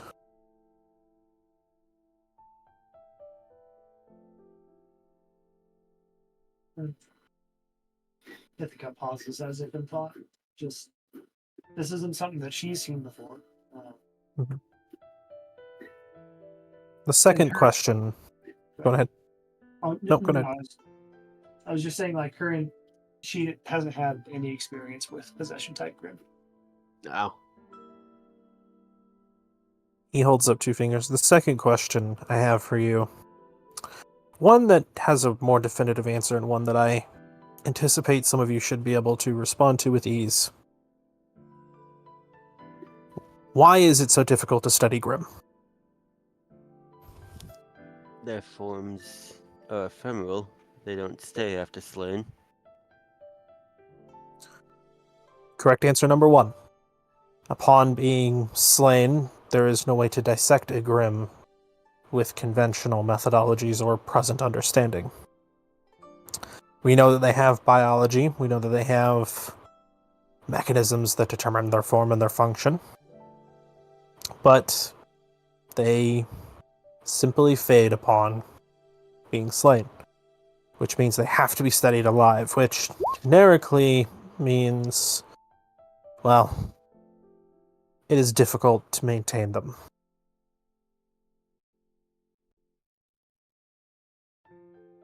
Correct. Pointing to Thala. Correct answer number 2, in particular, toxic to the world around them. Corruption. Corruption permutates anything in enough density or after enough exposure. There is no known counter to it. There are ways to stave it off. Dust repels it, in particular fairy dust is highly efficient at it, and aura can stave it off, but they are not surefire guarantees. They are temporary solutions. Once something has been corrupted, it is fundamentally altered. It is made more in the likeness of Grimm. Living flesh becomes bone and black mass or crystallizes. Inorganic materials permutate, many of which we utilize in our day-to-days or are desired heavily by those in our field for their features. He lifts up his cane, twists the head, and draws the length of the blade hidden on the inside. The entire thing is thin, almost like a rapier, single-edged, wicked sharp, ending in a serrated-looking point. The blade metal itself is composed of a deep red material that shimmers in the light. This is not a dust-forged weapon. Would anybody by chance happen to know what this material is made out of? I'll give you a hint. It is a corrupted material, or at least a purified corrupted material. I will let you guys make me your choice of, if you are proficient in them, Arcana, history, or nature rolls. If you are not proficient in any of those, it will simply be an intelligence check. I Let will me be see making a here. history roll. I don't know where. Was it features and traits? History. Nature. Skills. Alright, so what were they again? Yes, you can use occult studies. Arcana, history, or nature. Alright, so intelligence roll then? Yep, if you don't have the 3 of those, just intelligence. Should I just roll the ability then? Yes. Here we go. How I dumb assume am we I? need to replace that. Not bad. You all pass, although some of you will know more than others. This material is mithril. It is once a normal metal permutated by corruption, and it has adopted new traits and features. It has since had that corruption purged and been purified, but it retained those changes. It is, unlike adamantine that is unrealistically sturdy, mithril is unreasonably sharp. By most conventions, a sharpened mithril edge will bypass a majority of standard unupgraded defenses. Things without aura, things that aren't hardened or made of similar materials. Yes, this is my way of explaining quote-unquote magical materials, because more or less they are. They've been changed into something else. It is a mithril blade. Mithril is uncommon, difficult to come by, and difficult to work with, but manageable. All of you know what the material is. Thalo and Luna. Mithril blades are difficult to work with because applying heat to them does not change their shape. Whatever methods are used, you wouldn't know off the top of your head, but working with them is very difficult and only a limited number of people actually know how. You can't just go toss them into something super hot and forge them. They aren't shaped by heat. They will retain their shape no matter how hot they get. That's one of their traits. They're basically heat proof. So you have to work with it in special ways or with special means or make that you don't know off the top of your head. Luna, Oh, God, is it cold forged? your who knows? That's Your terrifying. grandfather's blade, though you've never drawn it, has always been depicted in like the historical representations, and the few times there are records of it as being a matching red. Mithril is a very popular material to kind of chase after when it comes to cutting edges because of its razor sharpness and ability to cut through most mundane materials. Adam. Yep, Adam's blade is indeed mithril. Have fun with that, guys. Oh, boy. Another interesting trait that all of you would know about mithril, it is not aura proof, but it is aura repellent. It will refuse to allow aura or other things of that nature to be put through it without overwhelming force. You would have to dedicate most, if not all, of your aura to try and even enhance a weapon like you conventionally would with other things. They do not accept or tolerate much in the way of aura, and they're difficult to work with because of that. But hey, super fucking sharp blade. So Fair. ideal in a lot of cases. Only findable in areas of high corruption, aka Abyss. So difficult to come by.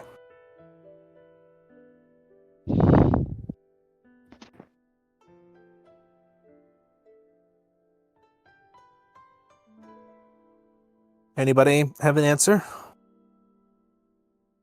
I'll let Domi type. Yep.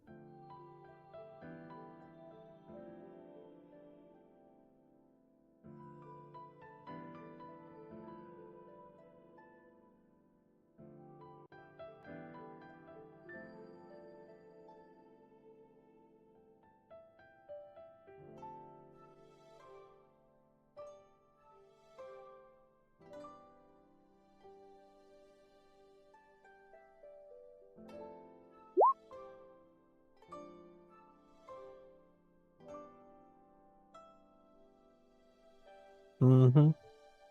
He gives a nod at your answer, Thalo. Yes, this is mithril.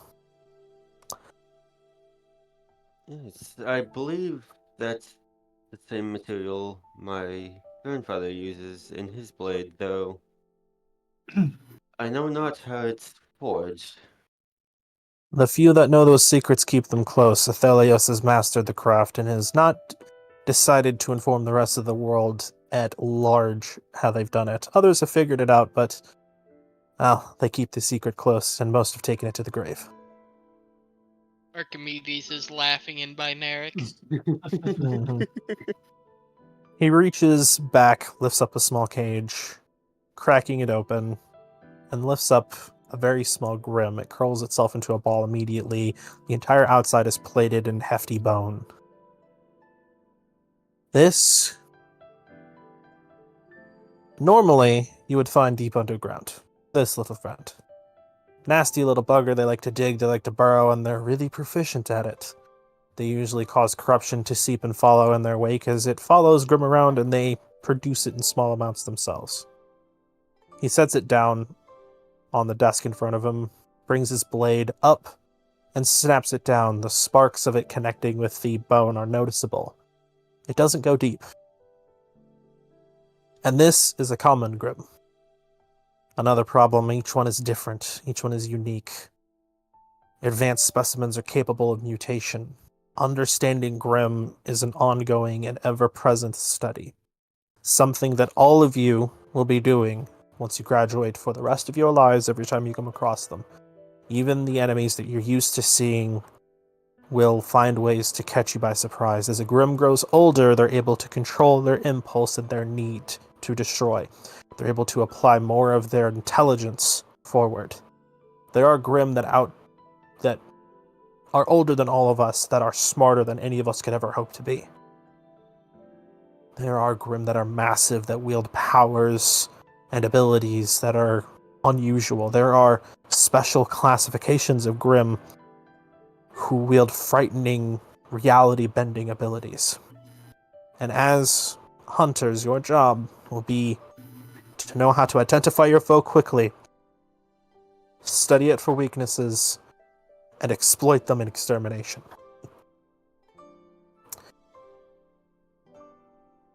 My job will be to teach you the means of doing that, not only for common, well-known Grimm, but how to classify, identify, study, and understand new Grimm that you come across.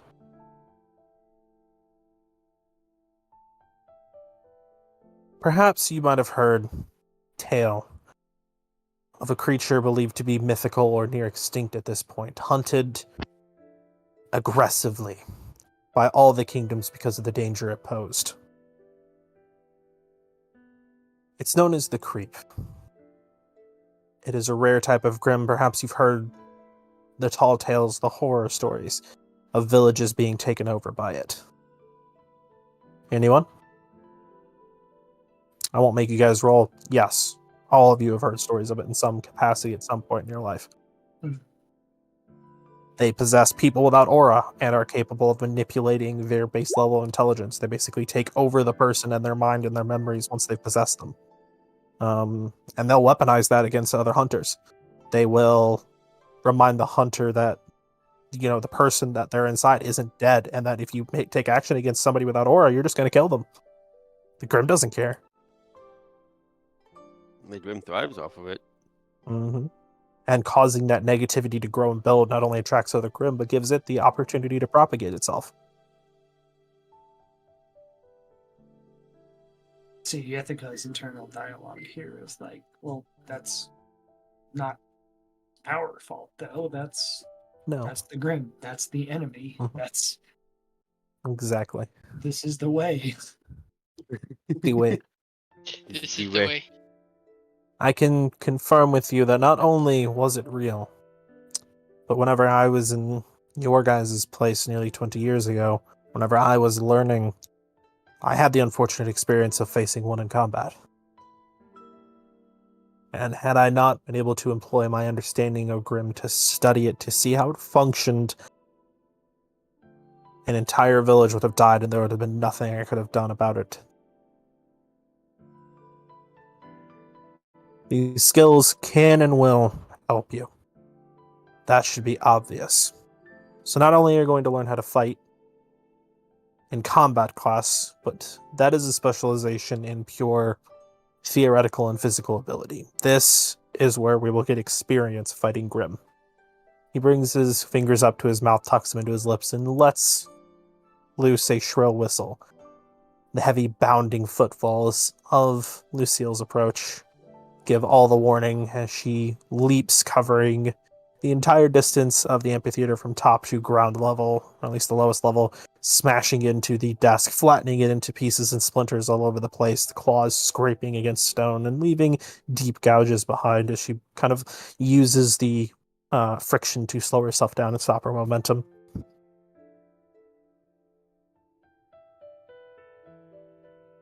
He rests a hand on her shoulder. Lucille has offered me the opportunity to study Grimm in a way that no one else ever has. To be able to classify that most conventional Grimm come in both sexes, male and female, despite not having any means to biologically propagate. That they have organs, that they have form and function, that they have the necessary means to biologically function as a life form, but most of them aren't employed at all. They don't need to sleep. They don't need to eat. They barely need to breathe or function, and most of it is vestigial. But more than that, when a Grimm becomes capable enough, when it understands itself and can employ its own internal energies, its own reserves of corruption, it is not unlike Aura. He looks to Lucille, gives her a nod, and as you guys watch, her body shudders, the bones that make up the rib kind of alignment along her side start to shift and move, and then there's a sickening pop, followed by a wet, ripping sound as the skin along her back starts to split open, and another set of arms behind the first emerge free, claws extending out, forming out of flesh and reassimilating and recombining to complete the new set of arms that has emerged, leaving her now with 4 arms instead of 2. She shudders a little bit, and as you watch, they start to retract back into place, reshifting and realigning before withdrawing back into her form and the damage done mending itself.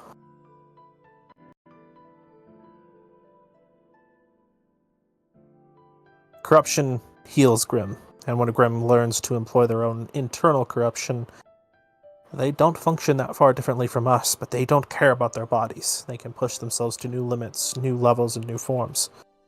These are the dangerous ones. The ones that are capable of killing us quite easily.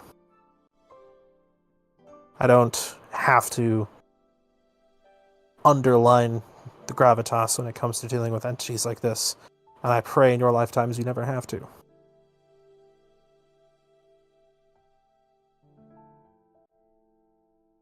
But I'd be a fool to think that you won't.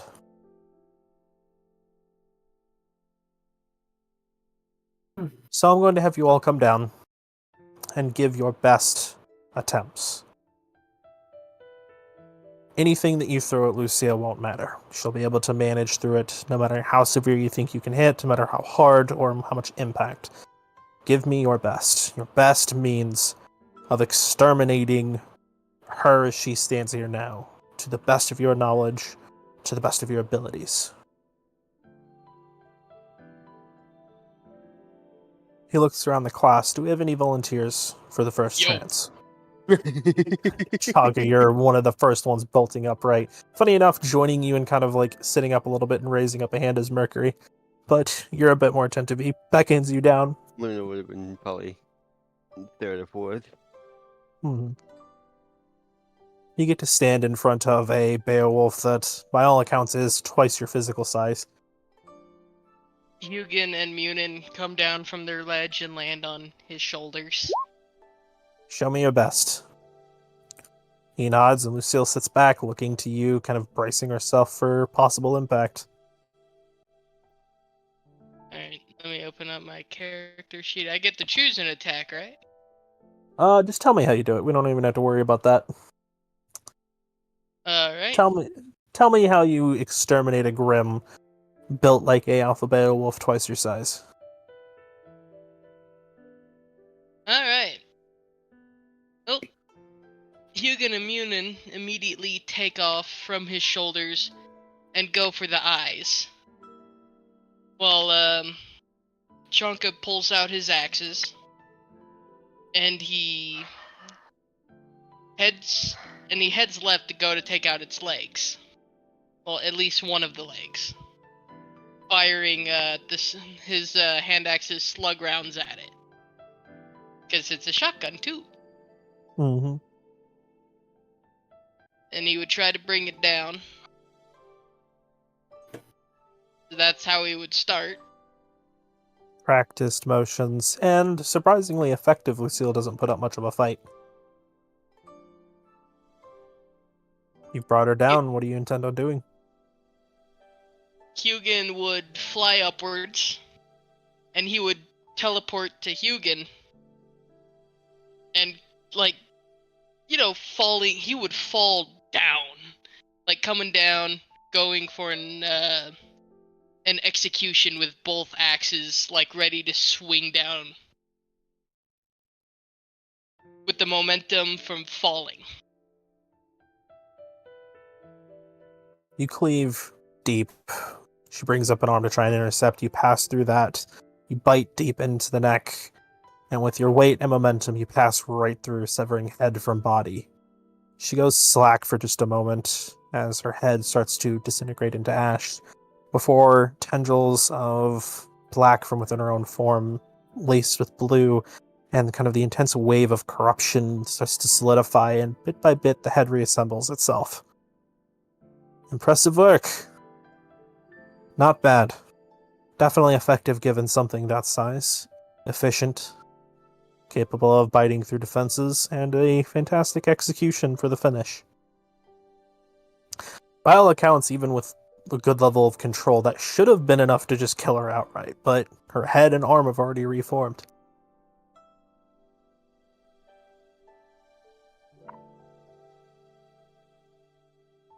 Yeah, I can see that. Absolutely. Yep. This will be an Arcana on your end, Thalo. Yep. 15. Normal, Grim, even more advanced ones, that's a killing blow. The only reason why that wouldn't be is as if she's an Ebon Grim. An entity only capable of being slain by a very specific method. Unknown, but otherwise the body is more of a vessel and the source of an abyss. Yep, and it is something that you know, because he did state it at the start of the class, but it is impressive seeing it in action. That there is no amount of physical damage you could do to her that she couldn't just regenerate from, down to just completely being evaporated. When an Ebon Grim is slain and the body takes too much damage to regenerate, it simply just breaks apart, scatters back to its abyss, and reforms later, after a few days, usually. Unless it's killed in its very, very specific method. The most recent Ebon Grim clear belonged to Team Enigma out of Vacuo, and they had to get it back into the house that it lived in when it was human. They had to recite a fairy tale that it heard while it was human, and in the process of reciting that fairy tale, had to slay it. So they had to slay it while the fairy tale was ongoing, and it had to stay in the house the whole time. It couldn't leave, which it wanted to. Trust me, it did. And that's what it took. Yep.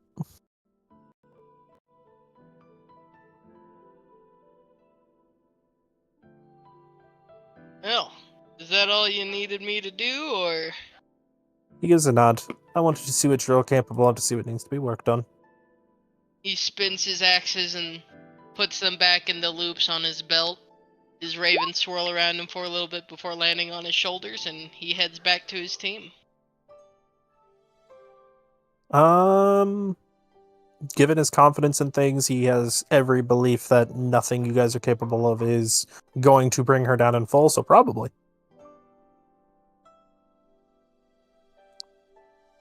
One by one, he lets the class try out different methods, different things, watching them all, kind of studying, giving pointers, giving feedback. All of you guys get to try. It's up to you how you do it. But he's made his point, and it's also all of your guys' first experience with an Ebon up close. Seeing something that just does not and cannot die. Doesn't seem to care for its own body, its own injuries, and it has a lot of control over its own form, capable of shifting itself, mutating on a whim. A fearsome foe. However, passive. Each of you gets a head pat, not from Esteban himself, but Lucille just kind of with a large paw reaching over and just flat patting the top of your head a few times. Almost as if saying, good job.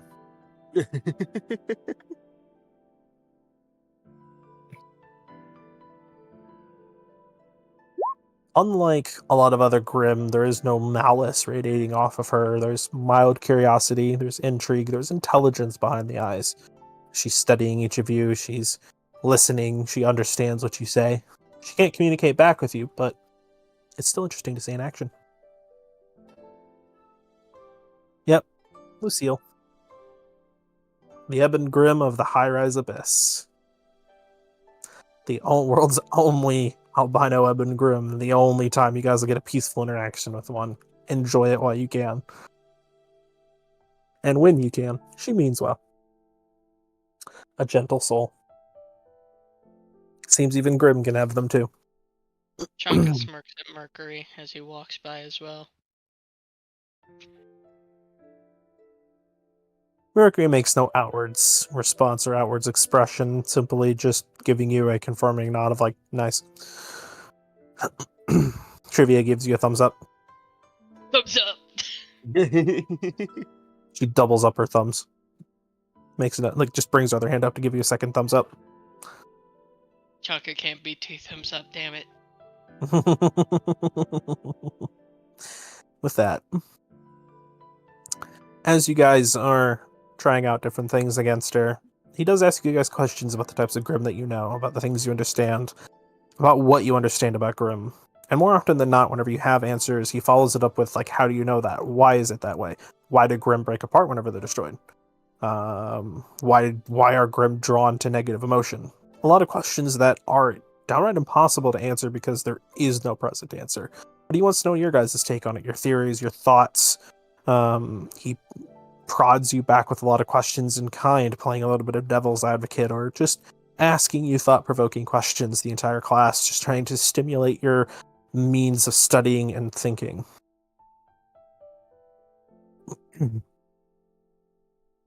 He does leave you guys with a little bit of homework. He just wants a paragraph on the Grim that you know the best and what you know about them. Oh fuck, dude. He's gonna get more than a paragraph.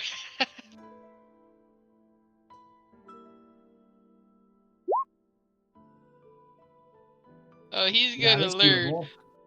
He's gonna learn all about some of the Grim cursing him. Can you repeat that for me? Sorry, I was typing it down.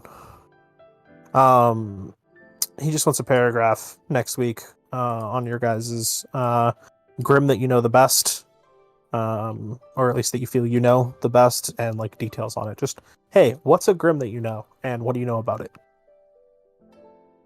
It gives him a lot of insight into things, funny enough, because like I can smell a lot of the things that are going to be written down. I'm just curious. Obviously, it's not homework you guys have to fill in person. These are all in character, but we'll resolve that later. Prepare to be told about the bulwark. Yep. That leaves you guys with the last class of the day, and the only class that the entirety of the first year students share together. Combat. Yay, Silas! Yep. You guys show up to find that one of the teams is already on the ground level, like in the arena, already pacing through some fighting. Lucille will be following you guys to the class and will be the subject of note in fighting against today. Team Glacier, under the watchful eye of Silas, they're, the man responsible for seeing to them for 3 years. This man. Trying out being a team for the first time. They're not bad as a team. They're ranked in the second bracket, which is like, hey, you guys aren't bad, but like we could work on a few things. You're not bad. Only 2 teams will be placing in the first bracket, which is, hey, look, this is a team. That's Team Glade because they've already worked together before, and Team Sun because they all implicitly trust each other like a bunch of fucking idiots. They are like, you know what? Let's try this. It might work. Sure. Trust fall. They're gonna catch each other. They all miss, but they trusted each other. Yeah. So Hey, it's look, like it's they're on just, you again. yeah.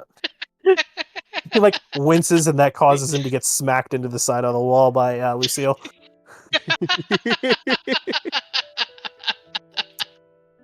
Don't get So distracted.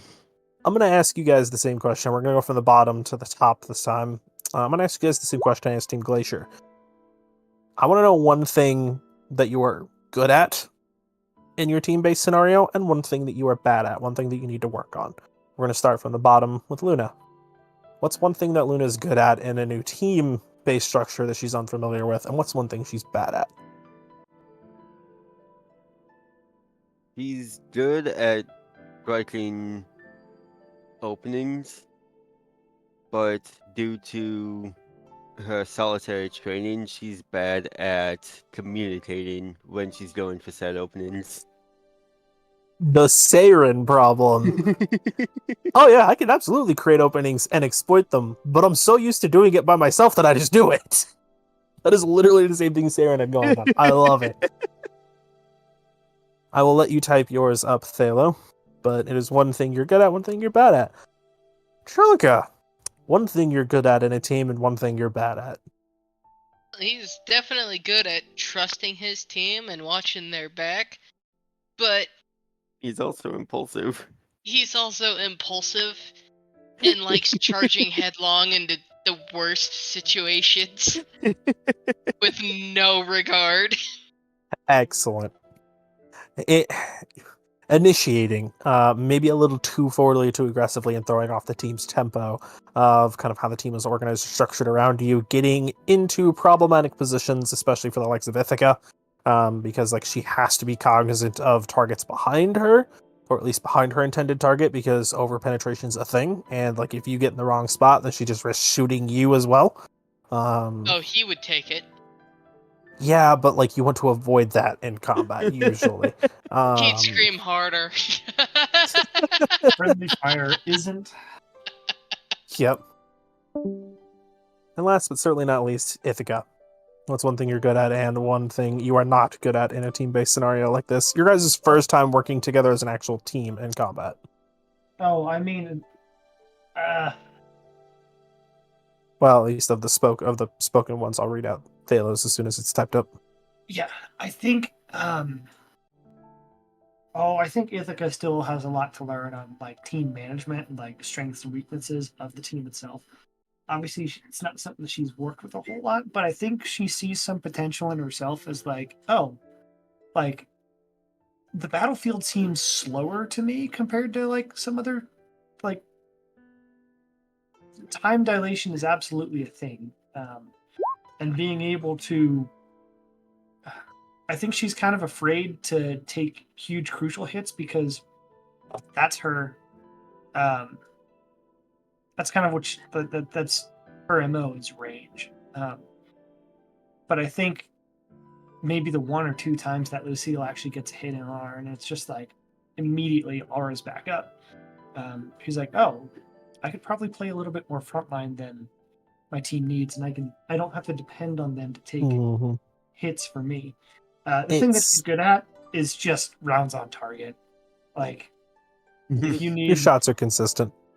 They're consistent. It makes the battlefield smoky as hell and gives people openings and things to like, oh, you have Lucille is charging at you. Awesome. Ithaca, jump in front, blap, blap, 2 shots, and then get out of the way. And oh, look, now all of a sudden there's practically speaking a smoke screen that Lucille has to run through. So maybe that gives you a little bit of help on the dodge. Yeah. I also think, I was just saying, like, she draws first blood.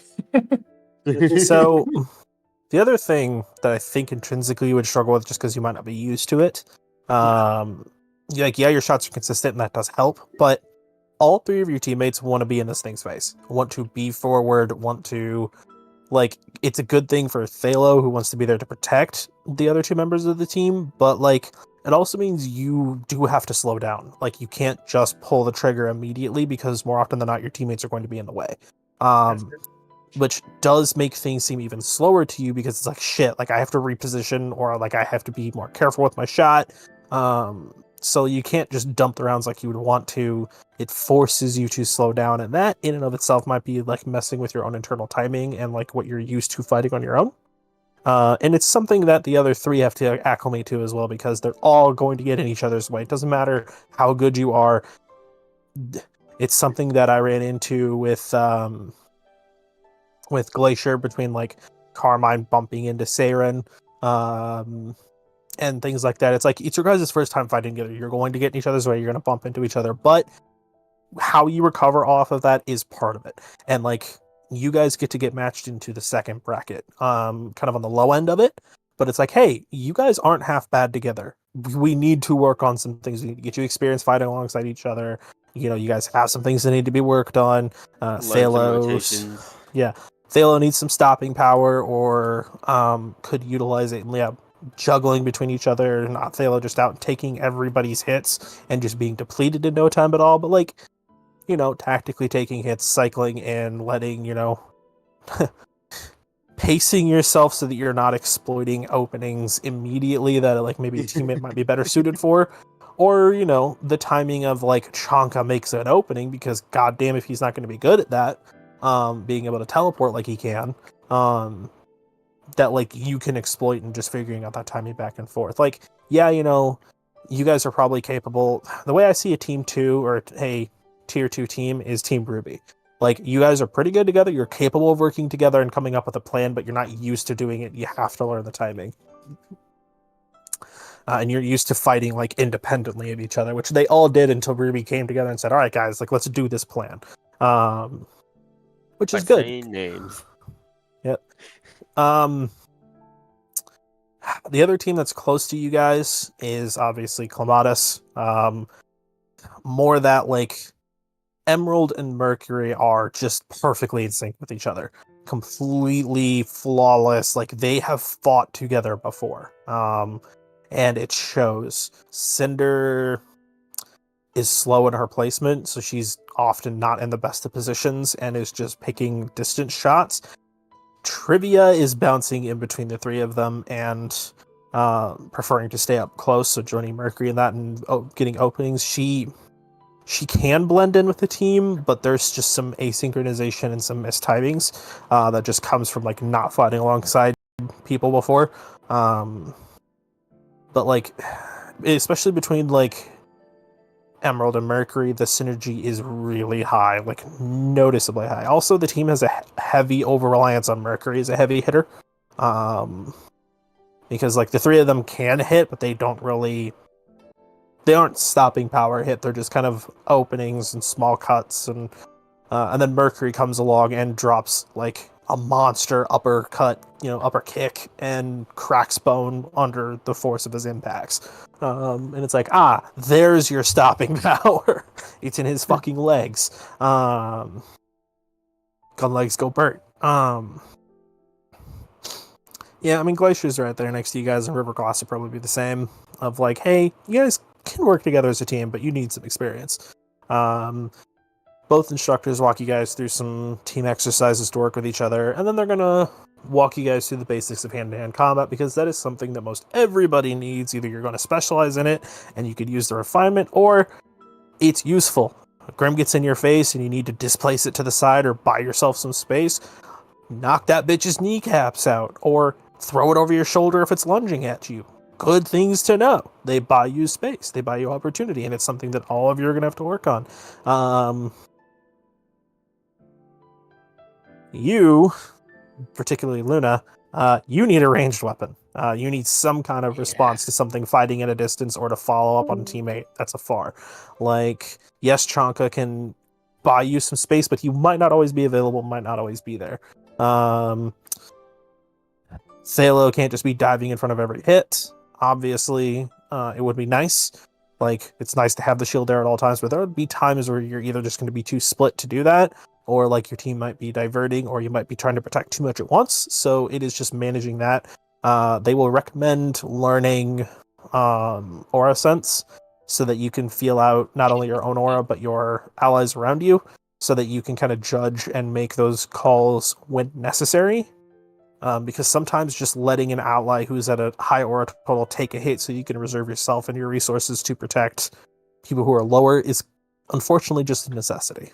They're used to dealing with tankier people as well too. So they'll work with you guys on all that. Does Ithaca have a melee weapon? She's a monk. She casts fist. Okay, good. Then yeah, we'll work on getting those fists hitting nice and precise and hard. Outside of that, it's working together and just learning timing and synergy. You guys aren't half bad. You guys aren't going to be focused on as much as some of the other teams. Looking at you, Ordinal. You would think that carrying both the rank 1 in written exams, Blair, and the rank 1 in combat, Orion, that team would be perfectly fine. They are the lowest scoring team in combat class after, like, in teamwork once they actually are on board. Blair spends too much time trying to be the leader, and Orion panics and then immediately goes into default training response, which is just to 1v1 everything and be damn good at it. But there is no team synergy at all. The other two are just looking between the two and trying to like diffuse the situation. Blair's getting frustrated at Orion. Orion is panicking and like ears down and head down, like, I'm sorry. And then that panic just results in Orion messing up, or Orion just kind of defaulting into instinct and fighting Lucille one-on-one and pushing Lucille back. So, which is antithesis to what you guys are trying to do, which is learn to be a team and learn to fight. They'll work on your guys' individual issues later, but you guys need the experience together as a team, and then we work on individual improvement after that. So, they are the lowest ranked in teamwork in the class presently. Sun is the highest because like they all are just idiots that trust each other. Glade is just used to working with each other. There's some things they could do better, but Team Sun blindly trusts each other to the point where like midway through the fight, like Neptune shouts for Sun's weapon and Sun just throws it, doesn't even like, it's not even a second thought, just yeets it, and then Neptune actually utilizes it and makes sure to get it back to him in the same motion. So like, yeah, they're great together as a team. And combatively, they're all decent. So like, they're actually a strong contending team for like top team. Right now, combat placements will be updated to reflect some of that. So you guys, Orion might actually go down for just a little bit, which is funny. In regards to... We should try that. I'll throw my axe at you, and you catch it and swing it, and then throw it back at me. Yeah. Glacier, Andrew does make a good point. Glacier has a really good shot caller in Tiffany, who's capable of not only paying attention to her whole team and organizing them, but just directing them efficiently. So they're a pretty solid contending team. They just don't have the experience together. Like, they just kind of bump into each other and accidentally get in each other's way. Gavin and Ekru on Glade as siblings trust each other implicitly. Yeah, they trust each other implicitly, and the other two pick up on that pretty quickly. So here, Thallo, try this. Instantly throws the axe at Thallo. Gets stoned by axe. That'd be all us. Just nearly no gets whacked in warning, the just face. immediately throws it. Oh, excellent. Dexterity with disadvantage, please. From Thalo.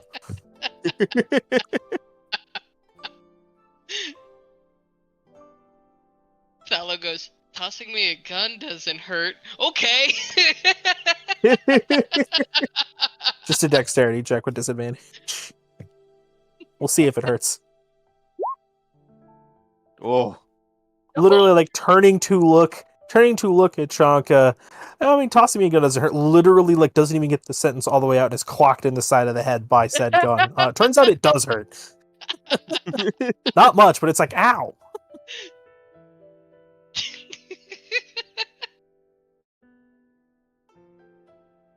Huh, I guess it does hurt, Thallo.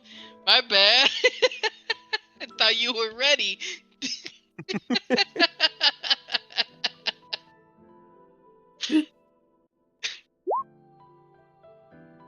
Funny stuff. Mm-hmm. You guys do get the opportunity to do some workouts, some training if you want to. In between the other students, if you want to work on your personal things, or if you want to spend some more time trying to learn to fight alongside each other, I'll leave that to you to decide. Outside of that, that's the end of your guys' first day, at least the school day itself. You still have the evening to yourselves before you have to rest, which is what we're going to get to. But I say teamwork. yeah, I mean, it's just spend the rest of the class working together. What were you saying, Pick? I was saying, yeah, that makes sense. Because I'm very much down for that. So Yeah, introspection and teamwork makes a lot of sense here. It's practicing fighting alongside each other and just getting used to each other's presence, how each other operates, seeing each other in action. It's one thing for y'all to say, oh yeah, here's my kit, here's how I fight. And it's another to experience it.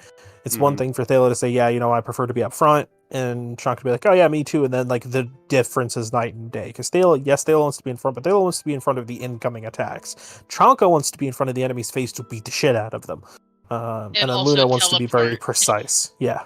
Luna wants to be very precise with her strikes and like slip in those gaps in between blows where like defenses are down and cleave deep and hard. Chunk especially because Solstice follows up and hits again. So Chonka mostly uses his ravens sometimes in combat to help him, and other times just hovering around his teammates just in case they need like a quick exit and they could teleport out of there. mhm. So Trunk is a pretty good anchor for your guys' team. Funny enough, you guys have As a double anchors. skirmisher, yeah. Yeah, you guys have double anchors, which makes you guys a really, really, really capable team as far as mobility deployment goes. Actually, no, Chunk will be an extender. Thalo will be the anchor. But I digress. That's semantics.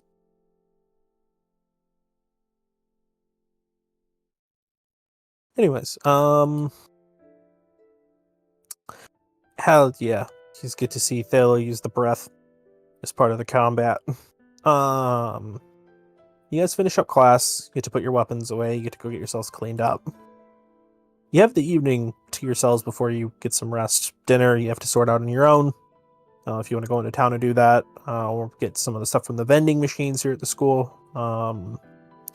I could tell you how much it'll cost you either way, or if you just want to say, I'm good. I've had enough to eat today. I say we could do go that to as well. town.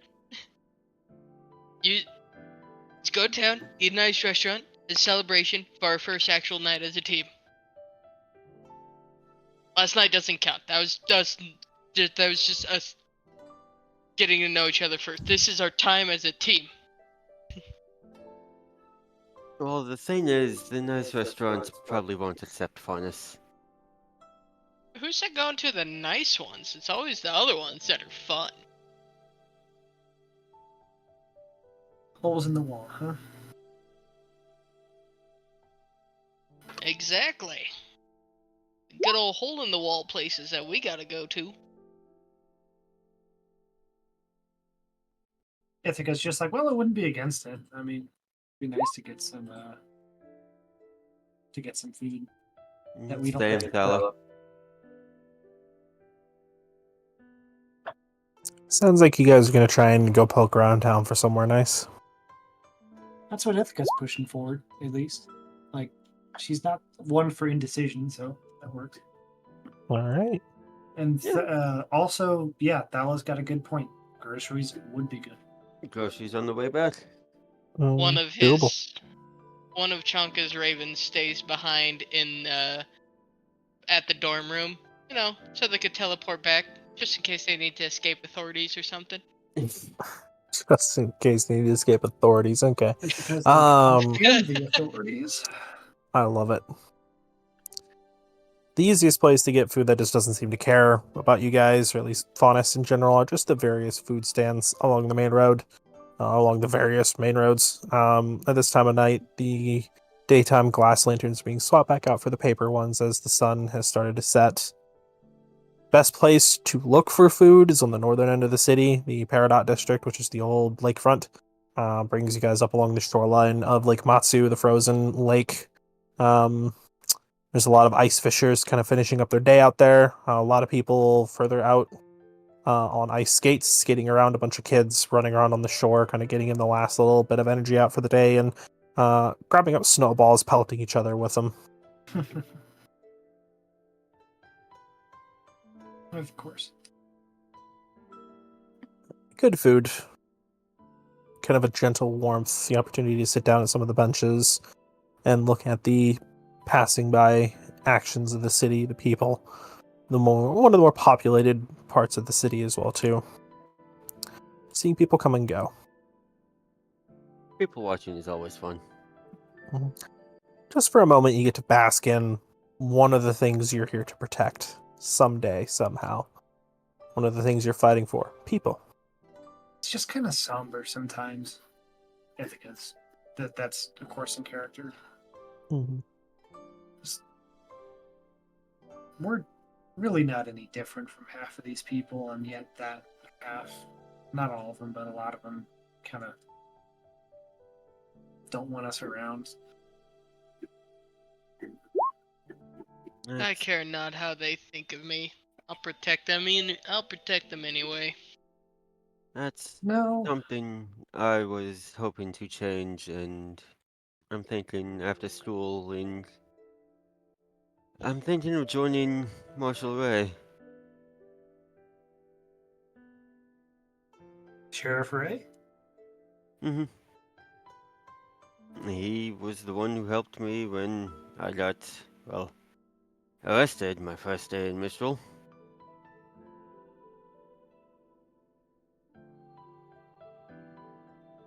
And it tends to happen when you don't know the rules of the land you walk in and attempt to stop fairness discrimination by force. Yeah. I know the sheriff. I attempted to call the man out for a duel. It simply ended in me being arrested. That sounds like bullshit. Ithaca is significantly guarded. Talking anymore, sort of, about the sheriff. Ah. Obviously, there's more, but her answers are starting to become sort of short and one-worded in a way. Well, Lunas can't be one to press. No. What did Thalos say?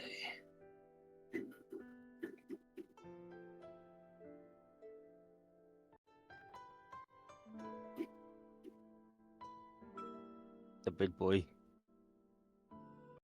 What are y'all doing down there?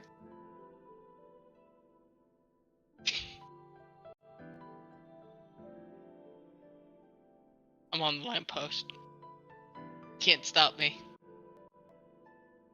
I can't stop. Oh.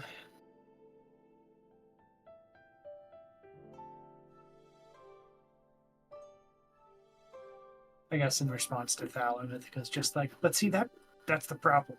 Nobody's willing to buck the flow. Everybody's got their little horse blinders on. Everybody's just going their own way. They don't want to make a fuss. And a million people are. But half the city is getting spat on. Just walking down the street, minding their own business. More than half. Yeah. Mistral's majority faunus.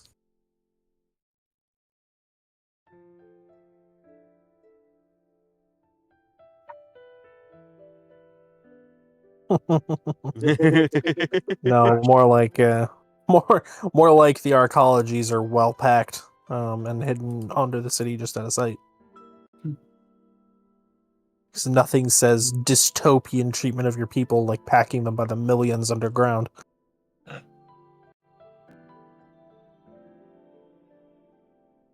Any hoozles. I know what the city needs is something big. I don't know. I don't want to think about what that is, but we were all pretty united after the Great War. Just saying. At least from the stories I've heard. Wasn't that a whole common enemy thing? Yeah, but that's the point. We have a common enemy, as she points in the general direction of the high-rise abyss. Yeah. We have a common enemy, and yet We fight amongst ourselves. So it's funny that you point to that because that abyss is so noticeable due to the fact that one of the tallest buildings in the city, it is just stuck to the top of it, like in midair. Just there, big black sphere of distorted energies just hanging in the city, an abyssal shell. Noticeable and a definitive part of Mistral's new skyline has been for like the last 20 years.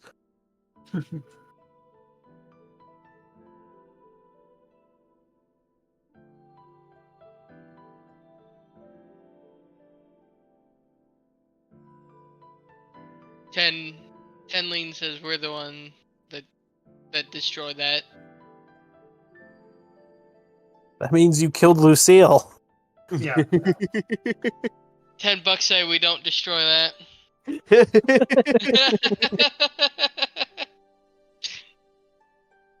$20 says that we die up there and nobody gives a shit. Yeah, there's no one left for me to give that would give a shit. Well, that makes one, as she pauses and looks at, well, maybe more than one of us, but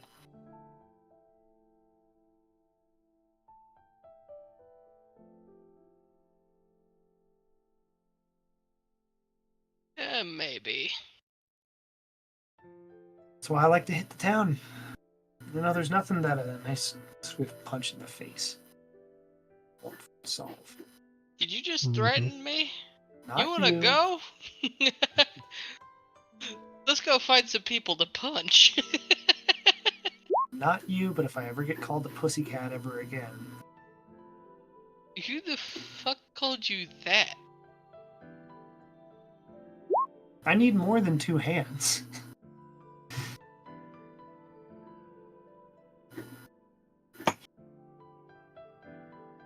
Need more than 2 hands to count the number of times that's happened. I'll loan you an axe. No, fists will do just fine. She just wants to fist things. Come on. Yep. Anyways. But axes are fun too. Fist things and then do 2d8 plus whatever amount of penetrating piercing damage. I want in on that action. Strap in, guys. Okay, so out of character, when are we gonna get that fucking wanted poster? You never I know. Luna just discombobulates with her tail. Any hoozles. Yeah, it's I know that's where Ithaca's kind of mind is at right now. You guys get to sit back and bask in conversations with each other. The grievances of an all-faunus team in the single most racist kingdom in Remnant. Openly faunus too. Yeah, all openly faunus. Most of the traits that just can't be hidden. Oh, I could hide my ears, but that goes against my honor. Yeah, you and Ithaca could do like the ear fold down thing, and Ithaca could do the tail wrapper on the waist, and that'd be fine. But Luna and Thalo are kind of just SOL. That's a say. Like, yeah, Thalo could tuck the wings against the back, maybe. They're kind of large, but like the horns, nah. Top hat. Top hat. Yeah, Just just a Stella top wears hat. a top hat. Just a 10-gallon hat. I mean, Yeah, I can that's just this enough. Ha. 4 score. Now I'm imagining, Yes. At some point, Ithaca's just like, actually, no, hang on, hold still, takes her own hat off. Because she doesn't have ears, she just has the tail. Oh yeah, she's just It's she on. just wrapped that around her waist. She could pull the Toby. Yep. She's got the tail and she's got claws, but He, on the Toby horns wrapped and- his tail not to hide it, but to keep it out of like getting tugged or stepped on or damaged. Then he can style it with his wardrobe. Mhm. I think we could put a giant trench coat on Luna and it'd be fine. That tail is 13 feet long. That's why I said giant trench coat. The only thing covering that is a fucking wedding veil, and even then. You know the parades where they have those giant dragon things? And it takes like several people? We'll put one of those on you. Ah, yes. I love it. Inconspicuous. You still have a few more hours in the evening to entertain yourselves, to work on something, to do some last minute, last evening training, studying, working out, homework, whatever you want to do, to kind of round out your night before you head to rest, and we call it for now at the finish of the first day. So we'll run down the list briefly. We've done, the last one we did was bottom to top, so we'll do top to bottom this time. Ithaca, what would you like to do with the last bit of your day? This is your personal free time. With her personal free time, I think she's interested enough in the weapons lab that they first met Quina in, that I think she just kind of would want to go down there, just kind of take personal inventory on her own to see what else down there. It's like maybe call her dad. Just be like, hey, I have access to all of this. Like, I'm curious now. Curious as to what I can do. What all I can make happen with this, right? Mhm. So there's that. She might work on her homework too. She's one of those where it's like, well, the there's only going to get more work. They're only going to get more work in the week. So hey, let's go ahead and work on some of it now. Sure. Whenever you're resolving homework, do you approach it from a studious intellectual point of view? Do you try and kind of answer it off of provided information and maybe like information you can look up on the scroll, or do you just kind of answer with your gut? I think Ithaca is very much an answer with the gut. Fantastic charisma check, please. Oh shit. We're not the greatest at that. Let's do No. shoot back up here. How do I do raw charisma checks on the new Roll20? Is it just the Yep, there you go. Awesome. Oh, You didn't boy. study, so you don't afford yourself any rerolls, so that is just what you've got. Oh yeah. You answer it to the best of your abilities. Would you have done the larger homework assignment or the smaller? Well, you're not going to complete the larger one in one sitting, so that is the well, you know the other one pretty right? well. There's three, right? Yeah. There's the worksheet, there's the paragraph with the grid you know best, and then there's the 4 pages. Yeah. Chunk So, did his worksheet during class, I thought. well, you could have done it during class, but she was talking to Mercury, so Mm-hmm. And saving Pyrrha anyway. you guys will be able to. Somebody will. Worst comes to worst, Perseus could just be like, hey, we used to date. I digress.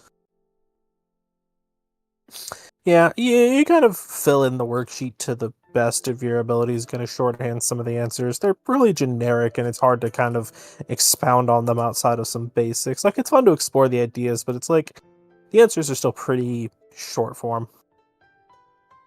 You just kind of fill it out, pack it away, before heading to go get some rest.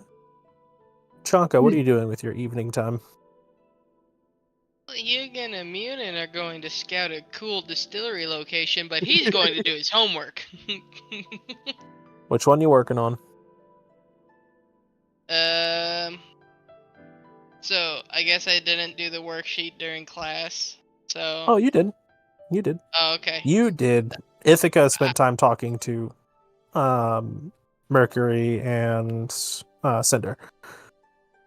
I will do the paragraph, of which I know well. Alrighty then. Do you answer with intellect and memory? Do you try and utilize available context clues and maybe look up some answers online, or do you just go from the gut with your answers? I go from the gut because I know what I'm Fantastic. talking Charisma check, please. about. Oh boy. We'll say you get one reroll on this since it is a subject you know pretty well. So go ahead and give me another roll.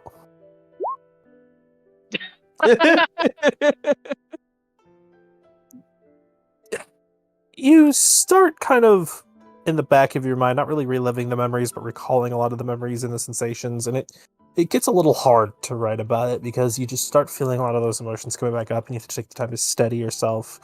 It's not that you really cut the assignment short, it's just that it takes you a while, and there's these large breaks in between, and like you kind of deviate about halfway through explaining things into like more clinical details that are easier to explain, that don't risk triggering some of those pent-up memories. And you complete it to the best of your abilities, given that.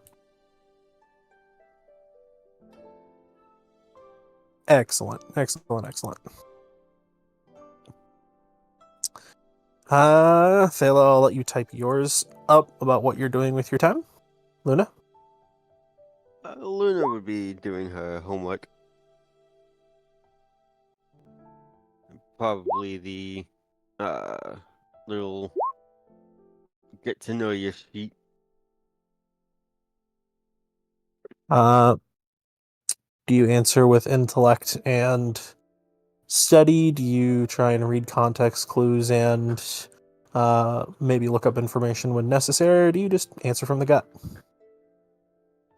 This is for the sheet from the science teacher. Really just how you answer questions in general. Mm-hmm.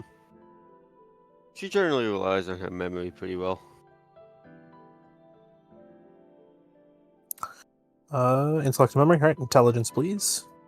Oh shit, is there not one for wisdom? There is.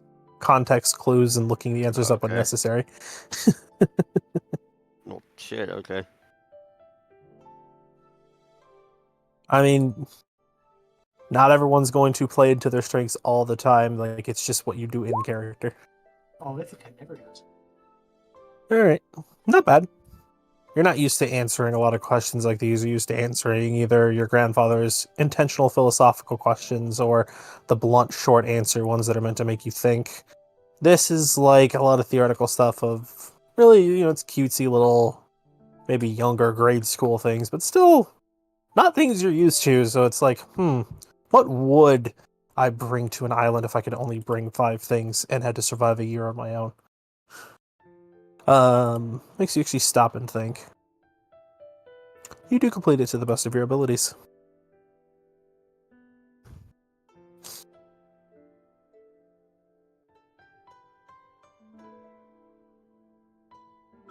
And Thalo is stopping by home.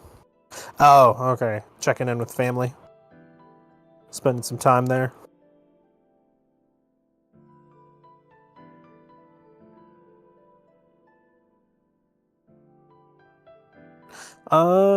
Doubling back on that, Ithaca, you'd said you were getting a hold of your dad? Yeah. Okay. Just somewhere on your sheet, make a note of it. You have +1 reroll, so you kind of like, you've mentally emboldened yourself or done something that you enjoy. So the next time you make a school-based check, whether that be skill or whatever, you have an additional reroll. Okay. So just make note of that somewhere. I sure will.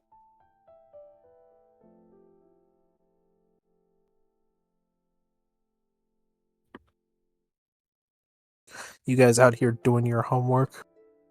Okay, Yeah. to be fair, Glacier's classes were all skill oriented unless doing actual paperwork homework. So their homework was to say, hey, learn one of these 3 skills and then show me that you learned it next week, which is what they're doing.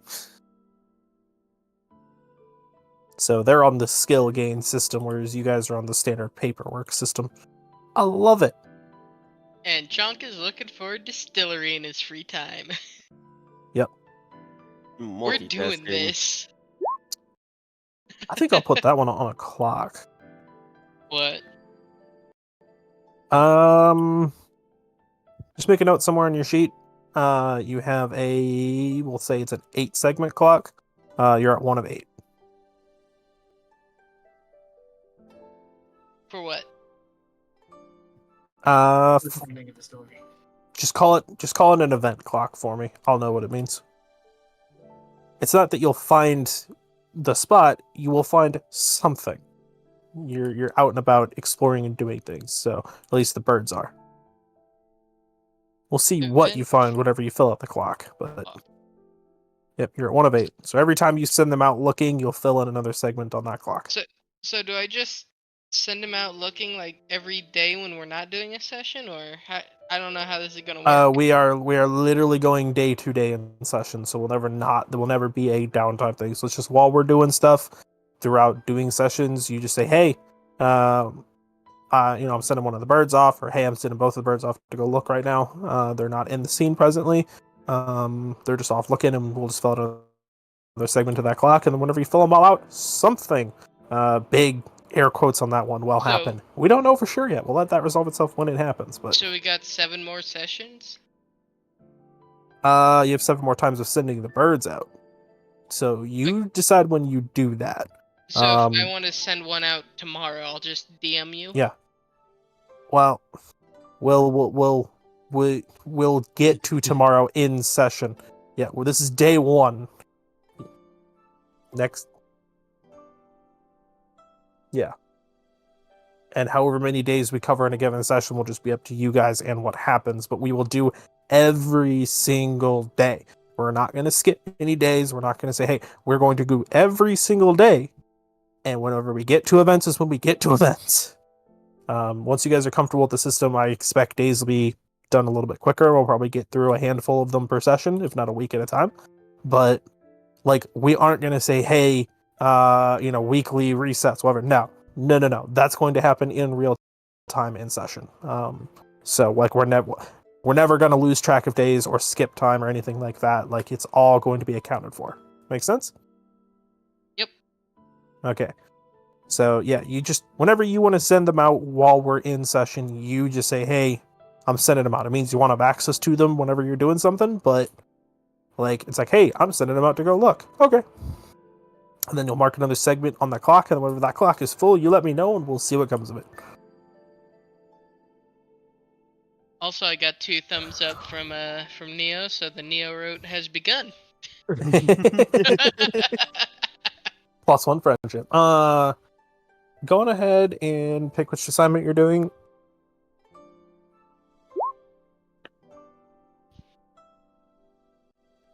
Oh, buddy. Do you study? Pull up the textbooks and try and recall information? Do you just go off of context clues and like Google it, or do you just answer from the gut? Okay, so that sounds like you're pulling up written down notes and trying to recall information. All right. We'll make it an intelligence roll, and since you're doing it in a location that you like or you enjoy, you will get 1 reroll.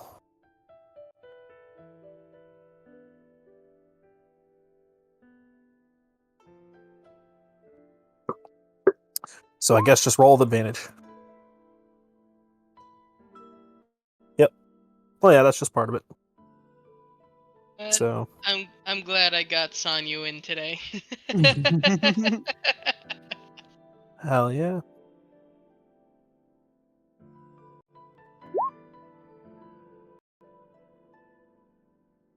Day 1 and his cool guy Yep. Take your d6. his cool guy mask is already gone. Holy shit. Nice. Damn.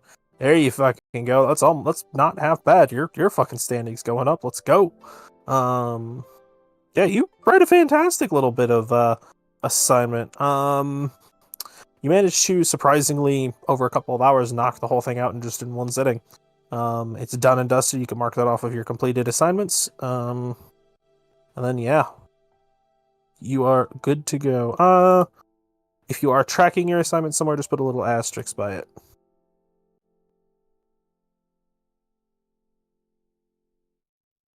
Occult studies allows, yeah, d6s to be added a limited number of times per day to intelligence-based checks. They basically wrote that same feature into New Fighter. Yeah, so it's like, I think it's like 3 times per day. So,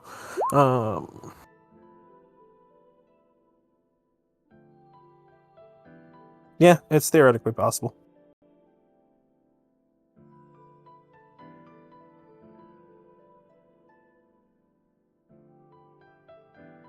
Yeah, fighter do go Bert. I mean, they're both basically pseudo skill check monkeys now. I digress. That finishes up what I have for you guys. You'll eventually come back together in the dorms, get some sleep, and we'll start day 2 next time.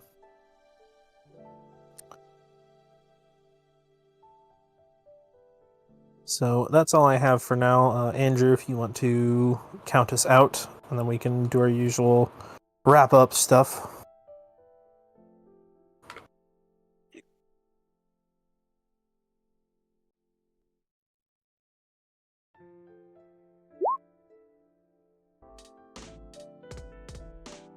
Nice.